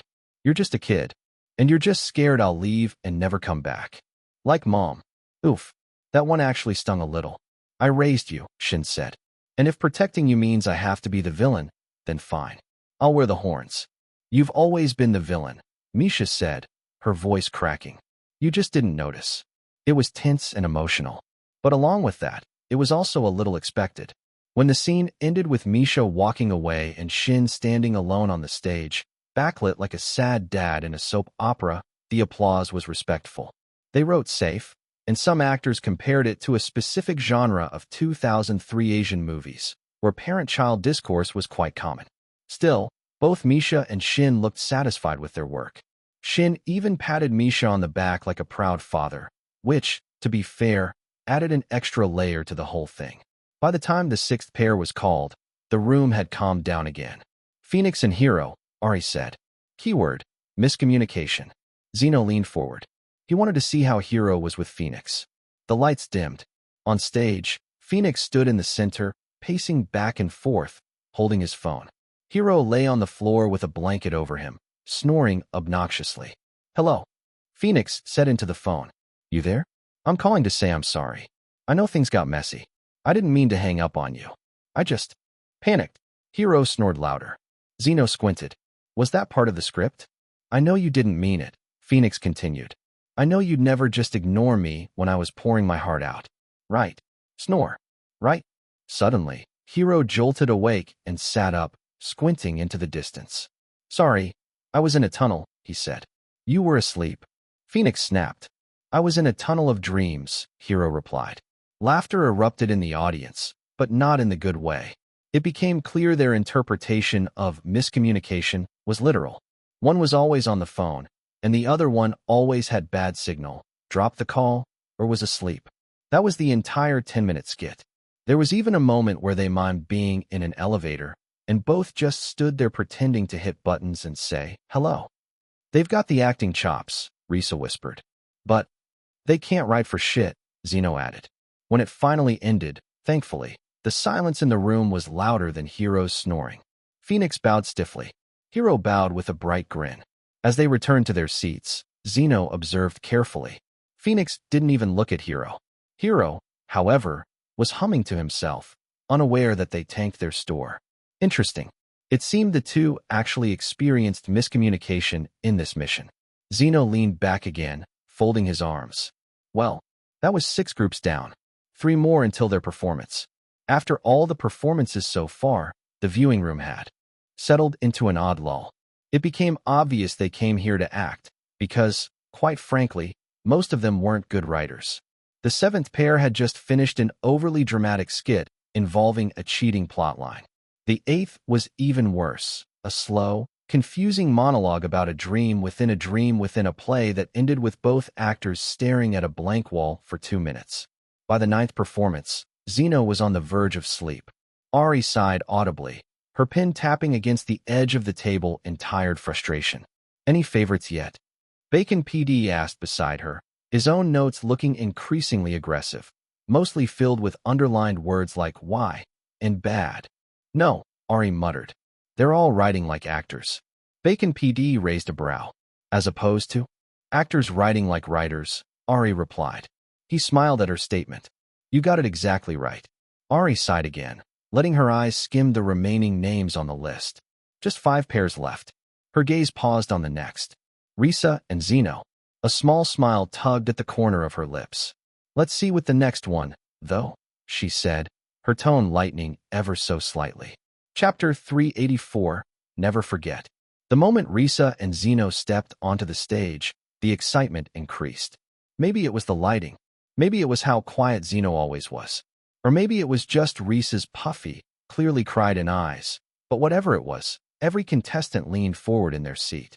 The LED screen behind them lit up with the word, Existential Crisis. That was easily the hardest prompt in the batch. Bacon PD leaned forward, clasping his hands together as the stage crew quickly rearranged the props. A simple background with a bed, a window frame with soft blue lighting, and a bookshelf filled with indistinct shapes. It was a quiet, almost melancholic space. "This one's difficult," Bacon said under his breath, not even bothering to hide his concern. "It's easy to go too shallow or too abstract with existential crisis. Half the time it just ends up sounding like a mopey online post." Ari hummed in agreement beside him. "Or an intro philosophy student's term paper," she added, adjusting her seat. "It's rarely grounded. They always go straight to death, and not what it means to live." Bacon glanced down at the script folder he'd been given. "Let me take a quick look." "Don't," Ari said, stopping him with a hand. "We said we wouldn't check the scripts until after we've seen the scene. Let's stick with that." "But this one might be," Bacon started, before freezing. The title was on top of the script, in elegant handwriting, clearly not Reese's. "The mind beats the heart." Bacon furrowed his brows. "What?" Ari leaned over. "That's not what I expected." "Same." He looked at her. "It doesn't sound existential. It sounds like a breakup piece or a medical drama." Ari looked visibly tempted to open the script. "Just a peek." "No," Bacon said quickly. "We promised." Ari sighed but closed the folder with resolve. "Fine. I can't wait, though," she added softly. Meanwhile, the contestants in the viewing room had grown quiet again. "Did they cry while writing this one?" someone whispered. "Zeno? Cry? No way. I think Risa did." She looked wrecked. Zeno, standing in the middle of the stage now, was calm as ever. Risa stepped beside him, the lights softening as the last cue was called. From the judges' table, Bacon PD and Ari exchanged one last glance, still intrigued. And then it began. The lights dimmed until only the soft blue glow illuminated the stage. At a small wooden desk sat a young woman, Risa, hunched over, scribbling frantically into a worn-out journal. The pages looked disordered. The lines were crooked, ink smudged, handwriting slowly slipping into unreadable loops and scratches. Before the scene could feel like it had begun, a quiet voice rang out. It wasn't part of the usual format that the others did. It was a voiceover recorded by Risa. Ian and Suho turned to each other with wide eyes. "They did something like this?" "Well, they didn't give us any limit with the medium," Misha muttered. Phoenix clicked his tongue. How did they even have the time to record a voiceover along with everything they've done? "I've learned to live without new memories. Anterograde amnesia. I'm used to it now. It's waking up to the same morning with no yesterday. It's writing your name over and over, hoping it'll feel like yours. It's smiling at strangers who claim they love you. It's pain without context, joy without continuity, love without a timeline." There was a pause. Soft music began to hum beneath the voice. "They even added some background music?" Shin chuckled. "They're really not holding back. I didn't even think about this. I built my world around repetition, checklists, routines, ink on paper. I stopped dreaming about new beginnings because I couldn't keep them. I stopped hoping for change because I couldn't hold on to it. I thought I had accepted it, that this was just how life would be." Another pause. "Until I met him." Risa began to speak, voice hushed and tired. "Wake up, wash face, eat toast, walk outside, count the lamp posts, 6. Smile at the bakery lady. Come back before the sun hurts. Right. Always right. Never forget." She flipped the page and recited it again, like a sacred chant. "Wake up, wash face, eat toast." A doorbell rang. Risa jumped slightly, startled. From the opposite side of the stage, Zeno entered. He was casual, bright-eyed, with messy hair and a disarming grin. "Hey," he said cheerfully. "You dropped one of your journals yesterday. I figured you'd forget." Risa frowned, confused. "Did I meet you yesterday?" Zeno tilted his head. "Sort of. You were counting lamp posts. I waved at you, and you waved back. Then, you fought with a squirrel." A few chuckles from the audience rippled in. She stared at him. "Did I write that down?" He retrieved the journal. A worn-out one. It was something she kept with her at all times, despite it being filled to the brim. It was her very first journal. He handed it back to her. "You didn't. But I brought your toast. I figured I should make an impression before you forget again." She hesitated, then offered a small smile, feeling weird that she just let this stranger read her journal. From there, the scene became a patchwork of memories, short, vivid vignettes of routines and reintroductions. Every day he met her. Every day she wrote about him. Every day she forgot. But slowly, she began to remember in fragments. At one point, she read aloud from her journal. Day? I don't know. The boy came back. He made a new rule. We're not allowed to eat toast unless we eat it together. The audience chuckled again, some us, following as the lights shifted into a soft park scene. They sat together on a bench, sharing quiet. You ever think about the sky? Zeno asked. Not really, Risa replied. I just try to make it to bedtime. That's why I like you. You keep things simple, he said, and then leapt up before twirling around the lamp post, before acting like it fell to the ground. It was a difficult action to pull through, but Zeno did it perfectly. Risa laughed, truly and freely. Laughter in the audience mirrored hers. Risa wrote again in the journal. He made me laugh. It's something I want to remember. So I will. I will. Suddenly, Zeno appeared at the doorway again, leaning heavily on the frame. He appeared paler than before. The makeup team had put on some concealer on his lips during Risa's solo scene. You're late, she said. I wanted to see if you'd notice. She smiled until she noticed his strained expression. Are you okay? He waved it off casually. Yeah, I've just been forgetting things too. Her smile faded. I went to the doctor, he said, softer now. It's terminal. A quiet gasp swept the audience. It's fine, he added quickly. Not today. Not tomorrow. Maybe not even this year. But it's coming. Like winter in a drama. He tried to laugh. She didn't. Don't say that, Risa whispered. He brushed off her statement, not allowing himself to show her any weaknesses. Your journal's almost filled, he muttered. It still has a couple of pages, Risa said, still feeling low. Use this one for me, he said, handing her a new one. She took it with shaking hands. I don't want to forget you. The stage dimmed slowly. A sad piano melody began playing faintly through the speakers. What the heck? Do they want to make us cry? Ian muttered, but he was already tearing up the moment Zeno revealed he had a terminal illness. When the lights rose again, Risa was alone, tears in her eyes. She read aloud from her writing. Don't forget him. Don't forget his smile. Don't forget the toast jokes. Don't forget the bad dancing. Don't forget he made you laugh when life didn't make sense. She turned the page, her voice breaking. Don't forget even when he's gone. And then she broke. She cried hard. Her whole body trembled, clutching the journal to her chest. Ari bit her lip, trying not to cry. Bacon PD cleared his throat, looking away. Back on stage, Zeno appeared again, stepping out from the shadows. He walked slowly to the desk where she'd fallen asleep and picked up her journal.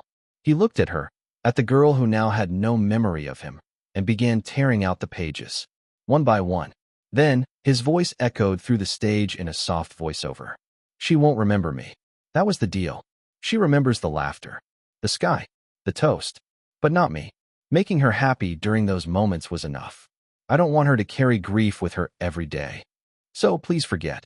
This is the only time I'm asking you to do it. He gently placed a new, untouched journal on the table, one that didn't include him. He took one last look at her. In the viewing room, no one moved. Zeno knew this was the perfect time to activate this booster. Instant tears activate. His breathing grew heavier. His shoulders trembled. And when he lifted his face, tears welled in his eyes. And then they fell. One tear. Two. There was a collective gasp. Even Phoenix sat up, mouth slightly open. On stage, Risa stirred in her sleep and reached into her bedside table to grab her journal. She began reading out loud. Wake up. Wash face. Eat toast. Walk outside. Count the lamp posts. 6. Smile at the bakery lady. Come. Back before the sun hurts. Right. Always right. She paused before the last statement, letting out a deep breath. Never forget. Chapter 385. Discipline me, Master. Mission success. Moved 39 individuals to tears. 39. That wasn't even the number of contestants. He turned his head slightly, gaze sweeping across the room. There were staff members, camera operators, lighting crew, producers, and even interns, all dabbing their eyes, turning away, or biting their lips to keep from sobbing. Some were full-on red-nosed, nose-blowing, trembling messes. Zeno slowly raised a brow. He hadn't expected that. He knew the story had a kick, sure. But to move this many people to tears, was his writing really that good? He let out a small breath through his nose and shook his head faintly.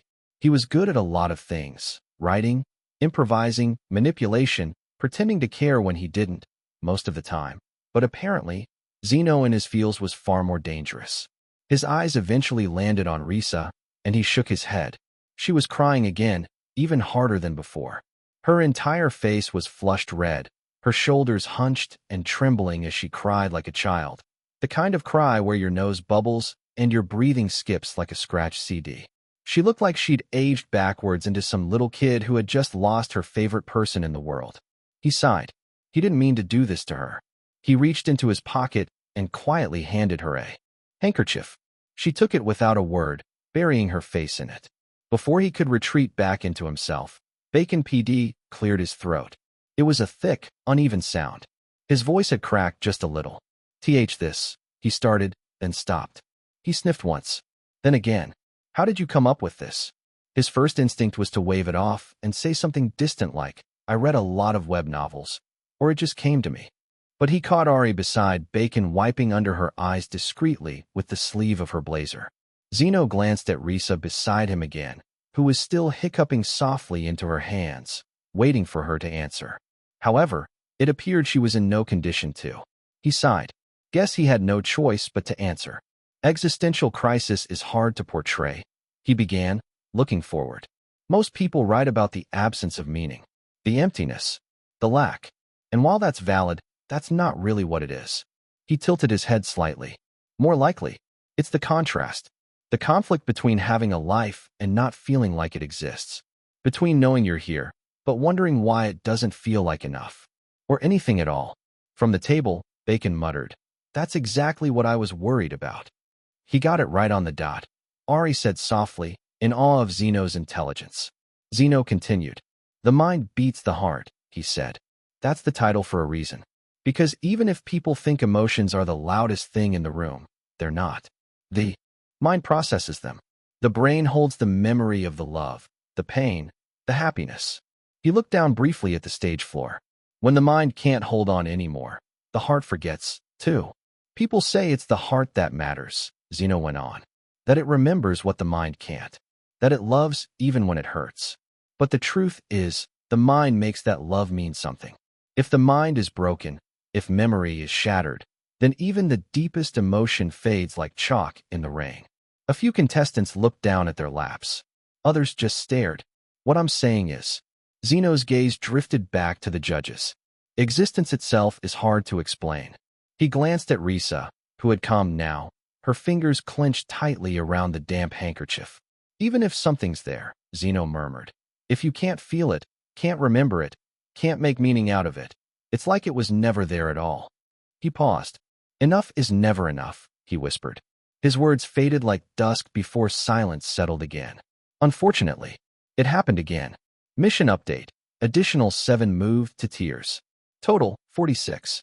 Zeno stared blankly at the updated notification in front of his eyes. 46? How? He looked around the room slowly, and it was devastation. Zeno, Ari said softly from her seat, finally recovering from her silent crying session. Who wrote the script? Primarily, I mean. He opened his mouth, about to give the safe, standard answer, that it was both of them. Hey, team effort. But before he could say a word, a small, shaky voice beat him to it. It's Zeno, Risa said, still sniffling, her nose red and her lashes damp with tears. It's him. He wrote everything. I just wanted to bring it to life. He did such a good job that I had to act it out. Her voice cracked a little, and she covered her face again with the now very soggy handkerchief. Zeno glanced at her sideways, the faintest line between his brows. Why'd she say it like that? Ari, however, smiled faintly at the moment. 25 is still good as always, she murmured to herself. Ari knew this. It was a silent agreement among all Rennies in Avalis. 25 has always been diligent. He may not admit it, but he worked harder than anybody else. But then, her smile faded, because she looked down again at the marked script, one she was finally allowing herself to read. And as her eyes skimmed the pages, it felt like she was stabbed in the chest. The simplicity of it was pretty heartbreaking.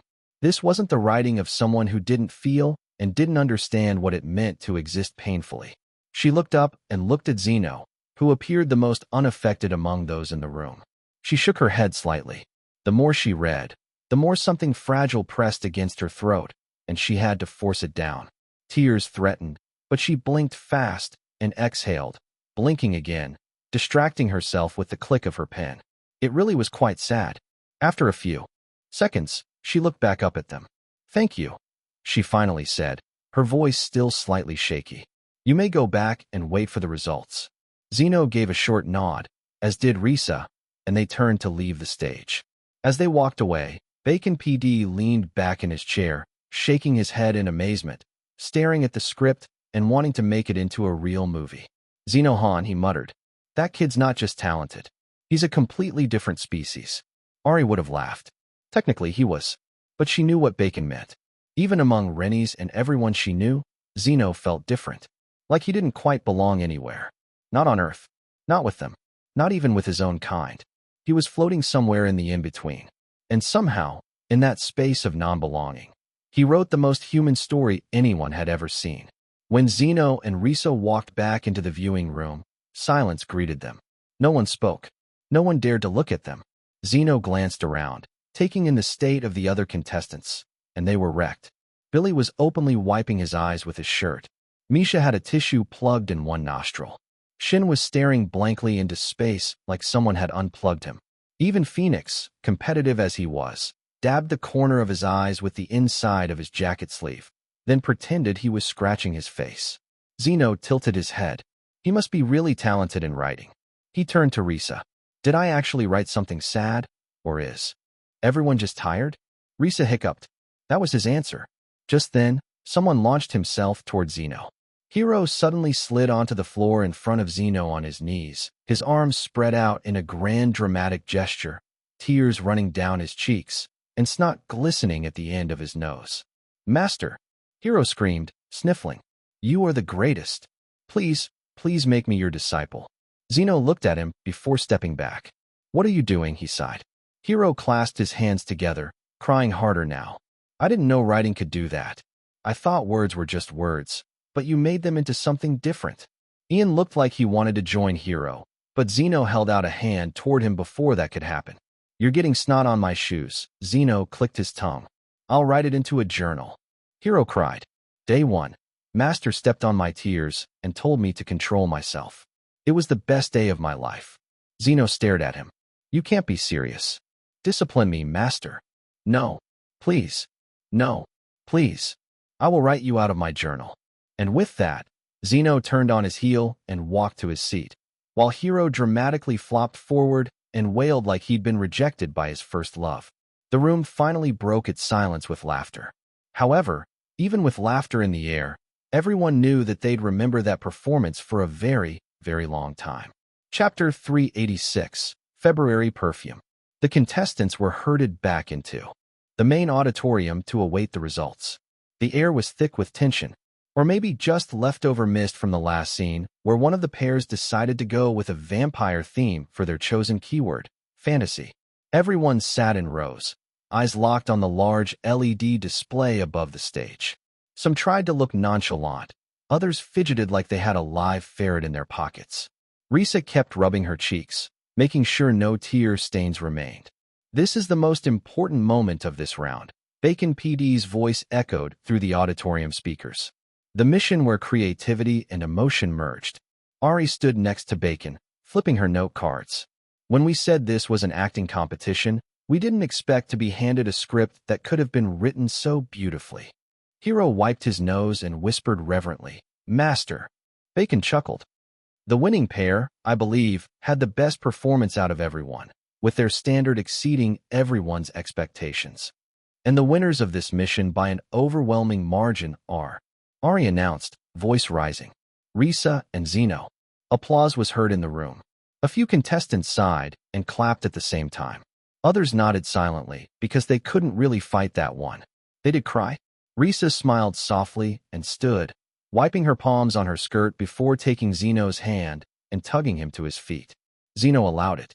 They walked to the center of the stage to a round of applause. Instant tears. Commencing. "What?" Zeno muttered. A shadow fell over his eyes. "Wasn't that booster used up already?"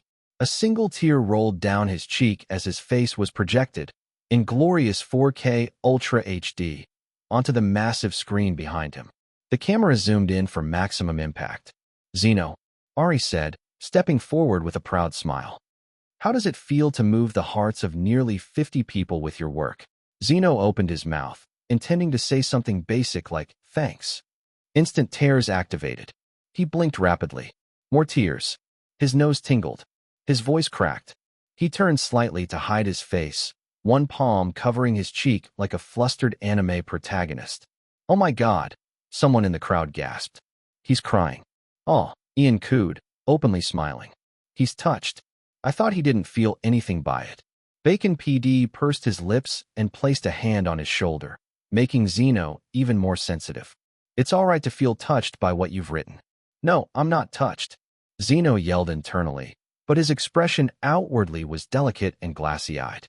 It was a betrayal of the highest order. He tried to scroll through his booster settings to see if there was any mistake. Booster, instant tears, active. Good for 24 hours. Emotion simulation auto-triggered every 2 hours after first use. Every 2 hours. For 24 hours? That was 12 times total. Make it stop, he whispered. Make it stop. The audience misheard sweetly as, I'm so moved I can't stop crying. Another round of applause. Someone from the audience even yelled, You're so real. He wasn't. He wasn't touched. They all misunderstood. On screen, he looked picturesque, soft red eyes glistening, trembling lower lip, one hand raised. The directors would later call this moment frameable. Beautiful, whispered the sound technician backstage, wiping her eyes. Risa leaned over and gently patted his back. It's okay. Let it all out. Hiro was openly crying again in the crowd. He's crying for us. What a master. Ari took a moment to let the emotional wave pass before clearing her throat and pulling out a sleek envelope. Now, for the winner's incentive, she said cheerfully. Zeno's head snapped up. Please let it be immunity. Immunity. Just immunity. That was safe. Let him nap for 24 hours until this booster passes. Ari opened the envelope slowly. Ari smiled brightly. For this round's winning prize, the winners will be starring in a commercial. Zeno's expression fell. For one of our main sponsors, February, she added. An elegant perfume brand.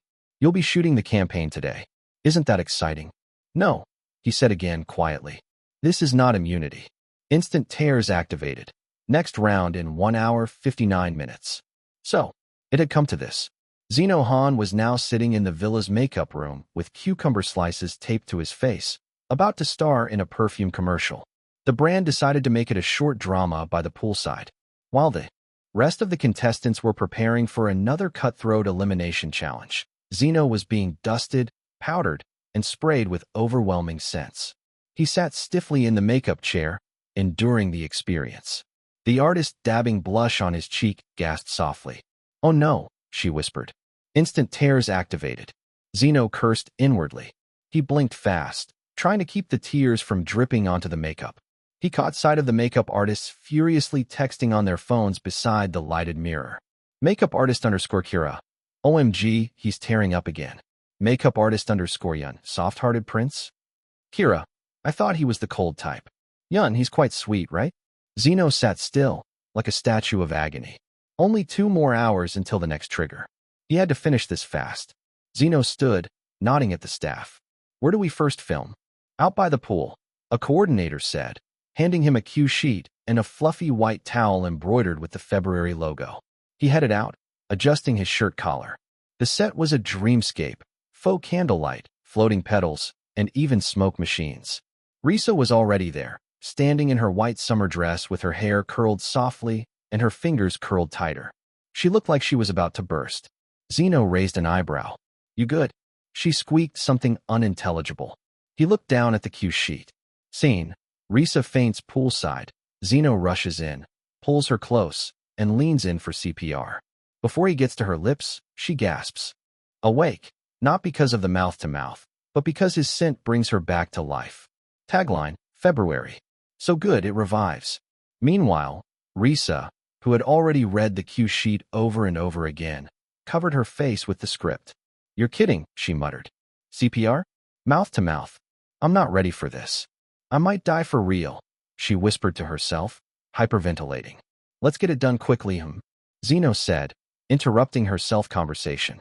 Sure, Risa managed to squeeze out, but she wasn't sure if she could do so with the thought that Zeno's going to get close to her lips. The first take started. Risa ran down the poolside in slow motion. The director shouted, "You trip here." She tripped, but instead of hitting the water, she belly flopped onto the cement instead. Cut. Second take. She tripped again, this time, somehow launching herself into the pool but appearing very panicked. Zeno had to fish her out. Cut. Cut. Risa, baby, less panic. More perfume commercial, the director wailed. We'll keep the walking scene, but you need to fall gracefully, all right? Third take. Risa managed to faint correctly into the pool without flailing. Zeno jogged to her, kneeled dramatically, and leaned down for the fake CPR moment. She opened one eye, then both, then stammered out her line. Why do you smell so edible? Cut. It was supposed to be reviving. The director shrieked, tearing through his script. Risa buried her face into the towel, silently screaming into it. The takes continued. By the 1 hour mark, Zeno had crouched down by her at least 11 times. Risa kept messing up the final line, whether by stuttering, mispronouncing February, or blurting out things like, "You smell delicious," and "Oh wow, your eyelashes are so long." Zeno sighed deeply. He watched his countdown again. Time until instant tears number 3, 10 minutes. By the final take, the sun was dipping just right, casting an orange glow across the pool. The director was hunched in his chair, appearing exhausted. Zeno looked down at Risa, who was already in position, fainting beautifully now after an hour of practice. The director whispered, "Take 24. And action." Zeno jogged in. He kneeled. He leaned in. Just before his lips reached hers, Risa gasped, bolting upright. Risa blinked, looking dazed, and whispered, You smell like, She froze. Again, Zeno's eye twitched. But then, he moved his hand gently to cup her cheek. Her eyes widened. Zeno leaned closer and said softly, "You came back to life for me, huh?" He gave a crooked half-smile, tilting his head. And then, just as her jaw dropped in real-time surprise, he leaned in just close enough to make it look like a kiss was coming. And froze there. Perfect cliffhanger frame. The camera zoomed in. Cut. Genius, the director screamed. Cut. Print. Edit. That's the one. It's perfect. Zeno exhaled, finally, standing slowly as the crew burst into applause. Instant tears activated. His breath caught mid-exhale. "Oh, come on," he hissed under his breath. His hand shot to his mouth, trying to stifle the sniffle now bubbling up. Risa turned to him, alarmed.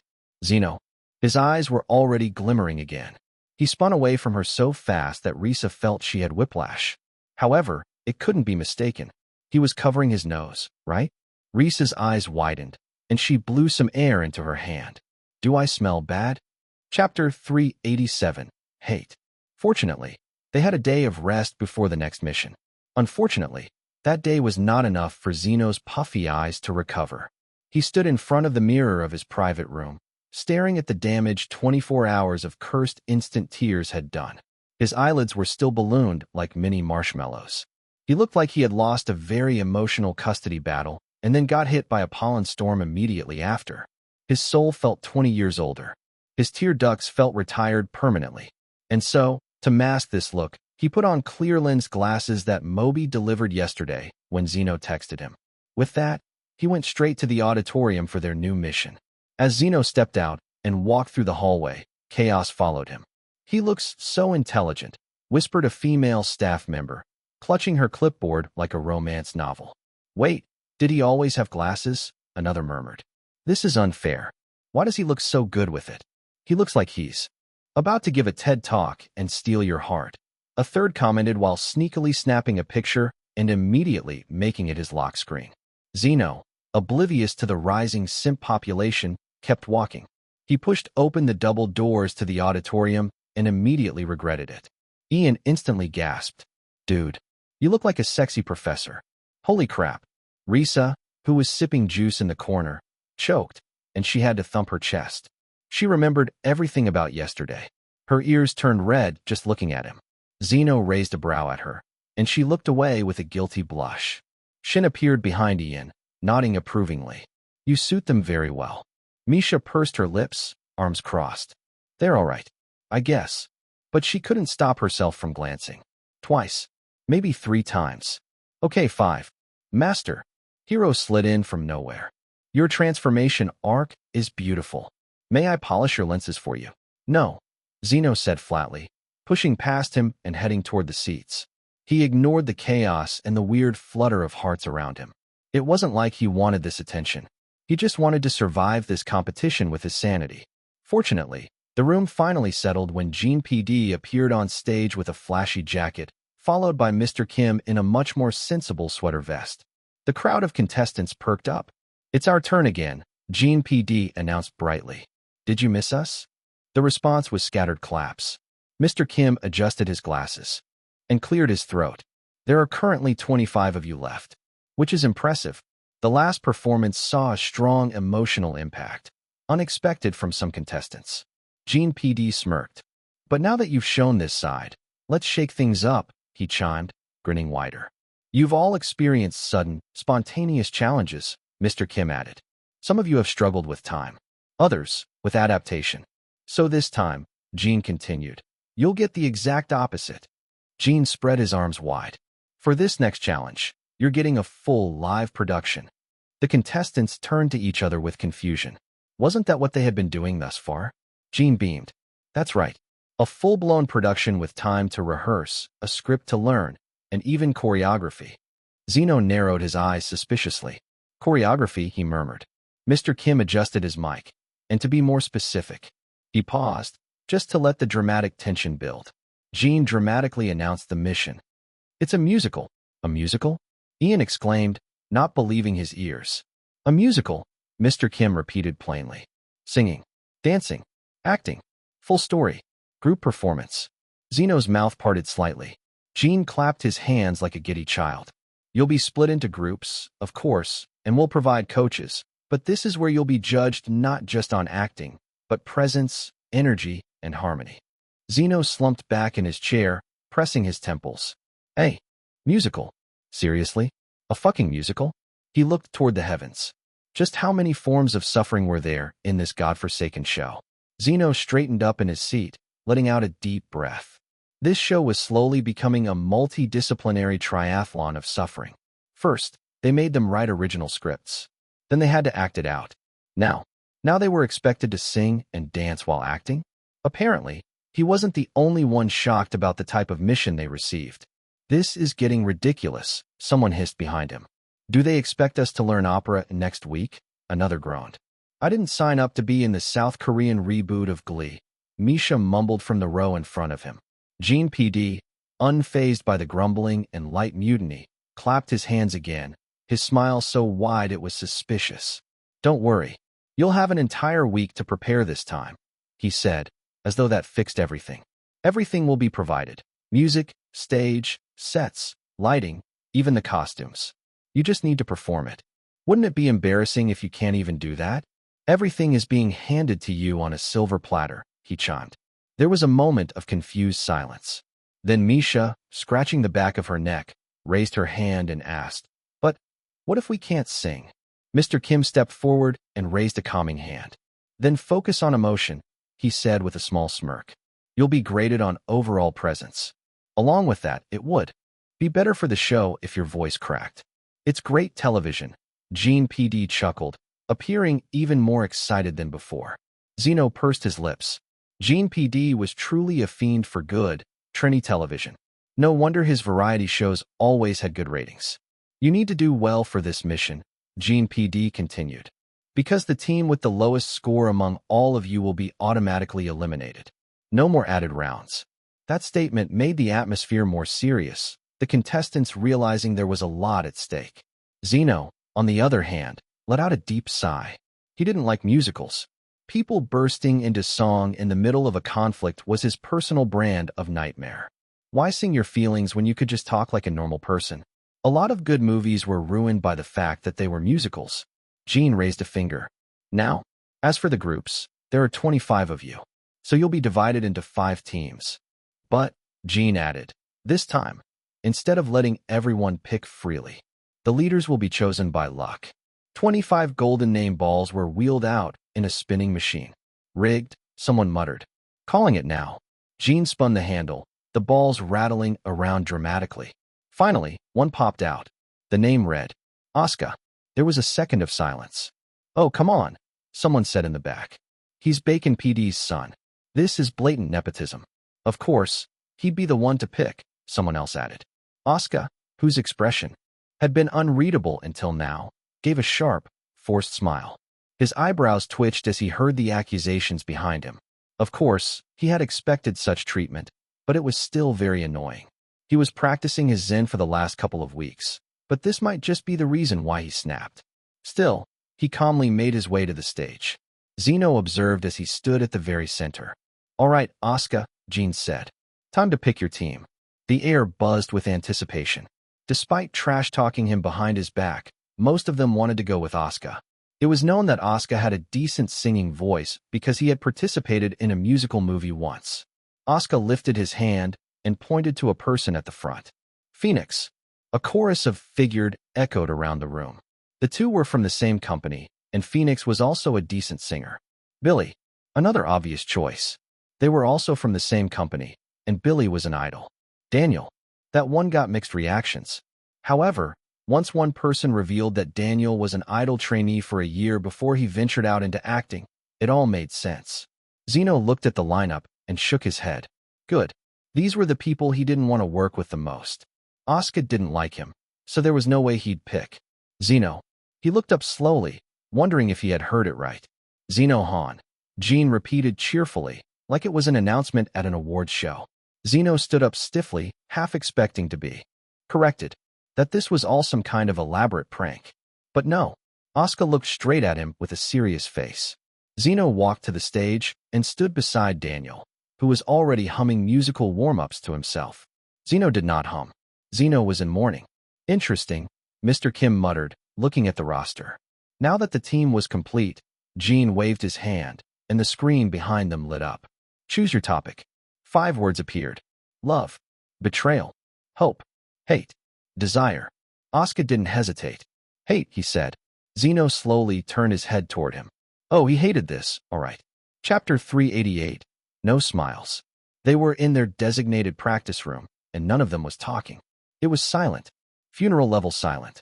The kind of silence where even the air conditioner seemed to hold its breath. In the middle of the room sat 5 grown men reading a script titled in cheerful, bubbly font. Week of Smiles. The title was a lie. It was not a week of smiles. Not even a half smile. Not even a dry chuckle. If anything, it was a week of trauma, tension, and tears. Zeno read through the script with furrowed brows. The musical followed 5 brothers named after each day of the week, each one with wildly different lives, forced to return home when their single father, who was diagnosed with terminal colon cancer, wished for all of them to return before his death.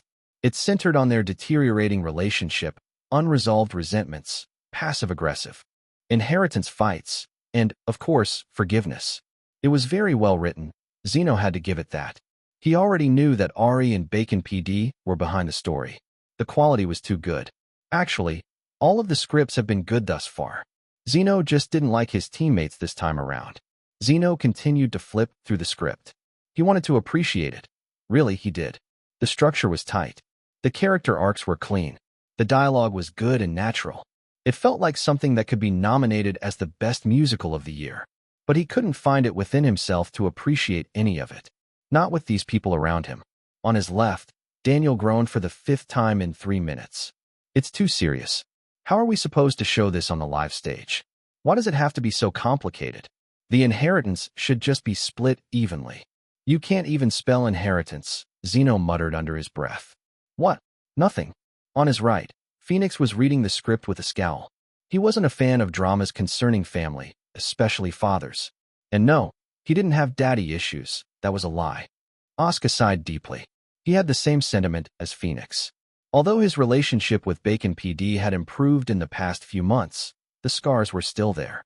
And with people continuously pointing fingers at him about being here only because of his dad, it didn't leave a good taste in his mouth. The room tensed. From the floor, Billy. stretched like a cat, flipping through the pages with zero investment in the story. As long as I get a solo, I'm fine. Zeno massaged the bridge of his nose, hoping to push the growing headache back into the void. The circumstances around this mission were turning for the worse. All of them appeared to have different goals. And right on cue, as if summoned by the smell of impending chaos, a pair of staff members waltzed in with a speaker and beaming faces. "Good morning, Hate Team," the one in glasses said. "This is the performance I'm looking forward to the most. I hope you all do the story justice." Silence greeted him. Time to listen to the first song. Isn't this exciting? Zeno stared at them like they had just announced a group colonoscopy. They were completely unaware of the mood inside the room as they continued to introduce the songs. "There are 3 songs total," the second staff member continued, completely unfazed. "The first is the opening number, and everyone's involved. The second is the conflict song, mainly focused on Wednesday. That's the main character, right?" Daniel perked up, already wanting to snatch it up. Billy wasn't going to let him, though. His fists clenched and his eyes narrowed, ready to take the role at any given moment. "And the third," the staff member finished, "is a resolution number at the end." Although they didn't show any emotions, it was clear they didn't want to do it. The speaker clicked, and the first song began to play. This is entitled 1 Week. Right off the bat, it was jolly. It contained upbeat piano and Johnny guitar riffs.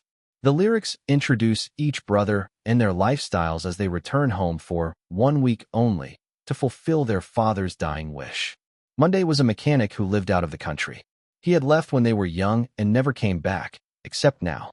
"Cairo's hot this time of year. I was fixing a car when the phone rang. Dad's dying. So I left the car. And the client. And the bill. Because when you're the oldest, you go." Tuesday was the second eldest and a certified freeloader. He never left home, and he lived with his wife and 2 kids in the guest room. "He never made me leave. Everyone else ran. But I stayed. Isn't that love? Isn't that worth something?" Wednesday was a man in finance. The most successful. Emotionally repressed. The nurse said it's days. I said I'd move my meetings. I didn't. Thursday was a pastor on a mission abroad, helping those in need. I prayed when the plane took off. Prayed harder when it landed. And I prayed that this would be easy.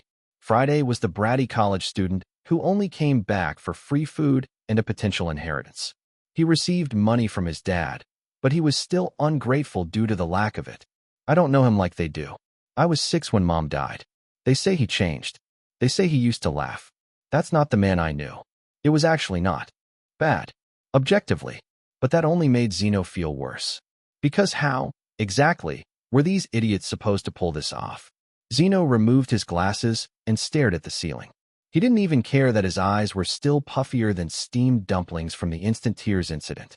Zeno already wanted this mission to end, even when it hadn't even started. "So, I get to be the main character, right?" Billy asked, breaking the silence and making Zeno's headache worse. Chapter 389, Vocally Demanding. "You can listen to the next 2 songs if you like," said one of the staff members. She reached for the tablet, fingers poised to tap the next track. "Wait." Oscar lifted a hand.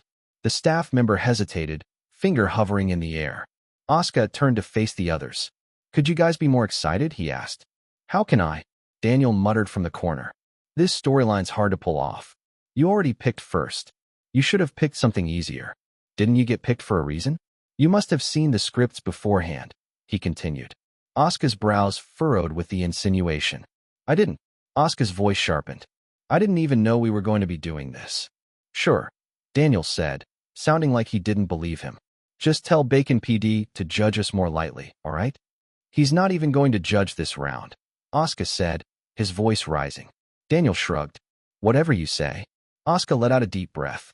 Everyone went still for half a second. Then, Billy, who had been dangling his leg lazily off the side of the couch, sighed. "Fine. I'll be Friday. He has decent lines, too, and I think I can do it best." Billy definitely couldn't read the room. Oscar and Daniel were arguing, and he was already choosing his part. Daniel clicked his tongue. "Of course you'd pick the youngest. No effort, no weight." "I am the youngest," Billy said, unaffected. "And I'm fun. Friday's fun. It fits." Phoenix let out a slow sigh. "So unprofessional. All of you." Oscar scoffed. "You're speaking like you're ahead of all of us." Phoenix raised an eyebrow in response, but said nothing. The silence that followed was louder than words. His posture, his eyes, the subtle arch of his brow, it all screamed, "Am I not?" Zeno sat at the edge of the armrest, elbows on knees, eyes set on the floor. He rubbed the center of his forehead with 2 fingers. His head wasn't just aching. It was going to explode from stress. "Play the next one," he said quietly to the staff, wanting to get this over with. Fortunately, that broke the tension just slightly. They all turned silent, and they focused as the second track began. It was Wednesday's song. A sharp breath of piano keys. A rhythmic build. The vocals came in, slow, weighted, and rich. The kind of voice that told a whole story before the lyrics even settled. It wasn't showy. Every note was quite precise. "You call me cold. You say I don't come home enough. You talk like I was born this way. But I was just trying to be strong enough. I stayed up late. I paid the bills you wouldn't touch. I held the calls. I built the walls. But no one ever said, 'Thank you very much.'" Zeno's eyes narrowed.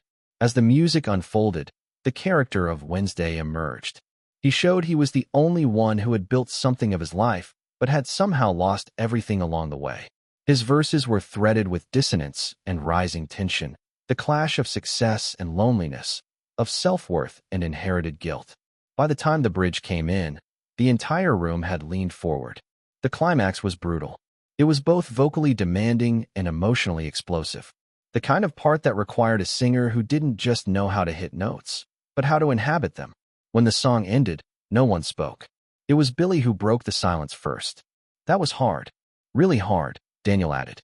Oscar shook his head faintly. The song could be considered difficult for someone who had been on Broadway for a long time. How could they give inexperienced actors such a piece? Zeno tried not to frown, but his lips pressed into a line. They all glanced at each other. For a brief moment, Wednesday's role became the obvious crown. All signs pointed to the role being the main one, even if the story wasn't built around a singular lead. But, at that moment, the thought faded.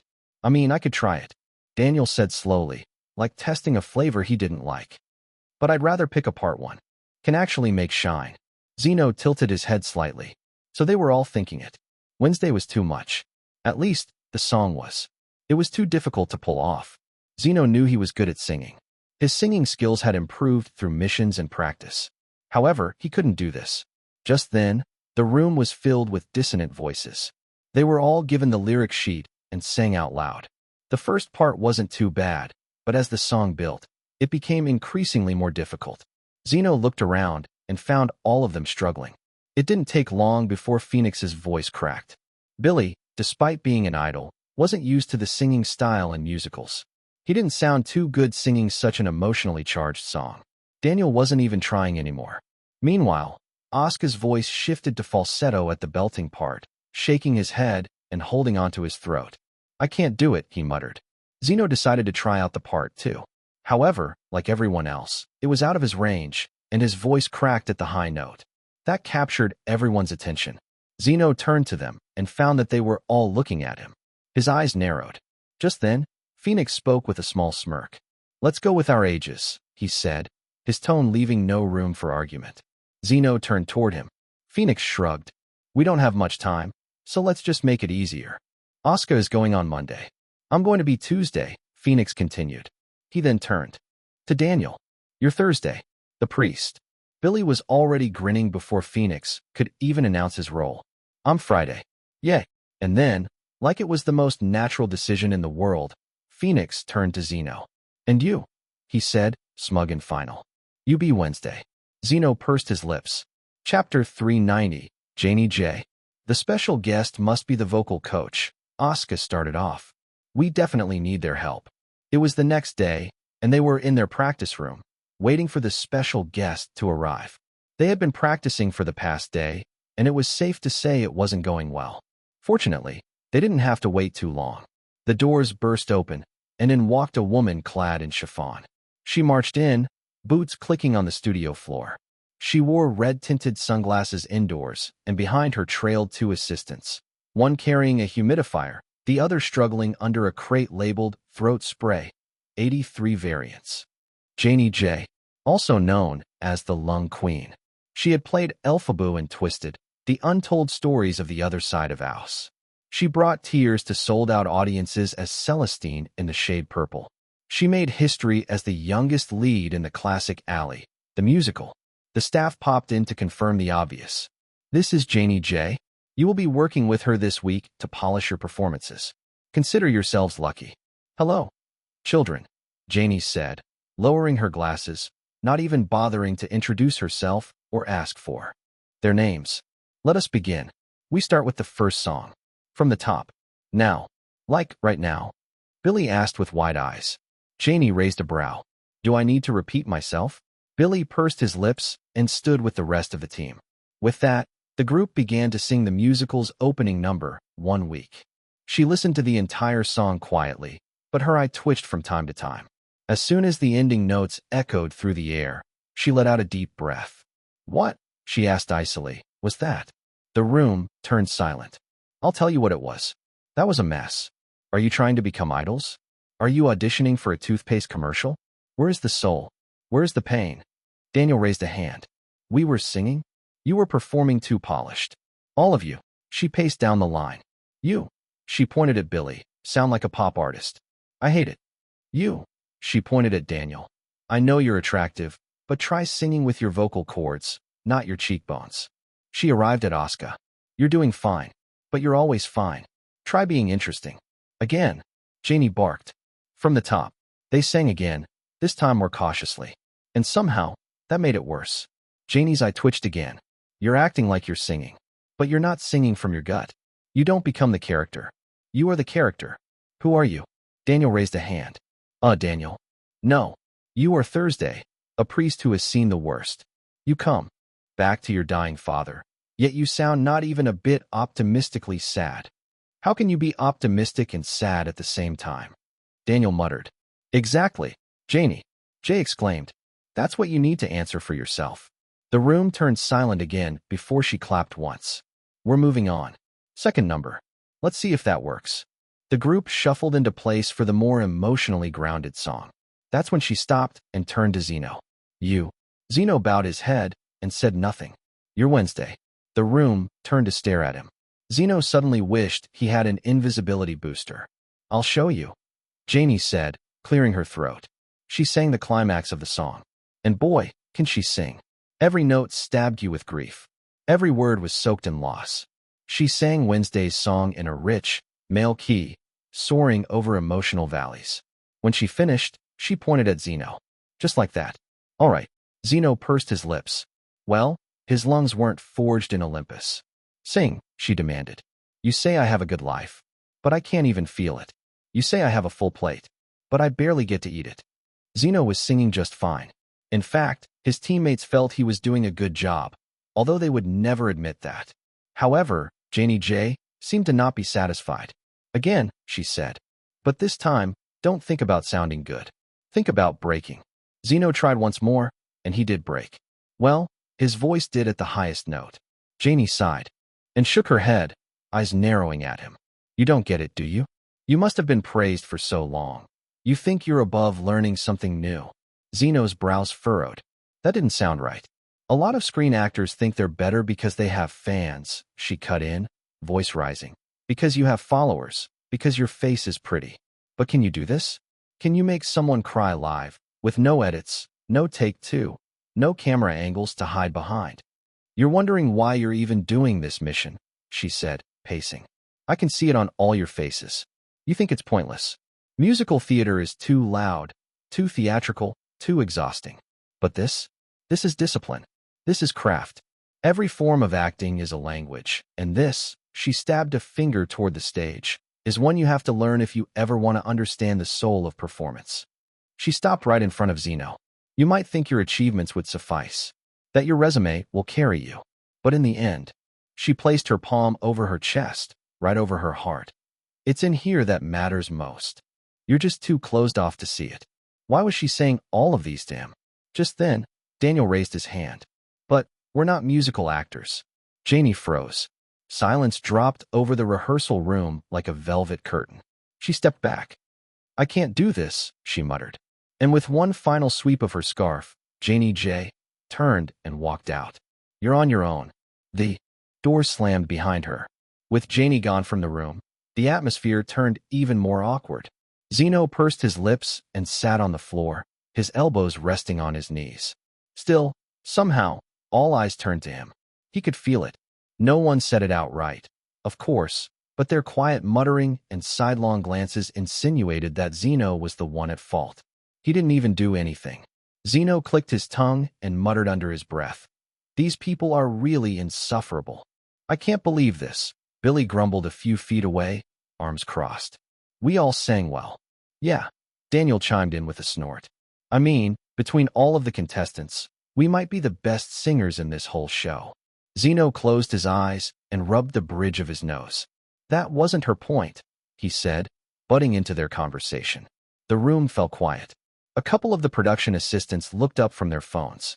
She wasn't mad because we sang well, he went on. She was mad because we couldn't tell the story. Billy frowned. Isn't that the same thing? Zeno stared at him for a full 3 seconds, then shook his head slowly. No, not even a little bit. Oscar let out a long sigh. He ran his hand through his neatly styled hair, which was now doing its best impression of a bird's nest. Zeno glanced at him. If there was one good thing about this group, there wasn't. Oscar looked like he was actively regretting signing up for this team. Phoenix, who had been uncharacteristically quiet, sat with his script folded neatly in his lap. They hadn't practiced their lines together. They hadn't even blocked the first act. And when they did rehearse, everyone still moved like a soloist waiting for the spotlight. There was no cohesion, just a bunch of inflated egos and a ticking clock. Zeno exhaled and rubbed his jaw. His brain was replaying Janie's demonstration. She had become Wednesday with just 2 lines. His eyes followed his teammates again, where they had now slowly returned to their designated spots. It had been like this for 2 days. They would memorize their scripts individually. They would sing individually. They would practice individually. His mind drifted back to his own problem. The second song. The key was ridiculously high for him. So, aside from this godforsaken group, this was another problem of his. Right on cue, a soft chime echoed in his mind. New side quest available. Reward. Range enhancer. Upgrades your vocal range to suit live musical performances, including difficult keys. Control of vocals not included. Zeno stared at the glowing text hovering in front of him. He then scrolled a bit further down to see what he needed to do. Quest title, 100 compliments. Unlock the mystical power of belief in other people. Compliment 100 individuals sincerely to receive your reward. His eye twitched. Sincerely. He looked around the room. There weren't even 100 contestants on this show. Aside from that, he didn't know everyone that well to give them a compliment out of nowhere. Was this a new torture method? He'd rather run barefoot through broken glass and listen to Hero's freestyle poems for him. Zeno leaned forward, resting his face in his hands with a groan that came from the deepest part of his soul. You've got to be kidding me. Chapter 391, Compliment Mission. Compliment count, 3. Zeno already wanted to quit. It was one of those quests that seemed harmless on paper, but the reality was proving far more hazardous. His first target had been Ian. Zeno had told him that his eyes held a lot of emotion. It was true, unfortunately. Ian's eyes were the most expressive part of his face. However, Zeno regretted it already because ever since the morning, Ian hadn't stopped blinking at him. Over and over again. It felt like he was trying to Morse code his gratitude into Zeno's skull. The second had been Hero. Zeno called him a good actor, thinking it was the safest, most innocuous compliment in the world. However, it wasn't. Hero's response was immediate tears. Hero was still sniffling 2 hours later, and Zeno was forced to pretend he didn't notice. For his third target, it was Risa. He'd told her she was quite cute. It was the truth. A simple, harmless truth. But Risa had been spacing out ever since, even walking directly into a wall, causing her to pass out and go to a nearby hospital. So yes, this compliment mission was dangerous. But he still had to do it. His deadline was the day of their performance, and looking at the calendar, he knew he was going to have a very, very hard time. With that, he sat slouched on the couch of their viewing room, scrolling through his contacts for a potential target. He needed someone low risk. His thumb hovered over Moby's name. Fine. He typed, "You're hardworking. Thank you for everything you've done." A safe, workplace-appropriate, unembellished compliment. The reply came instantly. "Moby, what do you need?" "Moby, money." "Moby, food." Moby, I'll send it to you right now. Moby, thank you. You don't have to thank me. I get to live this life because of you. Moby, if I have a child, I'll name it after you. Zeno sighed and typed back, no. Compliment count, 4. See, this was exactly the problem. Why was it so hard to compliment people without them turning it into a big deal? Even now, Moby kept texting him. He got up from the couch and scanned the hallway until his eyes landed on Shin, who was leaning against the wall scrolling on his phone. Shin was harmless enough. Zeno recalled that his wife had recently given birth, so he decided to compliment him on that. You're a good father, Zeno said in passing, wanting to get away as soon as possible. Shin looked up, startled, then pursed his lips. You know, Zeno tilted his head. Know what? It's been so hard, Shin admitted. But thanks. That means a lot. You're a good man, too. You'll be a good father in the future. Zeno narrowed his eyes. Why was he being complimented back? MMH. He shook his head and kept walking before Shin could get sentimental about it. He was running out of people he could approach without wanting to vanish into thin air. He was also consciously skipping his teammates. Not because they were far away. He just didn't like them. Unfortunately, that meant he had to venture further down the list of acquaintances. His next target was Misha. She was in one of the auxiliary practice rooms, pacing with a clipboard in hand, her brow furrowed in concentration. I like your dedication, Zeno said from the doorway. She froze, halfway through scribbling a note. What?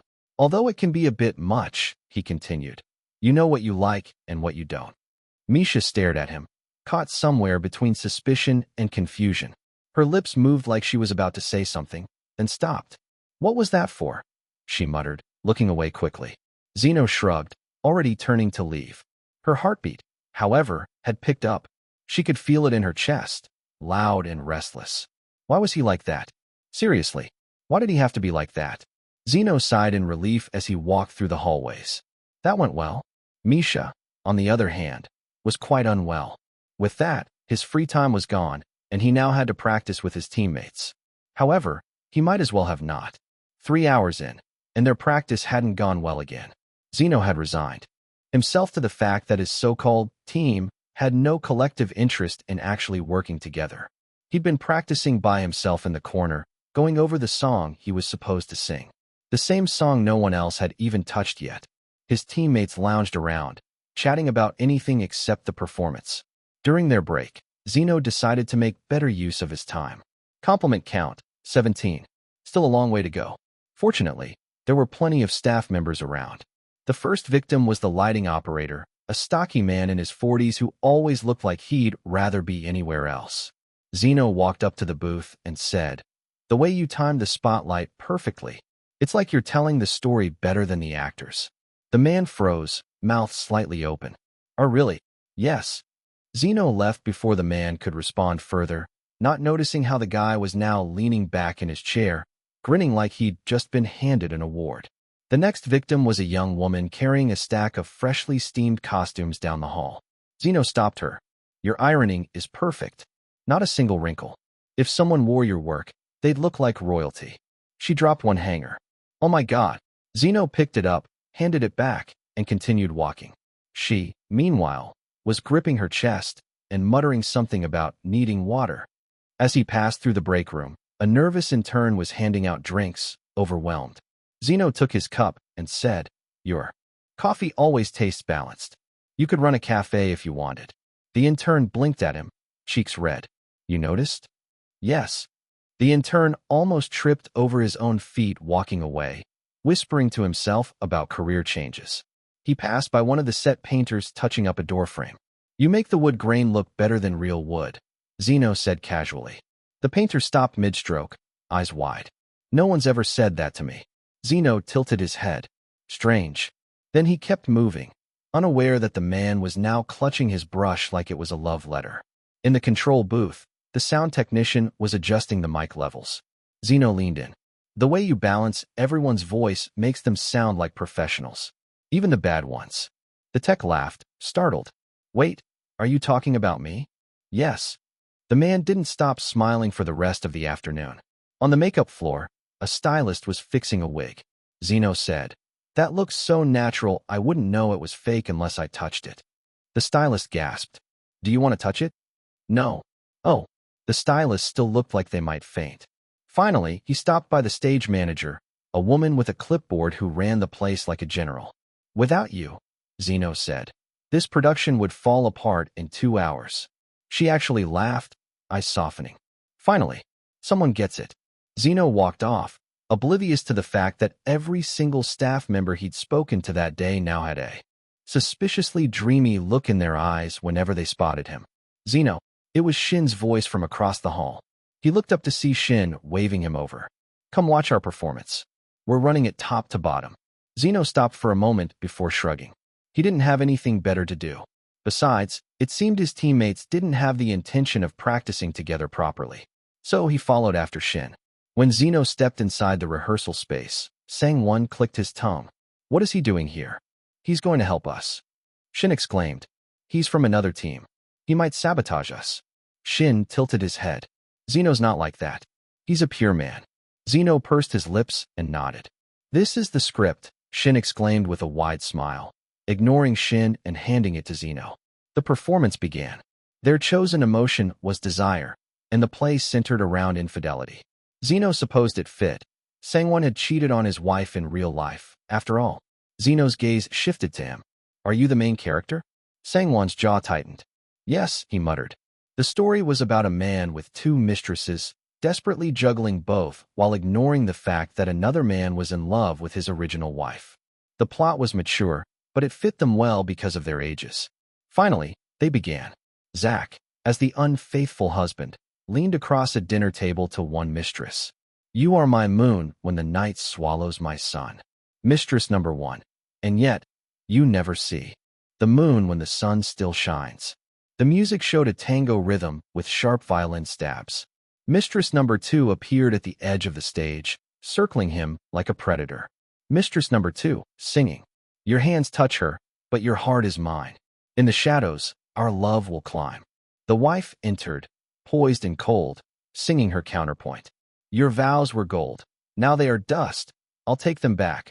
I'll take my trust. The tension snapped when the wife and one mistress sang directly to each other, the other mistress backing away while Zach looked torn. Shin played the character of Zane, a younger, hotter man.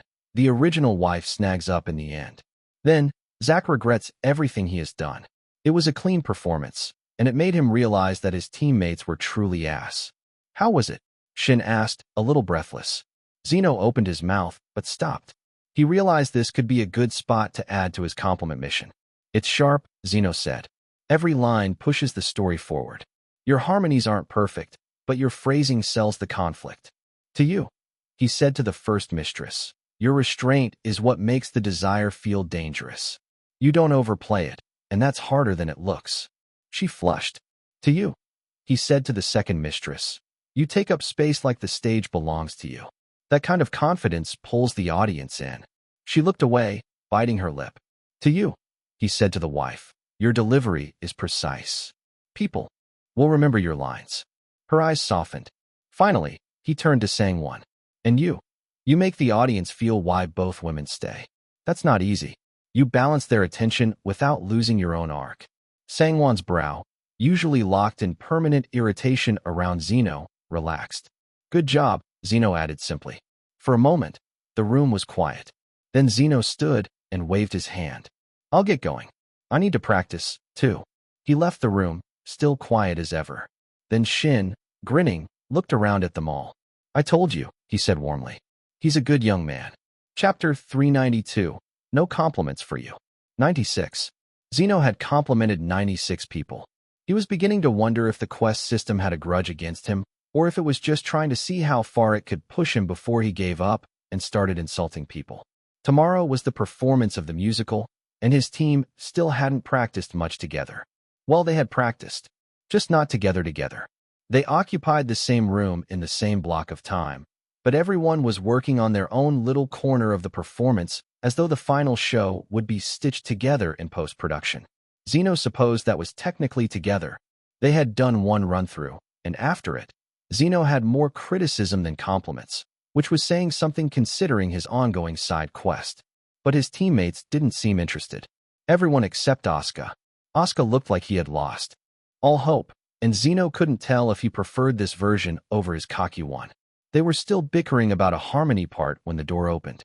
"They want us all out," Hiro said with bright eyes before pointing toward the hallway. They were guided to a different studio where a list was shown, entitled Janie's Prediction. It was a prediction of who was most likely to win and most likely to lose or go home, procured by none other than Janie J. Unsurprisingly, the team most likely to win was Shin's. And still unsurprisingly, the team most likely to lose was Zeno's. Zeno sighed and turned to his teammates, who only muttered to themselves. Meanwhile, in another room, Janie J. was seated with Jean PD and Bacon PD, also showing her prediction to them. "Really?" Jean PD asked, leaning forward. Bacon PD frowned, looking over the ranking sheet. "This team," he pointed to Zeno, "has most of our best bets." "Yes," Jean PD muttered. "With their appearance here, I think the ratings will shoot up high too." Yanni frowned. "Well, I don't know. The result will speak for itself. Let's see on the day of their performance if they deserve to stay here." Jean PD steepled his fingers. "Maybe they need pressure." "They've got pressure," Janie replied. "What they need is a reason." Before they went back to their practice rooms, Zeno pulled Asuka to the side. "Talk to me for a second," Zeno said. Asuka looked up from his phone, eyebrows raised. "Yeah." Zeno crossed his arms. "Are you going to do anything?" Asuka tilted his head. "What do you mean?" "What do I mean? Did you see the result? We're going to go home if this keeps up." Asuka shrugged, leaning back against the wall. "What do I need to do?" Zeno stared at him. "Are you serious?" He was the leader of the group, so he might as well unite them for once. "I mean, I'll do my best," Asuka said with the kind of tone that suggested best was a concept open to interpretation. "But if we go home, they might finally stop saying that I got in because of my dad." So that was it. The whispers about Asuka Beck being a nepotism baby weren't new. Zeno had heard them the same way everyone else had. Asuka also knew about them, so why was he so affected now? Zeno's mouth flattened into a line. "So that's it." Asuka gave a humorless chuckle. "I guess it's easier to let them be right. Then I don't have to prove anything."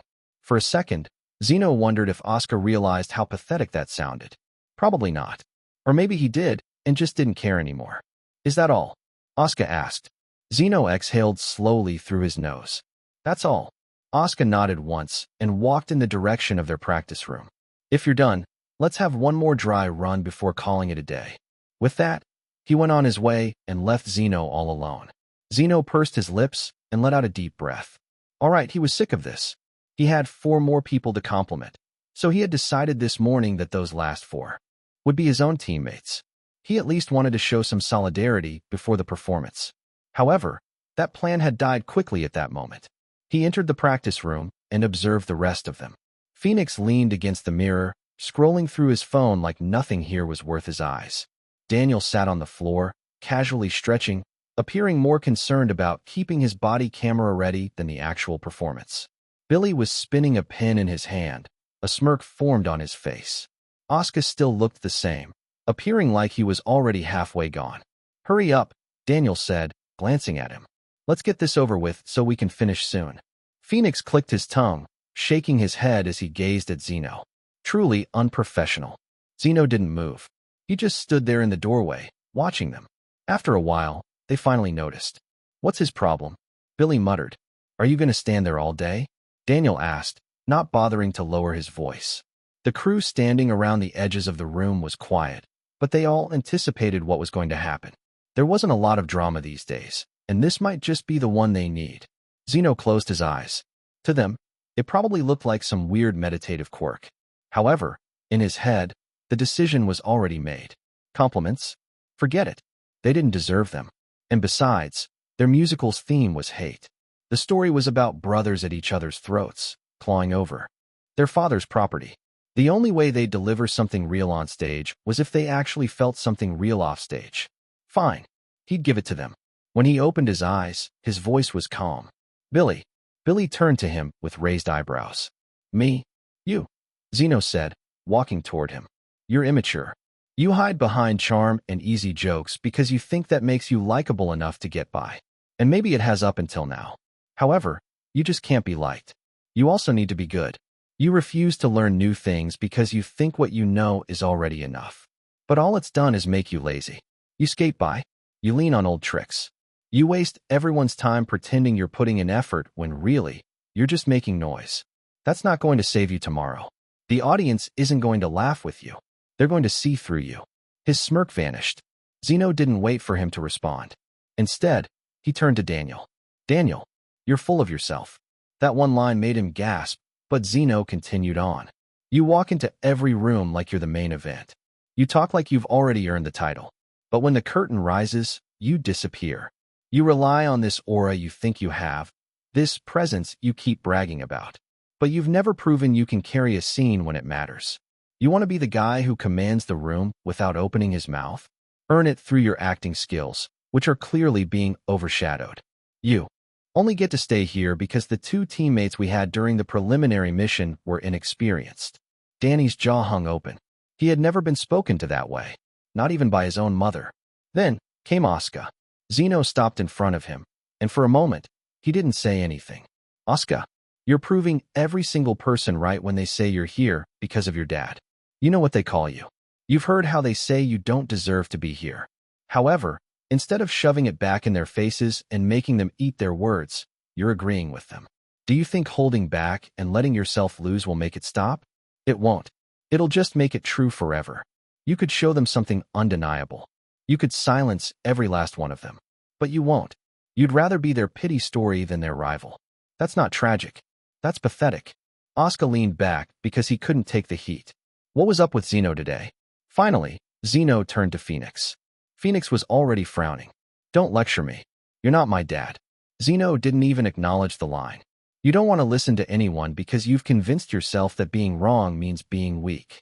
You cling to this idea that your way is always the right way, and if it's not, you'd rather let everything crash than admit you might need help. That's not strength. That's ego. You talk about professionalism, but you're the first one to check out when things don't go exactly your way. If tomorrow we fail, it won't be because the performance wasn't good enough. It'll be because you refuse to let it be anything other than your version. Phoenix felt his heart thump, suddenly remembering a distant memory. The crew around them all covered their mouths, unprepared for such roasting to happen in front of them. Zeno stepped back, looking at all of them now, not as teammates, but as rivals. Tomorrow, he said quietly, let's see who wins among us. The silence that followed was heavy. No one moved. The crew didn't dare breathe too loudly. For the first time in days, they were all looking at him with something other than disinterest. And it wasn't friendship. It was competition, but it was exactly what Zeno wanted. Chapter 393, Musical Mission. It was the day of their performance for the musical. The contestants were already finished with hair and makeup, waiting for the signal. Zeno sat in front of the mirror, running a fingertip over the cool glass. He opened his system interface in the corner of his vision. Compliment quest progress, 96 out of 100. Time left, 3 hours. He exhaled through his nose. 3 hours to finish it. He could finish it. But the thought of giving those last 4 to his teammates, after everything, felt like swallowing glass. Yesterday's pep talk hadn't exactly brought the group together. In fact, it had done the opposite. Not that he minded. The problem was, they hadn't practiced again since yesterday. Zeno had spent the evening practicing alone in a smaller rehearsal booth. He was hitting the notes better now. It was not perfect, but he was closer to where they needed to be. The trouble was that his part wasn't the only one that needed work. And today, they'd have to perform in front of everyone. On the way toward the stage area, the hallway was lined with production crew members holding clipboards and earpieces. Other contestants shuffled by, their outfits glittering under the fluorescent lights. Somewhere ahead, a burst of laughter broke out from another team, probably Shin's. He had complimented nearly everyone in his vicinity, but the moment 4 individuals walked past him, he knew what to do. 3 hours left. That would put him right before their performance slot. Each musical today would run about 30 minutes. And thanks to Oscar's choice back when teams were picking performance order, they were going last. That was enough time for him to finish his mission. When they arrived at the stage entrance, the contestants were guided by staff toward the wings. Please settle, a crew member instructed, motioning for them to move into position. The heavy velvet curtains hung in front of them, muffling whatever was beyond. It was too quiet. That was the first thing Zeno noticed. And then the curtains lifted. The sudden flood of stage light hit their eyes first, followed by the sight that made every single brow on stage furrow. The auditorium wasn't empty. It was full. Every seat was taken, the crowd stretching from the first row to the shadowed back wall. A low murmur rippled through the contestants. No one had been told about this. They had been expecting the judges, the cameras, maybe some staff in the background. Their eyes found the judges' table. The familiar faces of Gene PD, Bacon PD, Mr. Kim, and Janie J sat there. Gene PD stood, microphone in hand. "Before we begin," he said, his voice carrying easily through the auditorium, "we have an announcement. For this mission, there will be 2 different scores. This time, it's high stakes." Gene PD smiled slightly. "The first score will come from our judges, as always. That will account for 50% of your total score. That wasn't too different from before. The second will be an expert score, also 50%. At those words, the stage lights shifted, casting a bright beam on one side of the auditorium. Every head turned toward it. That section was packed with people. Zeno recognized a few of them instantly. They were artists with great reputations in musical theater. "Oh, you've got to be kidding me," Oscar muttered beside Zeno. Gene PD was still talking. "Yes, our experts will be evaluating every single aspect of your performance. Vocals, acting, stage presence, emotion, and teamwork." Teamwork. Beside him, Billy gave a short laugh under his breath. Daniel glanced toward the audience, then back at the floor, muttering something inaudible. "And finally," Gene PD said, "we have one more surprise for today." Zeno felt the hairs on his arms rise. After this mission, Gene PD announced, "Tonight, the first episode will finally air." Gasps, whispers, and even a few nervous laughs echoed on stage. They hadn't even seen how the show would be edited yet. They didn't know which moments would make the cut, or which humiliations would be broadcast to the world.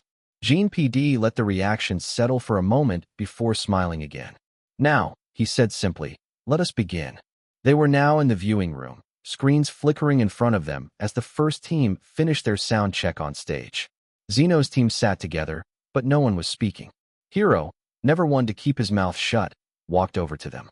He stopped just in front of Zeno's chair and tilted his head, scanning their stiff posture and faces. "Whoa," he said, half grinning. "The aura here is insane."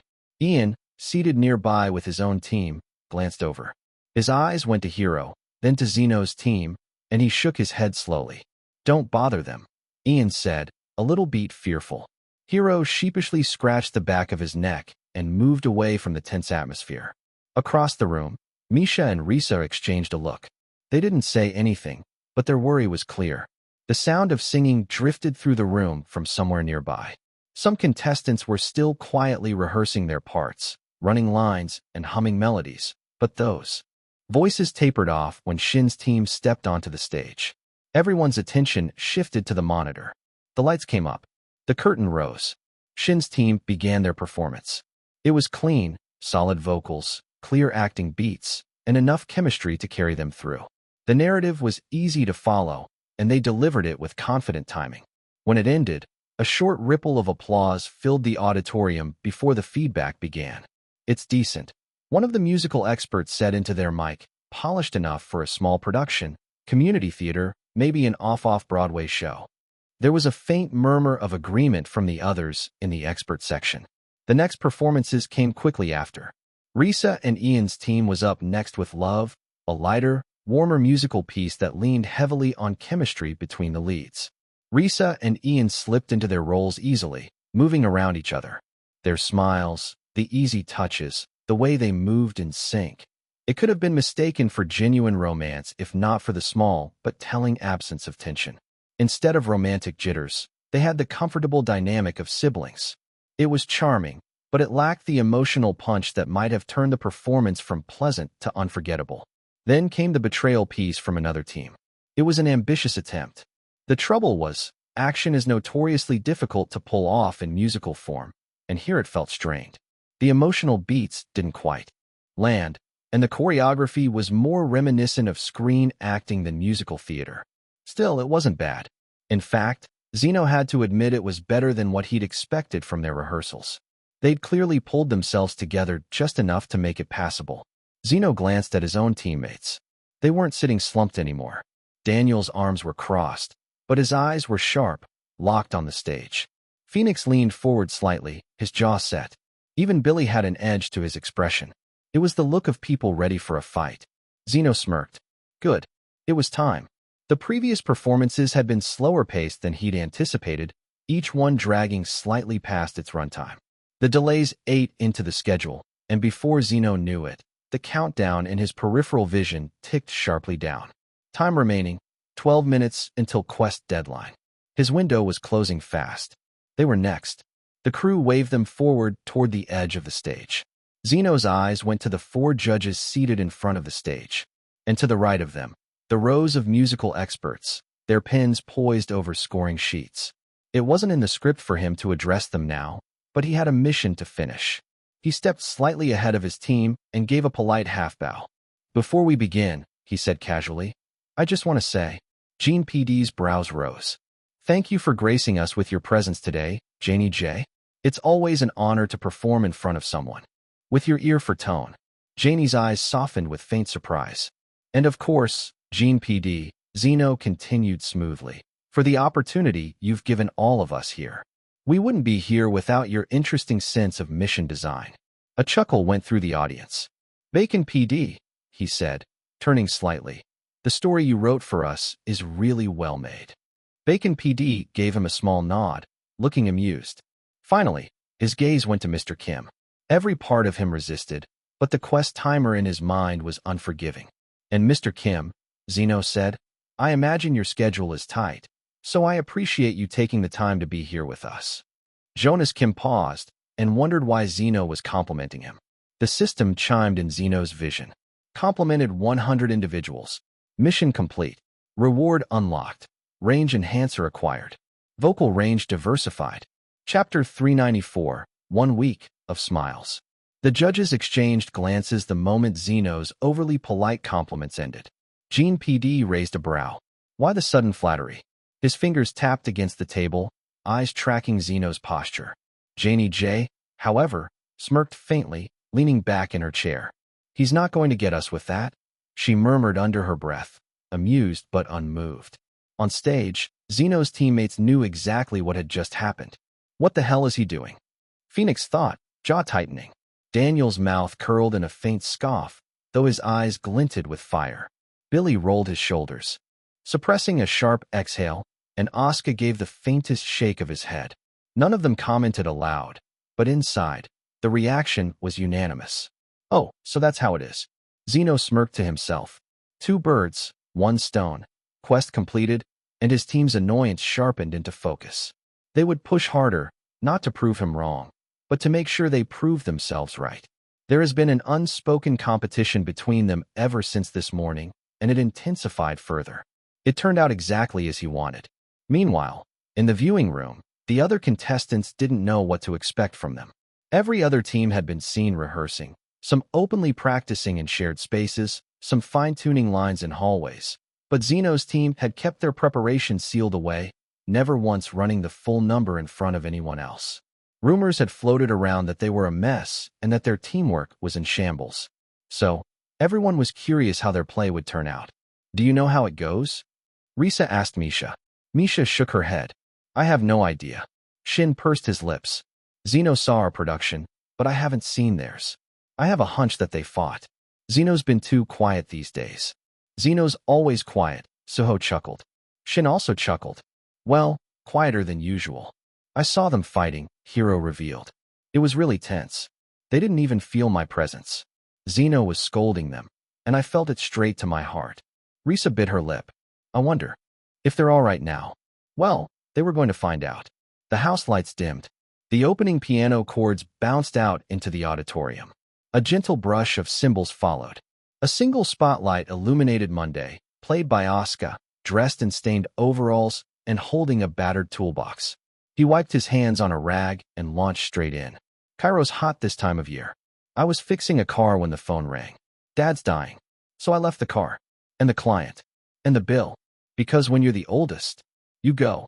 He stepped onto a moving walkway set piece, the home sign glowing in the backdrop.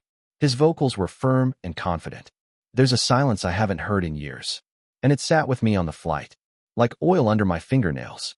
Or the way he used to say, "Be a man, and don't look back." Then, he sighed and spoke, "But I'm looking now. At all of it." The spotlight shifted to Tuesday, Phoenix, lounging in a robe, mug in hand. He appeared more relaxed than Monday, leaning against the couch like he owned the home. "He never made me leave. Everyone else ran. But I stayed. Isn't that love? Isn't that worth something? I cook. I fix the thermostat. I say, 'Dad, your pills.' I let him call me a good boy. Even now." A comedic shrug punctuated the verse, earning a few chuckles from the audience. His timing was easy, conversational, but his pitch was accurate. "Phoenix is really quite good," Janie muttered to herself. "I know what they all think. Lazy, leech, loser. But I'm the one who stayed. Doesn't that count?" The music swung into Wednesday's entrance. Zeno in a suit and a briefcase in hand, pacing across the stage. "He looks hot in a suit." That was Ian. Don't mind him. The musical actors were surprised by how he turned out on the screen. They were all handsome, don't get them wrong. But there was something about Zeno that made him glow. However, that didn't mean they were going to be easy on him. In fact, they expected even more from his singing skills. Zeno began to sing, his voice sounding fuller than the other two. The musical actors straightened in their seats because his enunciation and way of singing were the most similar to how they sang. The nurse said it's days. I said I'd move my meetings. I didn't. The piano shifted to minor, and he started walking slowly like he was stuck in a loop. I bought him the meds. I sent him the money. I never asked for thanks. He paused. But I thought I'd get one.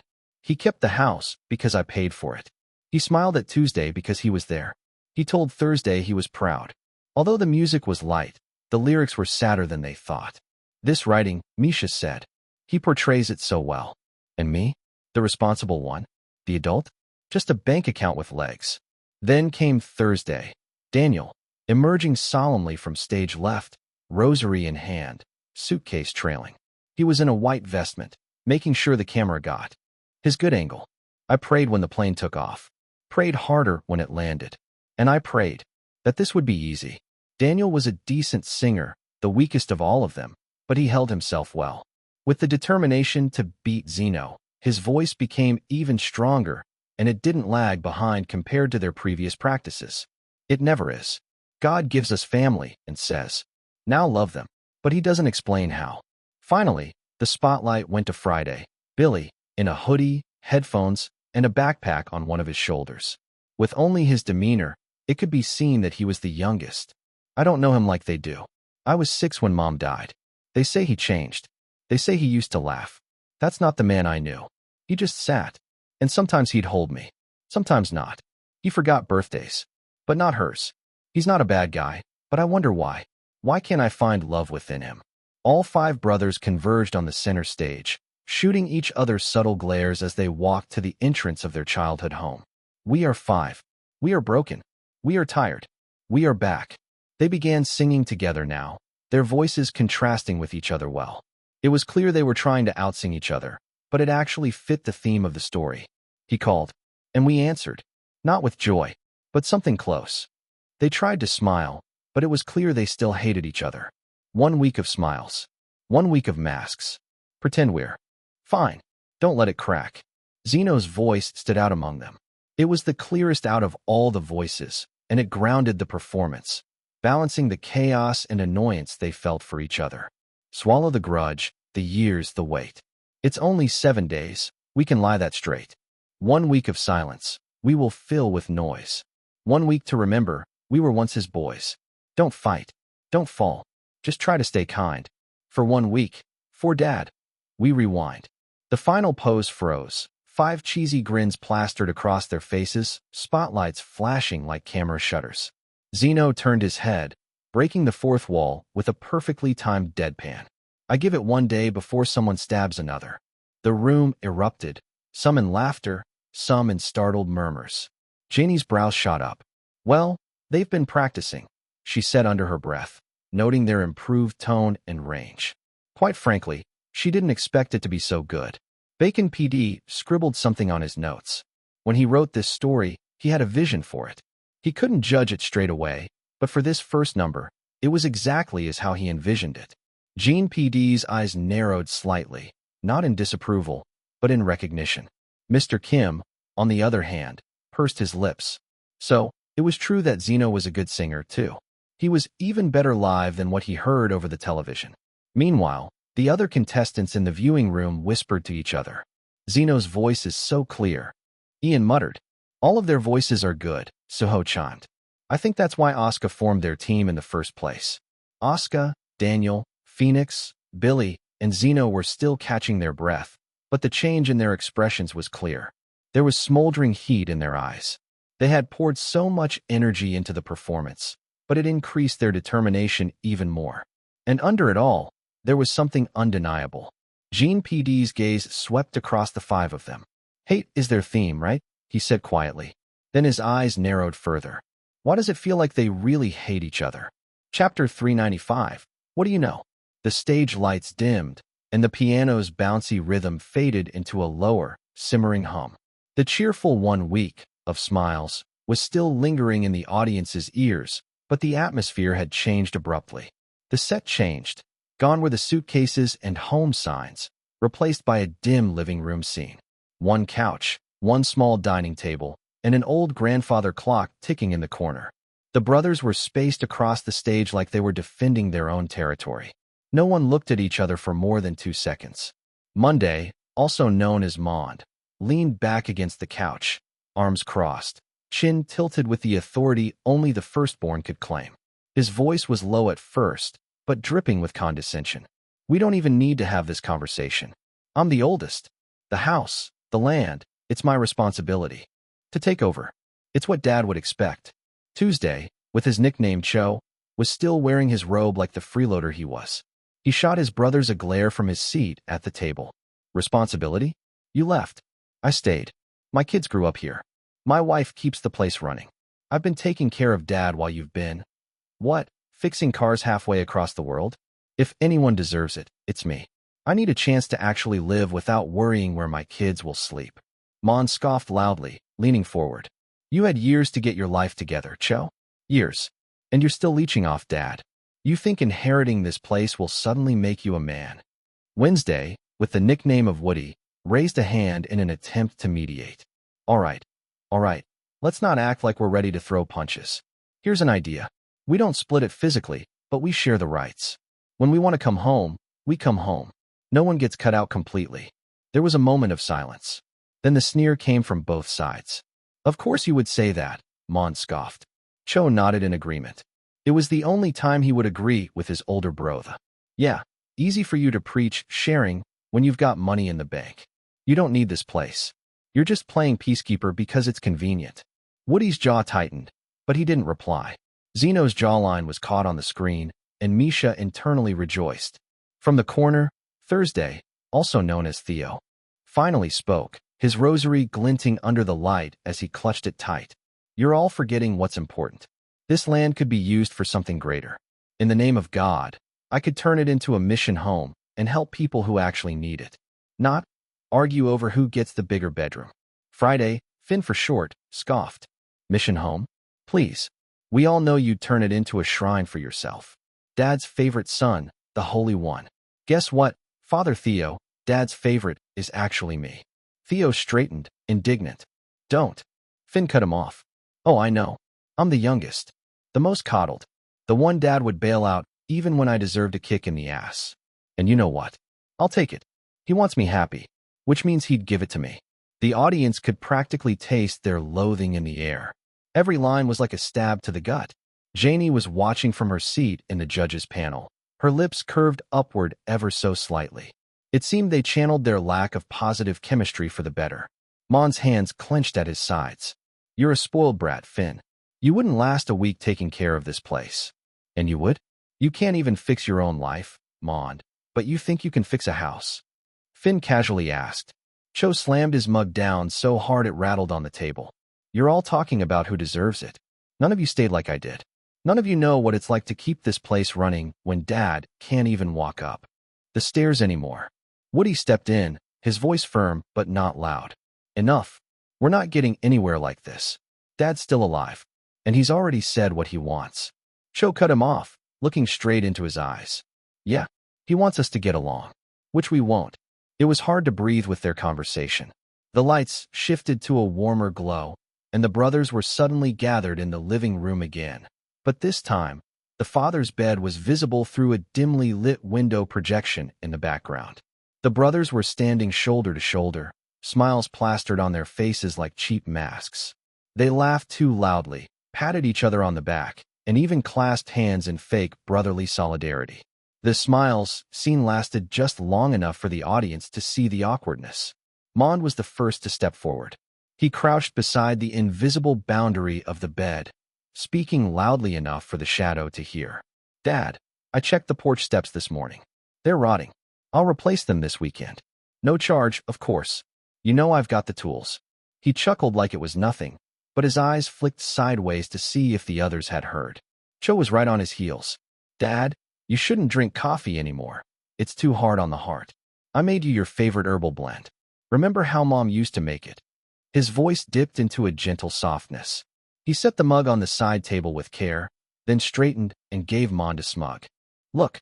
Theo moved in like a priest approaching an altar. He placed a hand on the back of the bed and murmured, "I've been praying for you every day, Dad. And for the family. I've even spoken to the bishop about holding a special mass in your honor." His words were heavy with solemnity, as if it were supposed to be a moment no one could interrupt. Finn, not to be outdone, strolled in with a bright grin, dropping to one knee beside the chair like a knight at court. "I picked up that snack you like, the one from the shop 2 towns over. I had to borrow a car, but hey, you're worth it." He set a paper bag down, making sure the others saw the brand. "No one knows you better than me, Dad." From the corner, Woody didn't move. He didn't fetch tea, didn't kneel, didn't offer grand gestures. His eyes tracked the others with a mix of irritation and resignation.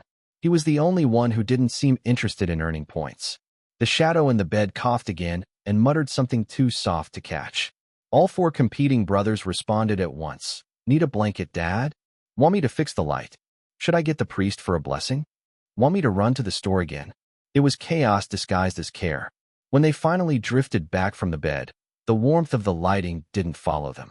They gathered near the doorway, voices dropping the moment they were out of earshot. The golden glow faded into something harsher. Mon broke first, muttering under his breath, "We all know why you're doing this. Trying to butter him up so he'll sign the place over to you." Cho shrugged, unapologetic. "Maybe, but at least I've been here. I've put in the hours. You can't just waltz back in and take it." Theo's voice lost its priestly calm. "And what would you do with it, Cho? Let it rot while you spend your days sleeping in." Finn stepped in, smirking. "You all are wasting your time. I'm the one Dad actually listens to. He's not going to give it to someone he barely talks to anymore." That's when Woody finally spoke, stepping forward with a sigh. "You're all ridiculous. This isn't a competition." The others turned on him in unison. Their despite for Zeno was truly different. "Easy for you to say," Mond snapped. "This is frustrating," Risa muttered. "Why can't they just listen to Zeno?" "You mean Woody?" Shin asked out of amusement. Risa cleared her throat. "Right, Woody." The scene continued on the stage. "I'm not dropping this. I need this property," Finn said. "Need? You want it," Theo sighed. "And don't act like you'll use it for anything worthwhile. You think this is a joke? I have mouths to feed." Cho exclaimed. "All of you, shut up," Mond added, using his authority as the oldest. "The property is mine. Can you all just suck it up for a moment?" Woody asked, breaking the silence with his deep, smooth voice. "Dad's dying. He just wants a week of peace before he's gone. 1 week. We can fight after. You can even stab each other. If you want." Mond rounded on him, eyes blazing. "Why the fuck are you so adamant about making all of us get along well? We hadn't done that in years, you bastard." Bacon PD's eyes widened. He didn't know his son could act that well. The others in the viewing room thought the same. Asuka could actually act vulnerable. "Stay out of this conversation, Woody," Theo said. Woody closed his eyes. "Seriously? Even you, Theo?" Cho sighed. "It's true. You're not a part of this conversation. You swoop in with your perfect job and your perfect life, pretending you're the moral high ground." Cho stepped forward, jabbing a finger into Woody's chest. "You don't even know what it's like to struggle, Woody. You don't know what it's like to have everything riding on this one thing.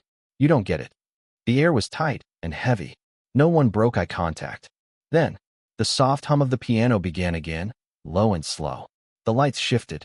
The audience knew another song was coming, and it was time for Zeno to sing it. Chapter 396. What about me? The stage was still. A single spotlight pooled on Zeno. From the viewing room, Ian asked, "Has he ever practiced this?" Shin shook his head. "I don't think I've ever seen him practice." Hiro lifted a finger. "Actually, I see him late in the night in the practice room. I think he was practicing." Risa couldn't help but smile.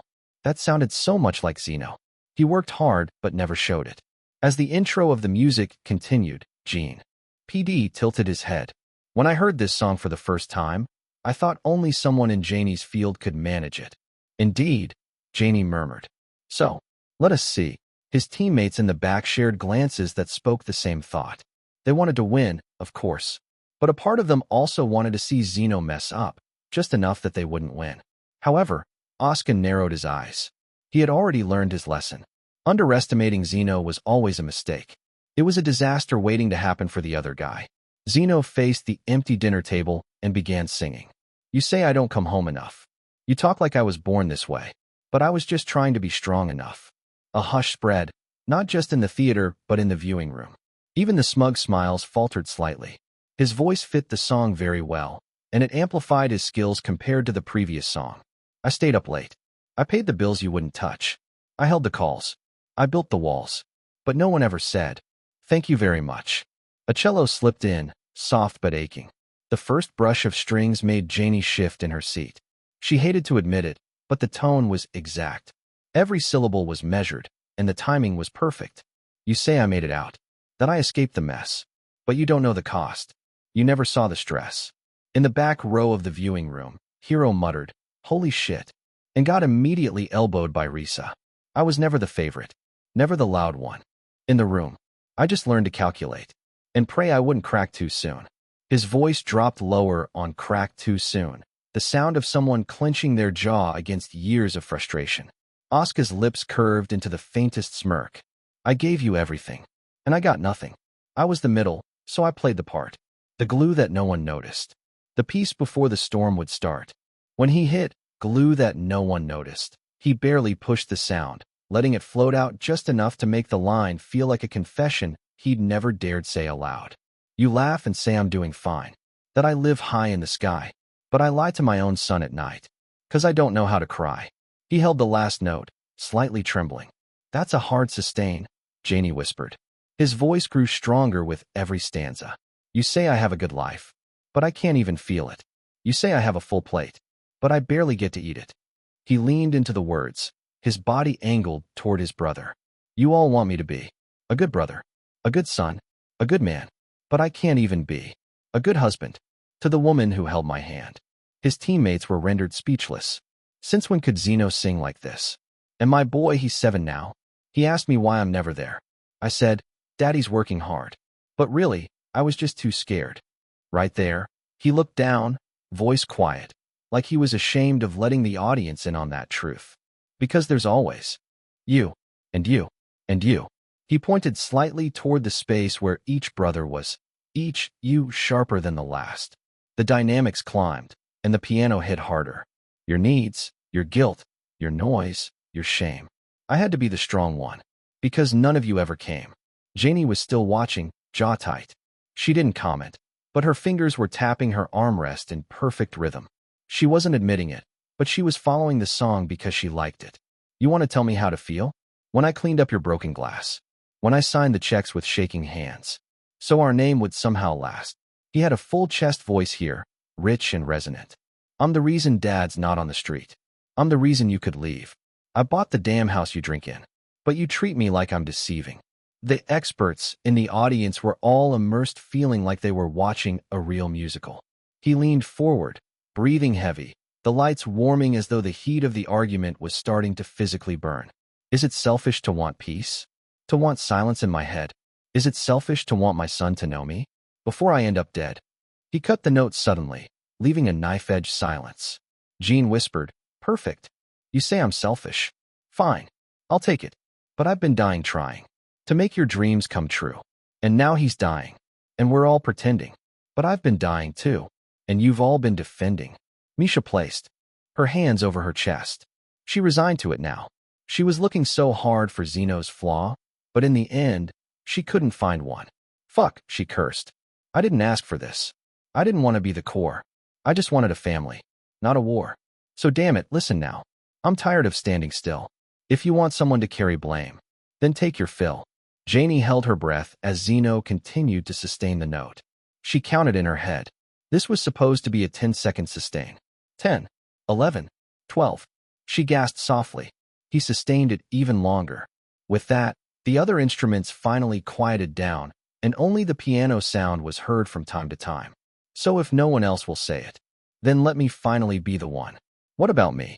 He held the final me, until the keys faded beneath him, letting it disappear into black. Silence reigned in the auditorium as Zeno's last line still hung in the air. Zeno thought. He actually sounded better. The range enhancer had done a good job. However, even though the dreaded song was over, the scene still wasn't. There was still some dialogue. The stage lights dimmed, narrowing into a single pale beam on his face. His breathing slowed, and he stepped forward, slowly. Mond, he started off. It was reminiscent of the time he scolded his teammates and insulted them to the brim. You're the oldest. You never let us forget that. You act like the title means responsibility when it's convenient. But the moment it got hard when Mom died. His voice cracked, but not clumsily. He let the break hang in the air for half a second before recovering. You decided to leave. In the front row, Mr. Kim leaned forward, fingers pressed to his lips. Zeno turned his head to the second brother. Cho. A mirthless laugh escaped his lips. Why is it my fault I'm not struggling? Why do I always have to step back and be the one to sacrifice just because I'm the one who has money? His voice rose. I'm sorry I have money. I'm sorry I worked for it while you had Dad's support. And when his pension started running dry, and he came to me, he pointed at his own chest with a trembling hand. I gave it to him, and he gave it to you. His eyes were glassy when he continued. Theo. He shifted his weight, looking tired. I don't know much about religion, but you're a hypocrite. You can't preach about doing good when you don't do it yourself.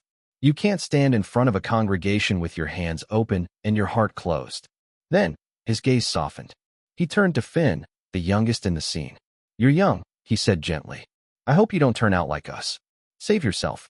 Let go of your ego before it swallows you whole. The way his voice trembled on save yourself made it feel like an older brother's last plea before a war. His head dropped for a moment. Then he lifted his gaze again. When Mom died, I took care of the hospital bills. With Dad's hospitalization, same thing. When your son got into that car accident, Cho. He looked directly at him again. I was here. I was here, he repeated softer. To the point that I can't even be a good father to my own son. Nobody had spoken for a long time now, but it didn't feel as such. Then he straightened, squaring his shoulders. His voice was no longer bitter, it was resolute. I'm not saying I'm perfect. I'm far from it. This family, he gestured vaguely between them all, is far from fixing. But if we keep doing this, if we just keep focusing on what we lack, what we can flaunt, or how we can tear the others down. His voice deepened on the next words. What does that make us? Chapter 397, Unnaturally Good. The last performance felt like a door slowly shutting. Their voices rose together in the supposed song of reconciliation that the script demanded, but instead of triumph, it carried with it resignation. The melody wasn't bright nor hopeful. It was weary, grounded in a strange kind of peace that only came from accepting defeat. And yet, it was beautiful. No more struggling, no more clawing at each other, no more competing to outshine. The audience leaned in. What was supposed to be reconciliation between brothers on stage sounded instead like reconciliation between weary warriors who had battled too long, finally laying down their swords. When the final note rang out, the audience burst into applause. But more than that, Janie J. herself rose from her seat. A standing ovation. The crew in. The wings gasped. Even the musical experts, those who had remained cool and composed through every other performance, were on their feet. The sound of clapping roared against the walls, filling every corner of the hall. That was amazing. Janie J's voice cut across the thunder. She clapped harder. You hated each other so much. Zeno pursed his lips. Well, that wasn't that hard to do. You sold it so well, she continued. To be fair, they weren't selling it. They just hated each other. Still, his group mates froze. not expecting such compliments to come from her after their initial interaction. I'll admit it, Janie J went on, her eyes scanning across their faces. When I first met you, I was disappointed. I didn't bother coming back because I thought you weren't worth the effort. But you proved me wrong. I'm not afraid to admit that. Her words seemed to strike the team deeper than the applause itself. Kudos to the team, she finished with a proud nod. Zeno's teammates exchanged glances. The anger and bitterness dissipated, if only a little, washed away by the simple validation of having been acknowledged for what they had accomplished. And then another voice spoke. Your voice. Heads turned. It was a director, someone who had stayed silent the entire time. His name, whispered in the audience, was Miles Cross, known for his sharp tongue and his absolute refusal to give empty compliments. For the first time tonight, he stood. Your voice, Ethan repeated, his gaze locking directly on Zeno. That isn't just the voice of a screen actor. If you have time, I would like to work with you. The room erupted. Whoa, Risa muttered under her breath. Shin chuckled to himself. Well, Zeno was really good. I'll give him that. The experts who had seen countless auditions and countless actors before were stunned. Miles Cross had never stood for anyone, let alone extended an invitation this openly. Zeno, however, only pressed his lips together. A faint twitch of amusement flickered across his face. The downside to being good was that everyone wanted you. He didn't answer with words. Instead, he bowed his head in response. Bacon PD smirked. You did my story well, he said. I can tell how you all fulfilled your roles and how each of you wanted to do your best. He turned then, his eyes landing on Asuka. Asuka, Bacon said, his voice warm. Good job. Asuka turned to his dad with slightly wide eyes. He hadn't realized how badly he needed to hear them until that very moment. His chest tightened, feeling a sting behind his eyes, and he ducked his head quickly before anyone could see. He bowed stiffly in response. Zeno shook his head at him. The idiot actually wanted to cry. With the end of those comments, they were asked to remain on stage. The rest of the teams filed back into the auditorium. Zeno and his teammates stayed rooted to their spots, the lights still catching on their sweat-slicked faces. It was now time for the announcement of the winners. For this mission, only the first and last place mattered. The first place team will get a benefit, and the last place team will be eliminated without mercy. Zeno was confident they weren't going home. They might not win, but they weren't going home either. So, as Gene PD geared to announce the first place team, he was already thinking about what he would eat after this tiring day. Week, actually. He needed a root crop feast. The first place team goes to the hate team, Gene PD announced, and Zeno's thoughts halted. Well, they actually won. A spark of rejoicing rippled through his team. Asuka felt compelled to give Zeno a hug. Oh no, that wasn't deliberate. Billy and Daniel, too, wanted to celebrate the win, but in the end, held themselves back. They were not going to be charmed by Zeno nor thank him. The musical mission had finally ended. Jonas Kim hadn't said much of anything since the beginning of the day. Bacon PD noticed. He turned to Jonas, brows drawing together in a small frown. Are you all right, young man? Jonas turned to him, then nodded, his expression carefully schooled into one of quiet composure. Don't frown too much. You'll lose your good looks, Bacon PD remarked dryly, but his gaze softened, almost fatherly. Are you worried about your dad? Jonas shook his head once. His lips quirked faintly upward to brush the thought aside, but his eyes didn't follow. Bacon PD exhaled a long sigh, shoulders shifting. His voice dropped lower as he placed a hand over Jonas' shoulder. My brother is a bad seed. He's done way too many evil things. He won't die that soon, don't worry. That earned him a polite smile. Jonas bowed faintly at the waist, that practiced tilt of gratitude that he'd perfected in boardrooms and shareholder meetings. Thank you, Uncle, he murmured. It should have been the end of the exchange. But Jonas' hand lingered by his side, clenching once before he relaxed it. When he finally moved toward his car, his face shifted again. He frowned, but not for the reason Bacon PD imagined. It wasn't because of worry. Not even close. In truth, Jonas Kim wanted his father dead. The thought came with no hesitation or shame. If anything, it brought a sickening calm. That old man, still the largest shareholder, still holding the balance of power in his brittle, stubborn hands, refused to let go. Jonas might be the CEO of Dayback and might sit in the highest chair in the building, but he wasn't the one truly in control. As long as his father still drew breath, Jonas was nothing more than a stand-in, a puppet propped up for appearances. That sick, lingering old man who just wouldn't die. Jonas's jaw tightened. Every time he visited his mansion with a built-in hospital, it took everything in him not to rip the tubes out himself. He hated the way the nurses looked at him with pitiful eyes. He hated the way his father's eyes, clouded but still too knowing, seemed to mock him with every shallow breath. He visited anyway. Even if he was the only son, the only heir, inheritance wasn't a matter of assumption. It was a matter of paperwork, of signatures, of appearances. He needed to make sure nothing slipped, that no one else dared to insert themselves between him and what was rightfully his. Until the old man's heart stopped, Jonas was forced to wait. The very thought made his stomach twist with loathing. By the time he reached his car, his expression had returned to something blank. His assistant was already waiting. Bjorn moved to open the door and bowed slightly. "Home, sir." Jonas slid into the back seat, gaze falling absently out the window. MMH. The car eased forward, headlights cutting through the night. But Jonas's attention wasn't on the road. His eyes lingered on the bright screens replaying moments of the competition, the highlight reels playing outside shops, and in the corner of the plaza. The more he watched, the more something clawed at him. Zeno Han. There was something about him, something that unsettled him the longer he looked. He replayed it in his mind, his moments on stage. The others had sung well and carried themselves like trained performers. But Zeno had been too good, unnaturally good. Jonas tapped his fingers lightly against his knee.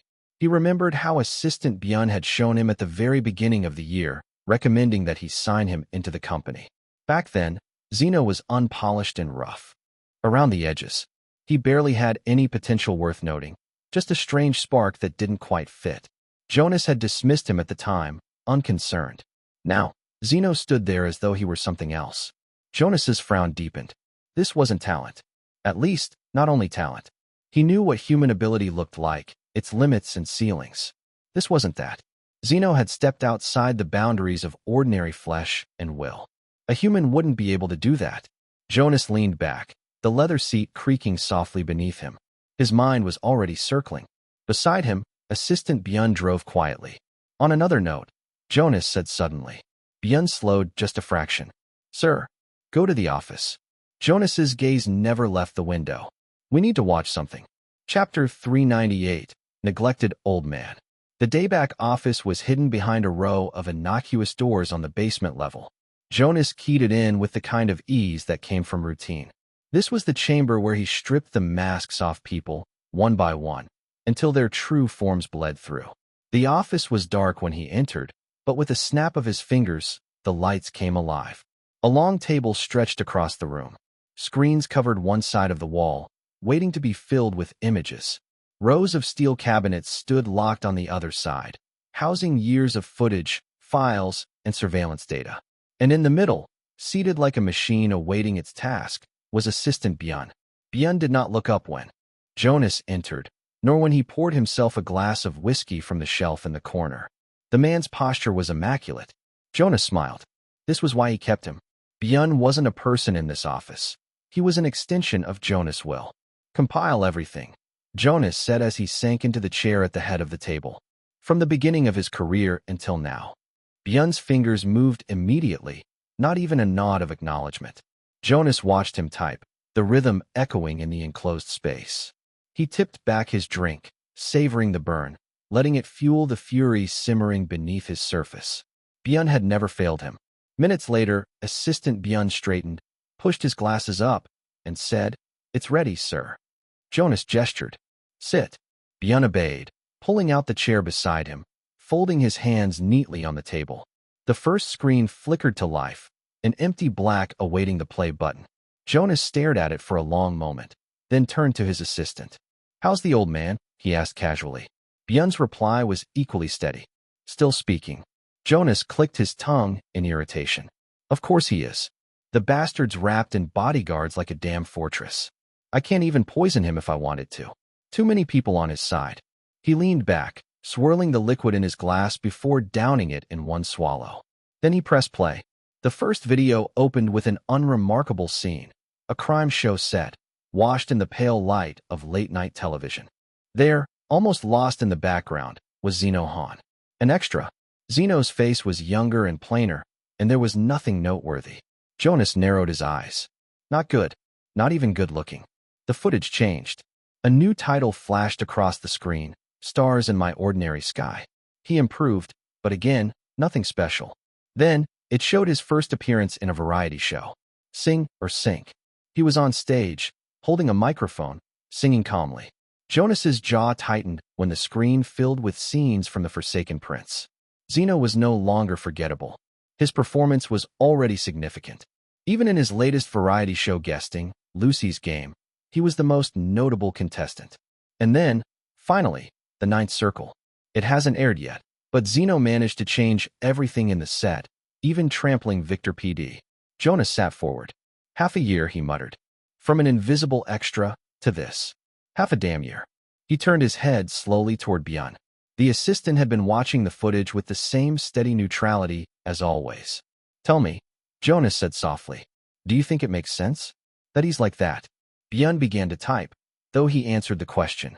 He improved at an astronomical pace, he admitted. But it's not impossible, considering how he carries himself now. His looks have changed, but the core features are the same.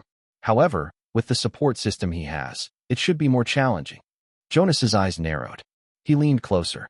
So you agree it's not possible? Byun hesitated. Jonas spoke before he could respond. Then he must have had some kind of help.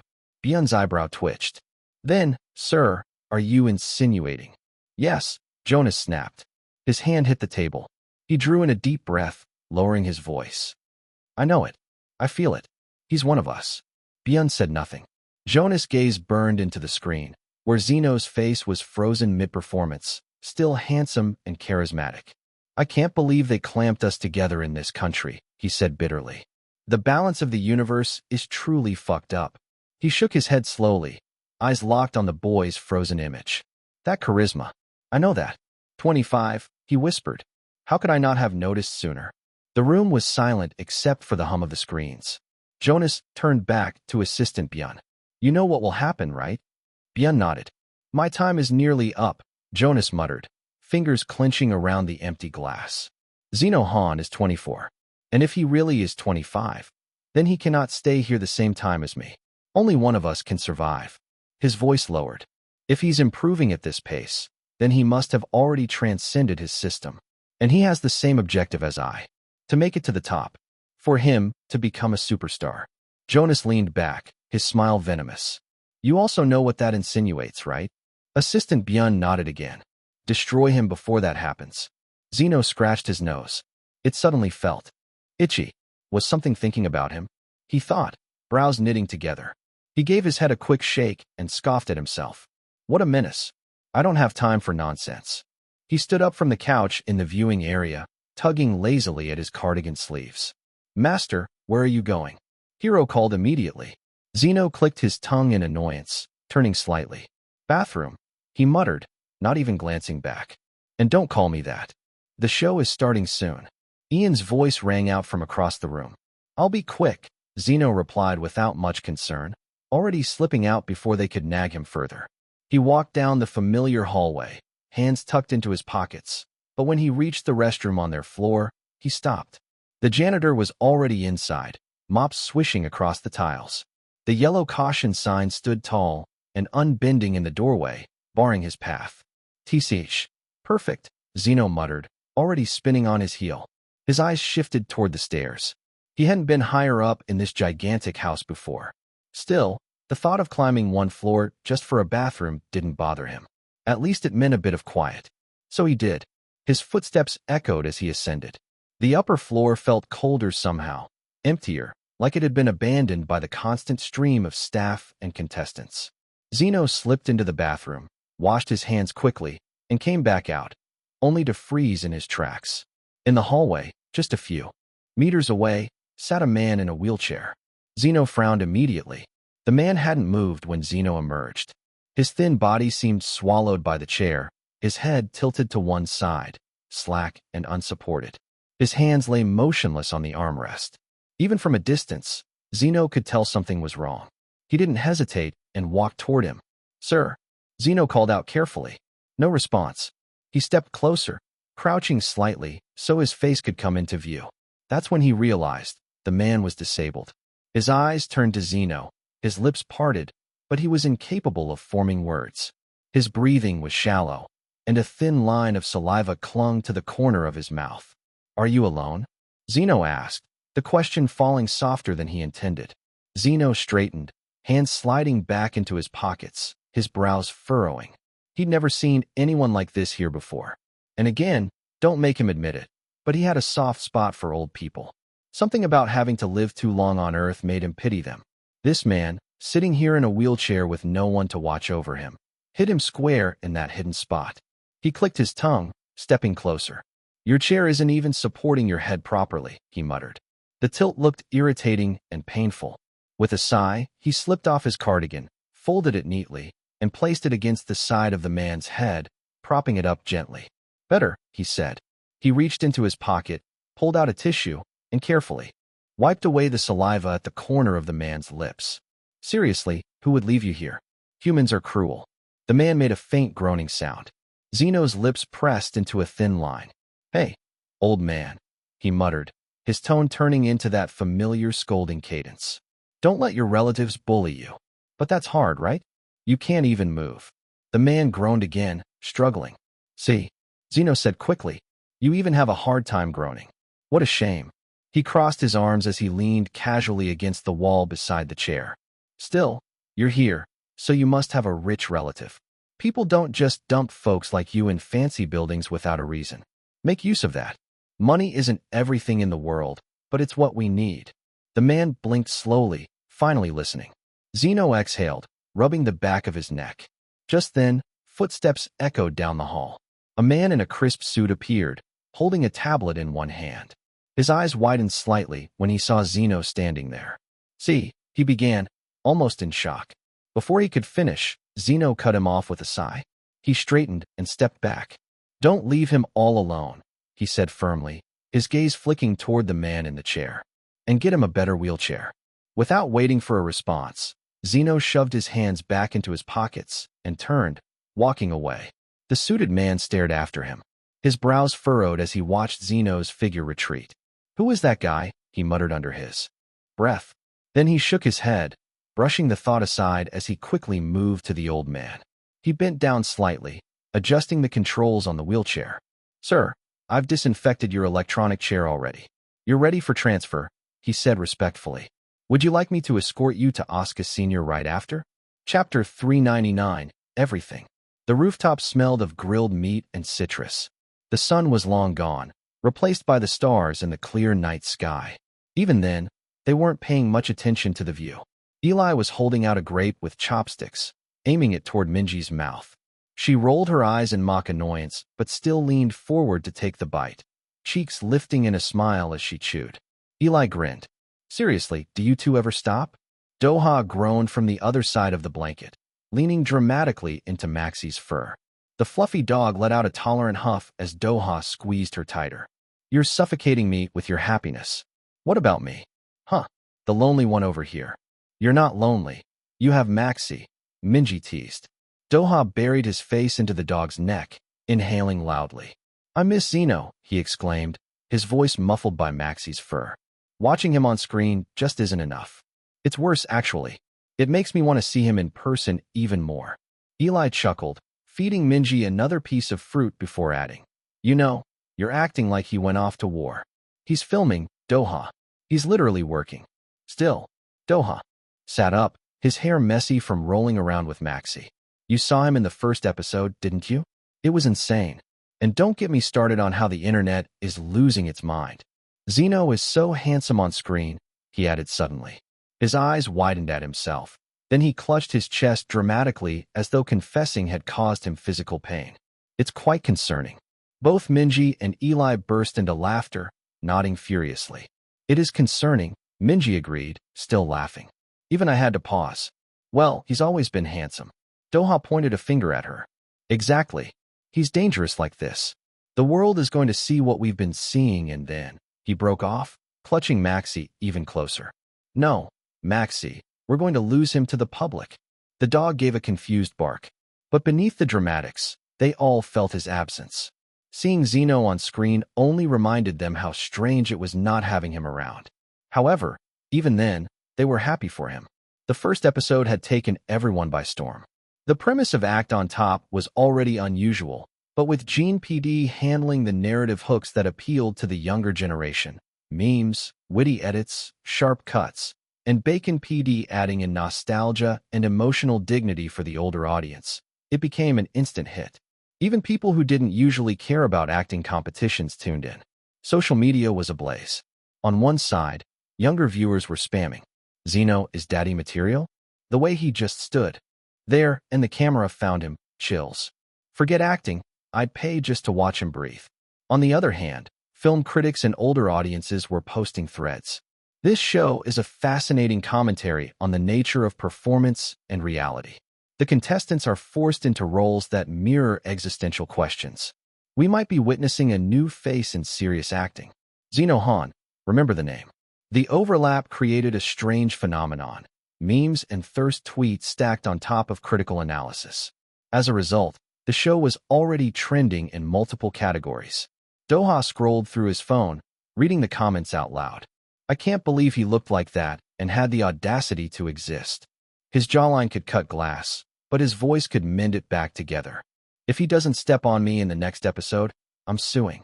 I haven't been this invested in a show since forever. The editing, the acting, the stage, everything feels cinematic. Please release the next stage already." Minji leaned forward, interested. "So people are already demanding the next stage?" "Yeah, look." Doha held his phone out. "Next stage, please. Next stage, please." It's everywhere. They're hooked. They want to see what else the contestants can do. Eli whistled, impressed. "That's good, right?" "It's more than good," Minji responded. Just then, Doha's phone buzzed. A new notification lit up the screen. The three of them leaned over to look. It was from the official Act On Top page. Just 4 letters, along with a poll that had the contestants' names. Vote. Now there were only 20 of them left. The room that once brimmed with noise and over 50 contestants felt spacious. Everyone sat in anticipation, waiting for the announcement of the next mission. The screen above them lit up before the sound of footsteps echoed into the room. Ryo Wong. Ian muttered the moment he saw the old actor, brows shooting upward. The contestants gasped. It had been weeks since Ryo appeared in front of them. He looked thinner and paler. His cheekbones were sharper, and his lips lacked color. Something in his complexion screamed that he wasn't doing too well health-wise, and yet, his presence commanded attention like no other. Ryo Wong was still Ryo Wong, the actor who terrified them into excellence. Zeno frowned instinctively, but he snapped back into reality as soon as Ryo's voice filled the room. "You've reached what we call the serious part of this competition," Ryo began. "You have done quite a bit, but now," he paused, "you will do much more." The words felt like a gauntlet thrown at their feet. After the airing of the first episode, he said, a poll was sent out to the public. "We wanted to know who captured the most attention, the most curiosity, and the most support." Immediately, the giant LED screen behind him flashed awake, a dramatic drum roll vibrating through the speakers. 2 names appeared in bold letters. Phoenix. Zeno. Phoenix smirked, leaning back in his seat with arms crossed. Zeno, on the other hand, remained composed as usual. The suspense dragged on. Contestants turned to him. Hiro and Ian, sitting side by side, clapped loudly in his direction. Phoenix glanced at him with that knowing edge, the silent dare in his gaze. And then, at last, the winner was announced. Zeno Han. The room erupted with applause and murmurs. Hiro was the loudest. Ian clapped until his palms reddened. Even the quieter contestants, though clearly disappointed, had to admit Zeno's rise in popularity had been undeniable. Ryo allowed the room to settle before continuing. His lips curved into a smirk. "Before I dive into the significance of the voting results, let me announce the next mission." The screen flashed again. This time, a single word appeared. "Everything." "Huh." Murmurs rippled through the contestants. "You've done almost everything at this point," Ryo continued smoothly. "Act, sing, write, dance, direct short performances. But there's still something you haven't done just yet." Brows knitted across the room. They didn't know what he meant. Zeno pursed his lips, The phrase echoed in his head. Everything. Ryo's smirk deepened. His gaze sharpened, and he turned smoothly until he was staring directly at Zeno. I'm sure he knows. Everyone's heads turned instantly toward Zeno, eyes wide with expectation. Everything, Zeno said finally. A full production. Hey, movie. The room reacted instantly. Whoa, no way. Wait, what? A movie? Ryo's smirk widened. Correct, he exclaimed. Gasps, groans, and exclamations filled the air. A movie? Hiro nearly jumped out of his chair. A real one. This is insane, Misha muttered. How are we supposed to do that? Another voice protested. Yes, Ryo cut them off firmly. A movie. 2 productions. Divided into groups. And what are you going to do? Everything. Writing, editing, shooting, casting, lighting, sound. The list rolled off his tongue like a strike of thunder. You will know what it's like, he added, to put yourselves in the shoes of real creators. You will struggle. You will complain. Some of you will want to quit. But by the end of it, you will understand what it means to create not just a performance, but a world. The silence that followed was thick. And then, as expected, the protests started. How is that even possible? One boy shot up. There's no way we can shoot a whole movie by ourselves, another argued. This isn't fair. We're not filmmakers. Ryo didn't budge. You have 1 month, he said coolly. 1 month to complete your projects.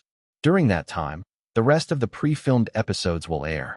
And at the end of that month, you will present your mini-movies in front of a real, live audience. And there, Ryo finished, they will vote for the better film. A month. An actual movie. A live audience. Some contestants looked like they were going to faint. Others looked electrified, adrenaline pumping through their veins. However, Ryo wasn't finished yet. Make sure to do it well, he said coldly, because the winning team will be exempted from elimination, while the losing team will lose 5 of its members. And as for the significance of the voting, Ryo paused. Well, there must be a director, mustn't there? He let the suspense hang once more before delivering the blow. The people have already spoken. Zeno's blood ran cold. His chest constricted as he realized what this meant. The top 2 contestants in the voting will be the directors, and they will be competing against each other, betting everything they have. Chapter 400. The irony of reaching the peak. Zeno did not know how to describe the weight that had just fallen on his shoulders. Director. He had watched the stunned faces of the other contestants when Ryo announced his name, and though part of him wanted to laugh in disbelief, the cameras caught the stillness of his expression instead. The truth was, he didn't like it. The last mission had took up most of his energy, and now he was expected to lead another team? He wanted no part of it. And yet, here he was, seated in a circle with his newly formed team, if they could even call themselves that. The fair method, as Ryo and the rest of the staff had explained, was to let chance decide. No favorites, no handpicking. Every contestant who wasn't chosen as a director had been randomly sorted, one by one, until the groups were finalized. Zeno hadn't even blinked when the names rolled in, though he quickly realized random might have been the cruelest joke. Hiro sat to his left, eyes wide and gleaming as though Zeno had just been anointed a saint. The younger boy looked like he was moments away from bursting into tears of joy, clutching his knees tightly. On Zeno's right, Sangwon looked like he wanted to punch something. His glare burned holes into the side of Zeno's head. Every twitch of his eyebrows screamed annoyance. Across from him was Daniel, slouched in his chair with his arms crossed. He looked resigned, like he'd already given up on everything before it had even started. The sight of him in Zeno's group again was comedic, as if fate was determined to watch Zeno suffer. Then there was Asuka, who, surprisingly, was the most normal of the lot. He sat comfortably, a soft grin on his face, unbothered by the tension. And then came the string of names that would make any other contestant jealous. Misha, Risa, Billy, Ian, and Suho. All of them were considered good actors, the kind the audience adored. The remaining contestants were considered either popular or talented. These people were considered both. Together, they formed what many whispered was the dream team. But dreams weren't always blessings. Sometimes, they were curses. Zeno didn't miss the way Phoenix's jaw clenched on the other side of the room. The boy's dark eyes burned with fury, his mouth twitching in disbelief as he looked at the lineup Zeno had been handed. It was written all over his face, unfair. And maybe Phoenix wasn't wrong. After all, to the public, this was a competition for acting skills, but among the contestants, everyone knew it was also a battle of fame. Popularity swayed votes. Zeno's team already had the names the audience screamed the loudest for. For 30 minutes, Phoenix and his group debated fairness with the staff, but in the end, Ryo dismissed it as luck of the draw. A month of preparation and performance. It would all come down to whether Zeno could hold them together. Lucky him. He pinched the bridge of his nose, suppressing the headache building between his eyes. The silence dragged on until Daniel finally broke it. "Aren't you going to say anything?" he asked. Zeno lowered his hand and exhaled slowly, staring at the floor. "Let's first assign tasks. Who knows how to write?" Zeno asked. The reaction was instant. Every single person turned to him in unison, their eyes wide like the answer was obvious. "You," they said, voices overlapping. Zeno pursed his lips. "You wrote The Mind Beats the Heart," Risa said, tilting her head with a small smile. "Everyone was crying because of that. You're the best writer here." Hiro clasped his hands together. Zeno sunbeamed him. "Please lead us with your brilliance." Zeno's eye twitched. "Fine. All right." He rubbed his temple again, already regretting speaking. "Next, cameras. Who knows how to use one?" For a moment, there was silence. Then, almost in unison, everyone's lips pursed tightly. Eyes darted away. A collective refusal to meet his gaze. Zeno waited. "Nothing." "All right," he said flatly. "Moving on. Lights. Who can handle that?" Again, silence. A few shifted uncomfortably. Sound. Mixing. This time, they all looked down at the ground. The wooden floorboards had never seemed more fascinating. Zeno's patience frayed like a thin thread. Editing. No one moved or spoke. The corner of his eye twitched again. He stared at them all, their bowed heads, their expectant faces, their utter lack of initiative. A whole team of actors. Not a single one of them could touch a camera, much less edit footage. Finally, Sangwon scoffed, shaking his head. "Does it matter anyway?" Zeno's gaze lifted. "What do you mean?" he asked. "We're popular," Sangwon said bluntly, leaning back on the wall. His arms were crossed, his posture oozing arrogance. "We're bound to win. Everyone knows it. The audience will eat it up." A few others nodded, murmuring their agreement. Hiro, though nervous, chimed in with hesitant optimism. "He's not wrong. We just have to do something decent, and we can win. I hope we can take this time to relax." The agreement rippled through the group until it was unanimous. They were convinced. Their victory was inevitable. Zeno, however, felt none of that certainty. If he were the person he was when he first came here, he would have agreed. That was true. Relaxing was the best. However, his chest tightened with irritation. Ryo looked at him with expectation when he handed him the role. It felt like a test of some sort. Along with that, Zeno has been feeling itchy these days. It only felt like this when someone was waiting for his downfall. He didn't want them to succeed. Just then, to add more to his burden, his system buzzed with a notification. New mission. Participate in each task. Take up a role in every field of the movie. Award. Increase acting grade. Well, his fate had just been sealed. However, as he stared at his teammates, it appeared like they were already at the finish line. He looked at his friends in the competition. Misha and Risa appeared quite confident, which Zeno found ironic since Misha always wanted to be down to earth. Ian and Hiro, on the other hand, appeared like they were the happiest, but along with that, there was a sense of ease among them without any urgency. I knew they didn't mean unwell about it, but again, it didn't sit right with him. Zeno rubbed his temple. Was this how it was going to be? A team of talented but complacent actors, drunk on the belief that their names alone would carry them? The truth was, they weren't entirely wrong. This was the brutal reality of popularity. Once someone had momentum, once they were on top, the world bent toward them. Mistakes softened, edges blurred, people excused what should have been unacceptable. Zeno had seen it before in others, how the cheers of the crowd made them forget the weight of effort and the fear of not being good enough. When the applause was already guaranteed, why sweat the details? It reminded him of the strange intoxication humans chased when they found themselves at the peak of something. Being on top of the world had its own high, more potent than alcohol or any drug out there. People in that position often forget that the climb was where the strength came from, not the view at the summit. Zeno thought about it carefully. It was human nature. To want validation. To want the comfort of certainty. Once people got it, once they tasted being adored and admired, they didn't want to give it up. They convinced themselves it was permanent, eternal, that nothing could topple them. It was a dangerous delusion, the same one fueling his team right now. A part of him almost wanted to ruin it and watch the disbelief dawn in their eyes when the obvious winners fell flat on their faces. Maybe then they would realize that talent wasn't enough and relying on popularity had consequences. He could already imagine Sangwon's face if they lost, rage burning at the edges of his pride.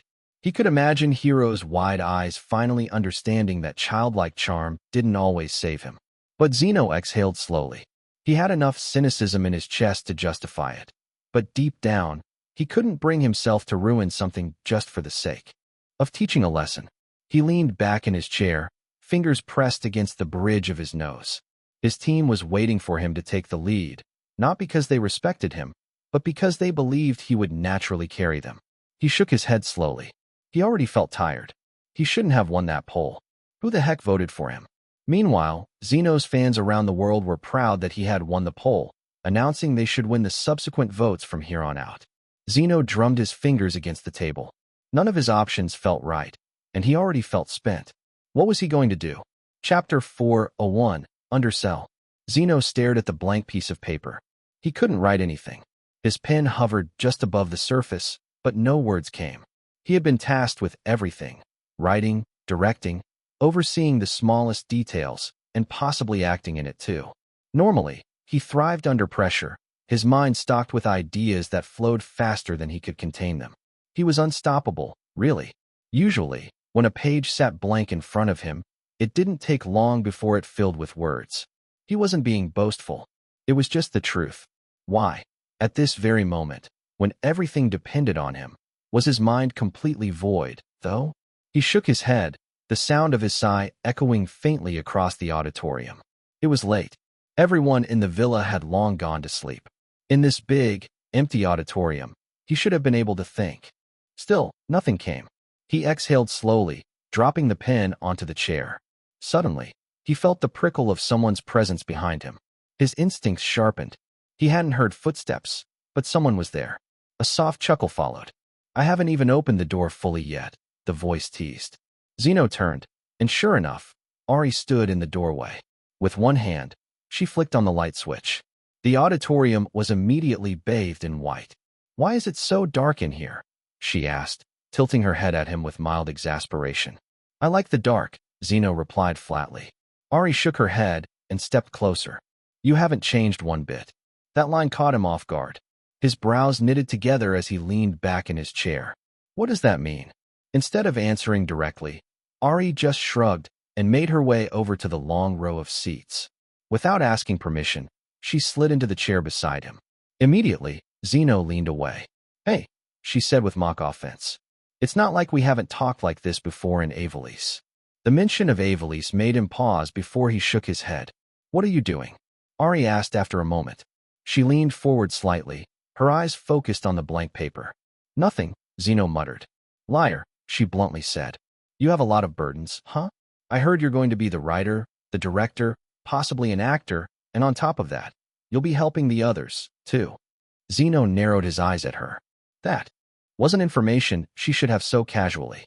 "I heard from the staff members," Ari explained quickly, holding up her hands like she was warding off an accusation. She leaned forward again, curiosity glittering in her eyes. Then, her gaze fell to the paper. "You still haven't written anything?" Zeno clicked his tongue in irritation. His hand shot out, folding the paper and sliding it into his pocket before she could study it further. "I can help, you know," Ari said with a small smile. "I'm good at writing." "That's cheating," Zeno retorted. He pushed back his chair. He was ready to leave and retreat to somewhere quieter. But just as he turned, he felt the gentle tug on his wrist. Ari's hand.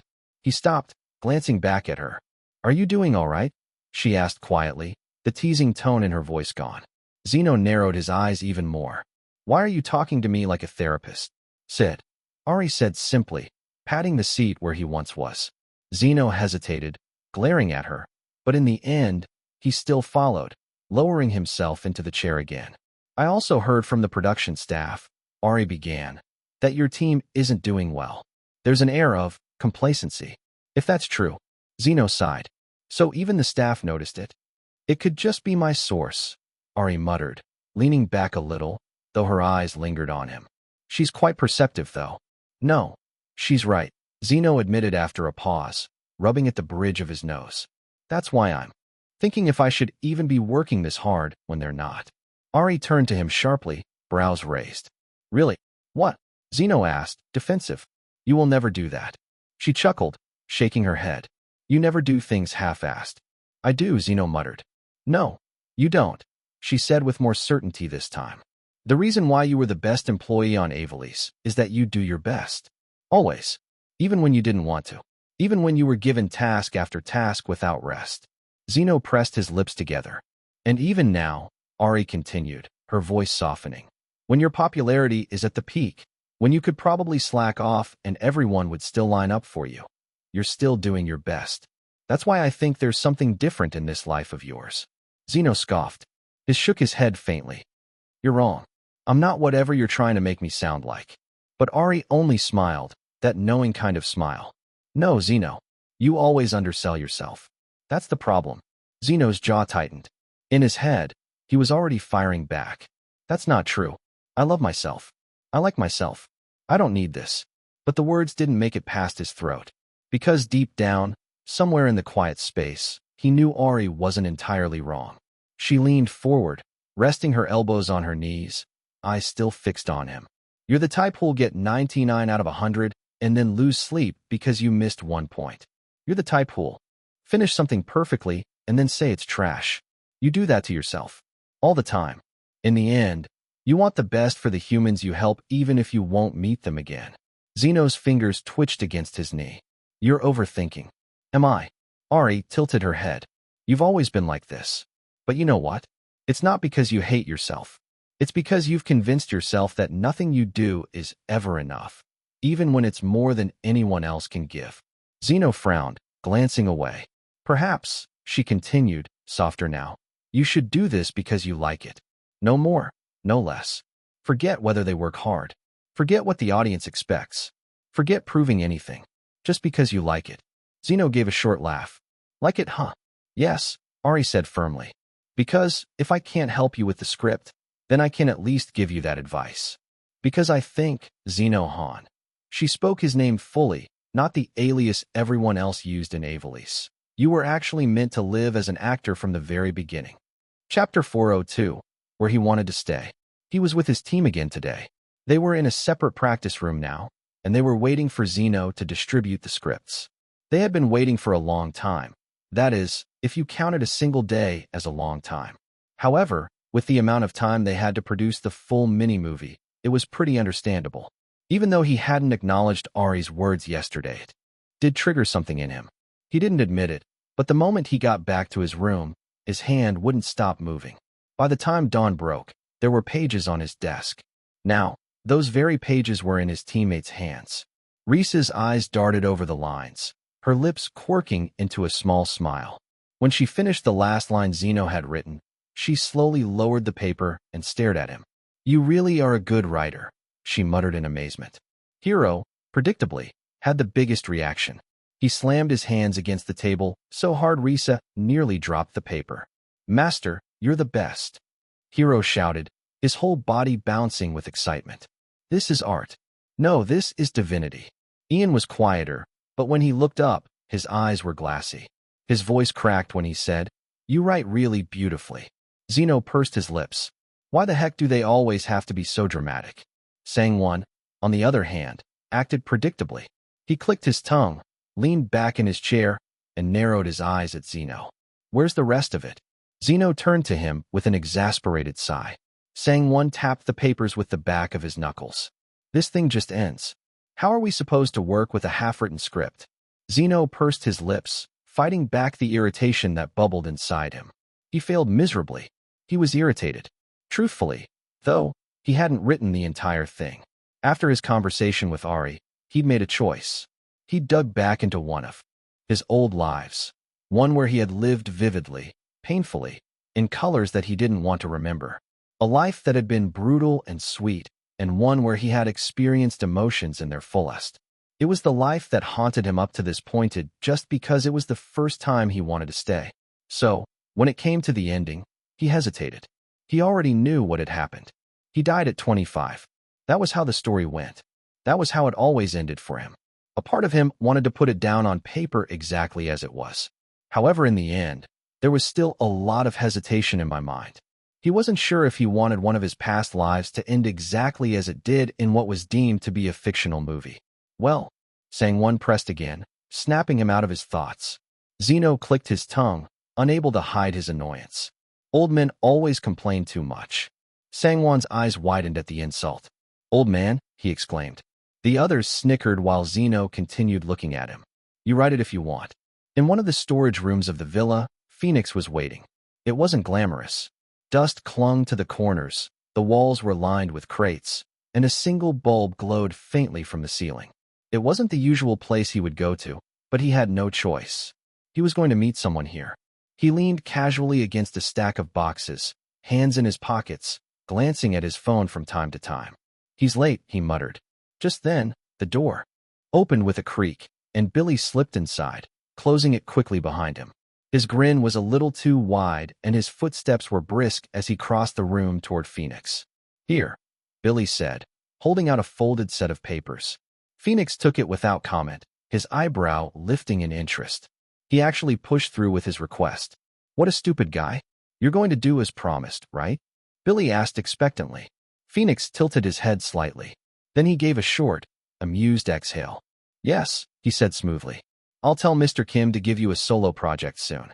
Billy's grin widened even further. He rubbed his palms together lightly, already imagining his future. "Nice," he said. "Well, see you." He turned around with a wave, already halfway out the door, satisfied with the transaction. Phoenix watched him go, his lips twitching into the faintest ghost of a smile. The latch clicked shut behind Billy, leaving Phoenix alone again. Phoenix glanced down at the folded paper now resting in his hand. Zeno's script. He unfolded it slowly, not rushing, because Phoenix never rushed. Rushing was for losers, just like his teammates. His teammates had been insistent, encouraging him in his role as the director. He was also chosen to be the main character of their mini-movie. Well, he had expected it. He was the most popular among all of them. It was only expected that they were going to do the technicalities because the movie won't sell well otherwise. He could see their efforts, though. So, that's one merit in this team of his. However, in this competition, no matter how much effort his team put in, the other group still drew the spotlight. The other group was still more popular. It was unfair because he was carrying all of the weight. Phoenix clenched his jaw as he thought about it. He unfolded the paper fully and started to read, scanning the lines. The first few sentences made his brows crease. By the middle part, his expression darkened. And by the time he reached the end, he froze. What the fuck? Phoenix's eyes flicked back to the beginning, scanning again, this time slower. He read through the dialogue, the descriptions, the small details tucked into the narrative. His heartbeat didn't race, but his hand tightened around the page until the edge crumpled under the force of his grip. Slowly, Phoenix lowered the paper. For a moment, his expression was as still as stone. Then, like a mask settling into place, his lips curved into a disgusted smirk. "Zeno Han," he murmured, the name slipping past his lips. "You are much more cunning than I thought." Chapter 403. Kids Love Zeno. In the end, Sang-won played the main character of the father, while Hero was his son. Zeno thought Hero was the best at it when they had a mini-audition. Sang-won, on the other hand, didn't really have a choice but to appoint himself as such because he was the oldest one. Hero was the youngest, and paired together, they had that instant father-son. Contrast the script needed. Risa, being the oldest woman among them, played as Sang-won's wife. She resisted at first, but her professionalism prevailed in the end. They had a kid actor too, someone the staff had arranged to bring in. He looked like he was about to cry the moment he stepped into the set. His name, according to the clipboard, was Yun. A wiry little boy, maybe 6 at best, with huge eyes and a tiny body that looked too small for the oversized shirt he wore. He was only supposed to be there for the first part of the story, playing the child version of Hero's character. But Yun looked terrified. His hands trembled whenever Sang-won raised his voice. and when he was told to stand in front of them, he froze. Seriously? Sang-won clicked his tongue after the 5th attempt. He can't act again? His arms folded. Risa frowned. He's just a kid. This kid is delaying us, Sang-won shot back. The boy's eyes welled up, and within seconds, fat tears rolled down his cheeks. His small shoulders shook as his sobs echoed across the set. The sound made a couple of crew members exchange awkward glances. Great, Sang-won muttered, dragging a hand down his face. So now, I'm the bad guy. The others shifted uncomfortably, murmuring under their breaths. No one moved to comfort the child. Yun was inconsolable, and no amount of coaxing from Risa or Hiro seemed to calm him. Zeno, who had been standing silently near the back, pursed his lips. He hated this sort of noise, the piercing shrill of a child's crying, but something tugged at him. Maybe it was memory or the annoying pull of something he thought he buried years ago. Either way, he stepped forward. The kid froze the moment Zeno's shadow fell over him. Yun's big eyes lifted, widening even more as he stared up at him. Children were always like that with Zeno. They could detect the offness about him, the fact that he wasn't entirely human. He didn't even need to do anything. They simply knew. And Yun, sensing that unfamiliarity, only cried harder. Hey, Zeno said. Stop crying, kid. Sang-won scoffed from the side, clicking his tongue again. Do you really think that's going to work? Zeno ignored him. He let out a soft sigh and slowly lowered himself, kneeling so he was at the boy's eye level. It was strange, this movement. To the rest of the team, Zeno always seemed like he wouldn't be good with kids. The boy sniffled, hiccuping. His lips trembled, and he looked ready to bolt. Listen, Zeno started off. No one's asking you to be perfect. You're not going to get in trouble here. Yun blinked, tears still rolling, but the breathless sobs began to taper off. Zeno tilted his head slightly. He remembered things he didn't want to remember. Small shoes by the door, a laugh that once filled rooms, a son who looked at him with both love and hatred in equal measure. He had known how to do this once. He knew because he had lived it. You see that guy? Zeno jerked his chin towards Sang-won, who raised an eyebrow. He's not your real dad. You don't have to obey him. You can become mischievous instead. That caught the boy's attention.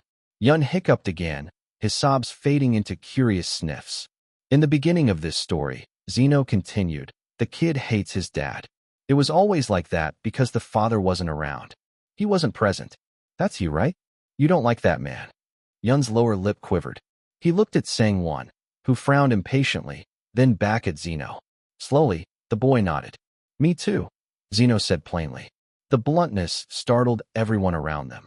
A small smile appeared on Yun's lips, staring at Zeno with wide, uncertain eyes. You don't have to act scared of him, Zeno went on. You can outact him. You can make everyone believe you hate him more than anyone else. That's your job, and you can do it better than him. Yun's eyes brightened, the tears halting. His small fists clenched at his sides. Can you do it now? Zeno asked. The boy hesitated, then gave a firm nod. Yes. With that word, Yun looked at him with a shy, crooked smile that was also filled with determination. Zeno felt the corner of his own lips tug upward, and before he could stop it, he smiled back. The rest of the group stared, wide-eyed. Hiro's jaw dropped. Risa pressed her hands against her mouth. So cute, Risa whispered, her voice squeaky. I didn't know Zeno was good with kids, Hiro muttered, dumbfounded. Zeno ignored their statements and stood, going back to his position. Focus, he called out to everyone. The cameras rolled, and the scene began. I don't want to go to school, Yun declared, voice louder than expected. It's useless. The boy was a natural at disrespect, his tiny arms crossed, lips pursed like a miniature rebel. Sang-won froze for a second, unprepared for that level of cheekiness. His jaw clenched. Cut the act. Say it properly, Sang-won snapped, breaking out of character. Do it again with less attitude. But Yun stepped up, ignoring him. I said, I don't want to go. School is boring. Cut, Zeno called out. Professionalism, Zeno said simply, lips quirking into the faintest smirk as he leaned against a prop table.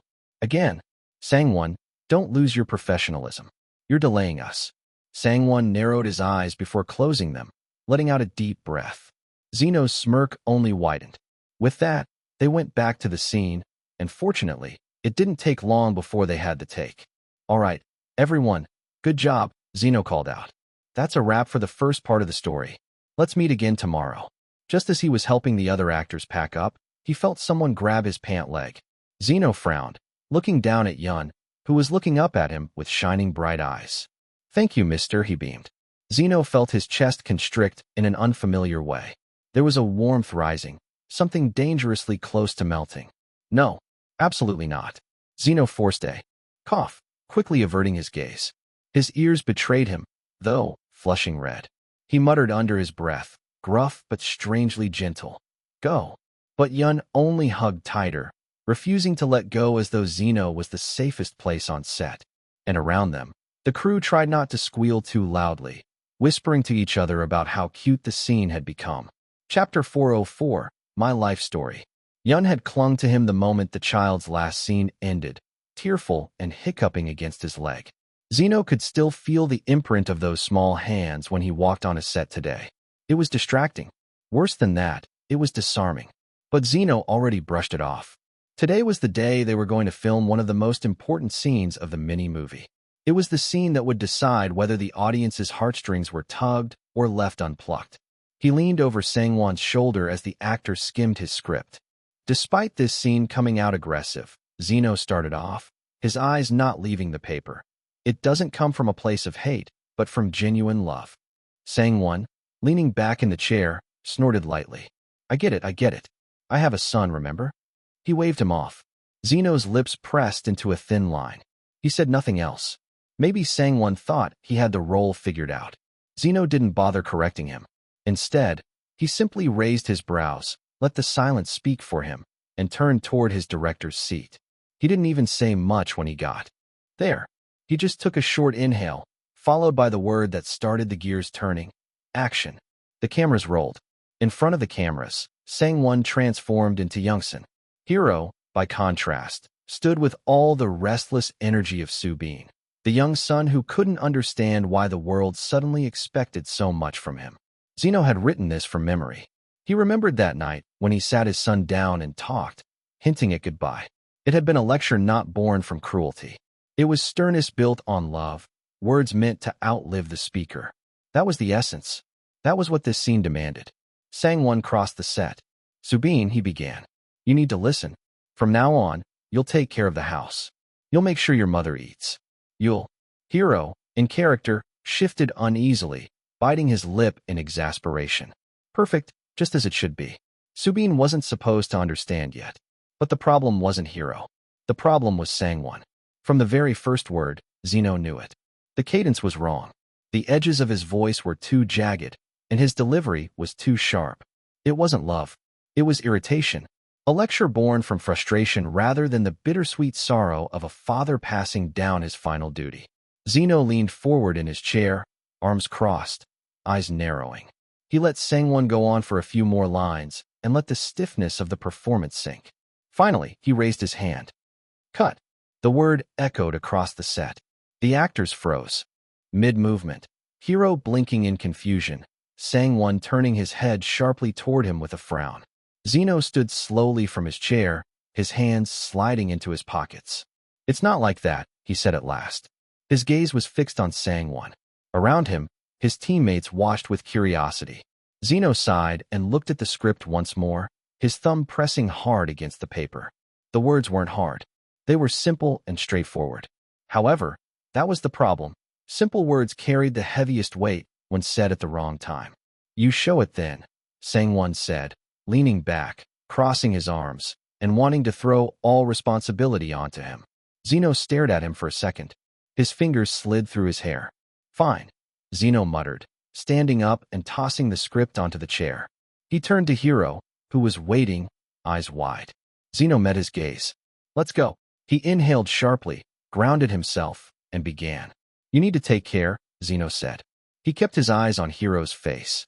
"I'm not going to be here for long." Hero furrowed his brows. "You're being dramatic," he shot back, his character bleeding through, but his own disbelief mixing in. Zeno didn't falter.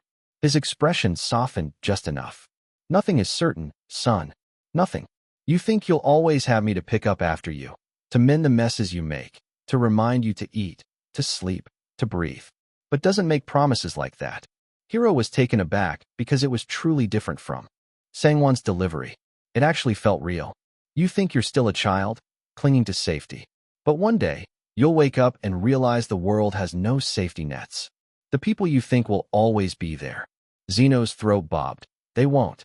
The silence in the studio deepened. Zeno stepped closer, his voice breaking through Hiro's defenses. You need to take care of yourself, of this house, of what matters. Because when I'm gone, when the ground swallows me whole, there won't be another me waiting in the wings. This is it. This is all you get. Hiro's lips parted, words trapped in his throat. But you're not going anywhere. Zeno's chest tightened, but he pressed on, his voice lowering to that tender edge of vulnerability only a father could wield. I wish that were true. I wish I could stay long enough to watch you grow, to see you stumble and rise again. But the truth is, I won't. And you'll hate me for leaving. But one day, his voice cracked. One day, you'll remember that I tried to prepare you. I wasn't cruel for nothing. That every sharp word I ever gave you came from love. By the end, Hiro's eyes widened. He was staring at Zeno, as though he had seen through the man. Sangwon, who had been leaning back lazily, suddenly sat forward. His mouth opened slightly, his arrogance swept aside. Do that, Hiro said suddenly, breathless. He turned to Sangwon, then back to Zeno. I want him to be my father instead. They chuckled after Hiro's confession. Risa shook her head in amusement. Zeno could take on any role if he wanted to. Ian nodded in agreement. They resumed. Sangwon, shaken, began again with a new vigor. It was like the ice had finally cracked inside him. For the first time, his voice carried fire instead of vanity. He delivered, word by word, finally seeing the skeleton beneath the skin of the scene. By the end of it, Zeno's arms were crossed, but his lips pressed together with approval. He gave a sharp nod. Good. That's good. The crew began to pack up. The tension of the earlier scene had dissolved into movement, and Zeno, rubbing the back of his neck, decided to take out the trash before leaving. He barely made it past the side hallway, the cool air brushing against his face, when he felt rough fingers grabbing his collar, jerking him sideways with enough force to make him stumble. He hissed, twisting, only to be slammed against the shadowed wall of a secluded corner with no cameras or crew members. You bastard. The voice was sharp. Zeno's eyes narrowed. Phoenix. Phoenix's jaw clenched, his grip unforgiving. His eyes burned, the veins in his neck prominent. You think you can get away with this? Huh. Do you think you can get away with writing about my life story? Chapter 405. You're mistaken. Phoenix glared at Zeno. His fingers dug into Zeno's collar, feeling his body fill with hatred. He had told himself again and again that it was a coincidence. Life was full of coincidences, wasn't it? That was what he believed when he first picked up the script. It was only a story, a common narrative, a tale of neglect, abandonment, a father who vanished, and a boy who grew up furious at the world. Many children had grown up like that, scarred by parents who failed them. It didn't have to mean anything. But as Phoenix read, line by line, his certainty faltered. Some of the phrases, some of the exact words, he remembered them. Words spoken in anger when he was just a boy. Words whispered in apology. Promises that were never kept. Promises that shattered into silence when the man he once called Dad disappeared from his life. The memory of that forsaken figure haunted him in every scene. And now, staring at Zeno, Phoenix felt something sour in his gut. He hated it. He hated the way this man made him remember. He hated that it all lined up too perfectly. Do you think I'm stupid? The words burst from him before he could stop himself. Zeno didn't respond, causing Phoenix to scoff and shake his head violently. He had been bamboozled from the start. The familiarity wasn't a coincidence at all. It was deliberate. It had to be deliberate. Phoenix's anger surged higher. You're mocking me, aren't you? You're pretending like it's just a role. But Zeno remained silent. He stood there, staring at Phoenix as though the boy's words were not accusations but truths he had carried in secret for far too long. Inside, Zeno's thoughts churned violently. His breath caught in his throat, and in that instant, everything finally made sense. Why he teared up the first time he laid eyes on Phoenix. Why he always felt a strange pull toward him, a sensation he couldn't name but could never ignore. Phoenix was his son. He had taken on a new name and identity, trying to bury the man he once was. Phoenix Hyun. That was what the world knew him as. But once, long ago, he had been Jinu Kim. His Jinu. The man in front of him bore no resemblance to the little boy he had once carried on his shoulders. Yet, even then, Zeno saw flashes of memories. A tear slipped from Zeno's eyes before he even realized it had fallen. Phoenix's eyes widened for only a second before narrowing in fury. He clicked his tongue sharply. Are you fucking crying? You're acting like you're the victim here, when I'm the one whose privacy just got ripped apart. His voice rose with every word, echoing against the walls. I never told anyone about my childhood. Not a soul. His eyes drilled into Zeno's, demanding that he deny it. Tell me, Phoenix growled. Who are you, really? Zeno's lips parted, but no sound came out. So he said nothing. Only in the silence of his own mind did the words escape. Your father. This felt like one of those moments ripped straight from Star Wars. Phoenix, I am your father. Zeno nearly smirked at its absurdity. Answer me. Phoenix snapped. I don't recall ever knowing you or even meeting you when I was younger. Zeno sighed, slow and heavy, and shoved him lightly back to create some distance between them. That's because you don't, Zeno said with conviction, smoothing out the wrinkles on his shirt. Zeno glanced at him, and for a brief moment, Phoenix's hardened glare and boastful aura melted away. And in its place, Zeno saw the image of a little boy. A boy with stubby fingers reaching for his hand. A boy who once looked at him with trust that was unshakable. A boy who no longer existed. He shook his head fiercely, breaking the illusion. No, that was then. This was now. Don't think that everything revolves around you, Zeno said suddenly, the words harsher than he intended, but necessary. There are coincidences in life, some you don't experience organically. Phoenix's frown deepened, confusion painted across his face despite the anger in his eyes. He felt strange again because those words, not in Zeno's voice, felt like an echo from the past. The voice of his father. But no, it was impossible. Zeno straightened his posture. His eyes locked with Phoenix's, and for the first time, the latter faltered. Don't go around cornering people like that, Zeno continued, or thinking you're better than everybody else. He paused before letting out the next words. You'd be disappointing your family. The moment the word family left his lips, Phoenix went livid. His face became red with fury, as though Zeno had reached into his chest and ripped out the very nerve he'd sworn no one would touch. He opened his mouth, his voice cracking on the edge of a scream, ready to spit venom and fire. But before he could release it, Zeno had already turned his back on him. He simply pivoted, calm and deliberate, shaking his head. Phoenix's throat burned with the scream he swallowed, his body trembling from holding it in. Meanwhile, Zeno's footsteps echoed with finality. He felt a strange sting in the back of his eyes again, so he hit his shoulder repeatedly. Fuck, he muttered. Why the hell would I be crying? He asked himself. Then, he shook his head, glancing one last time at his son before turning right away. These past few weeks, he was unsure whether to keep the ending of his story the same. It had been his dilemma. However, at that moment, he wanted to show Phoenix. Show him the ending of his life. The truth he had carried silently, and the truth Phoenix would never believe. Because Zeno knew, as much as Phoenix hated his dad, he was definitely mistaken. Zeno did not leave because he wanted to. He left because he had to.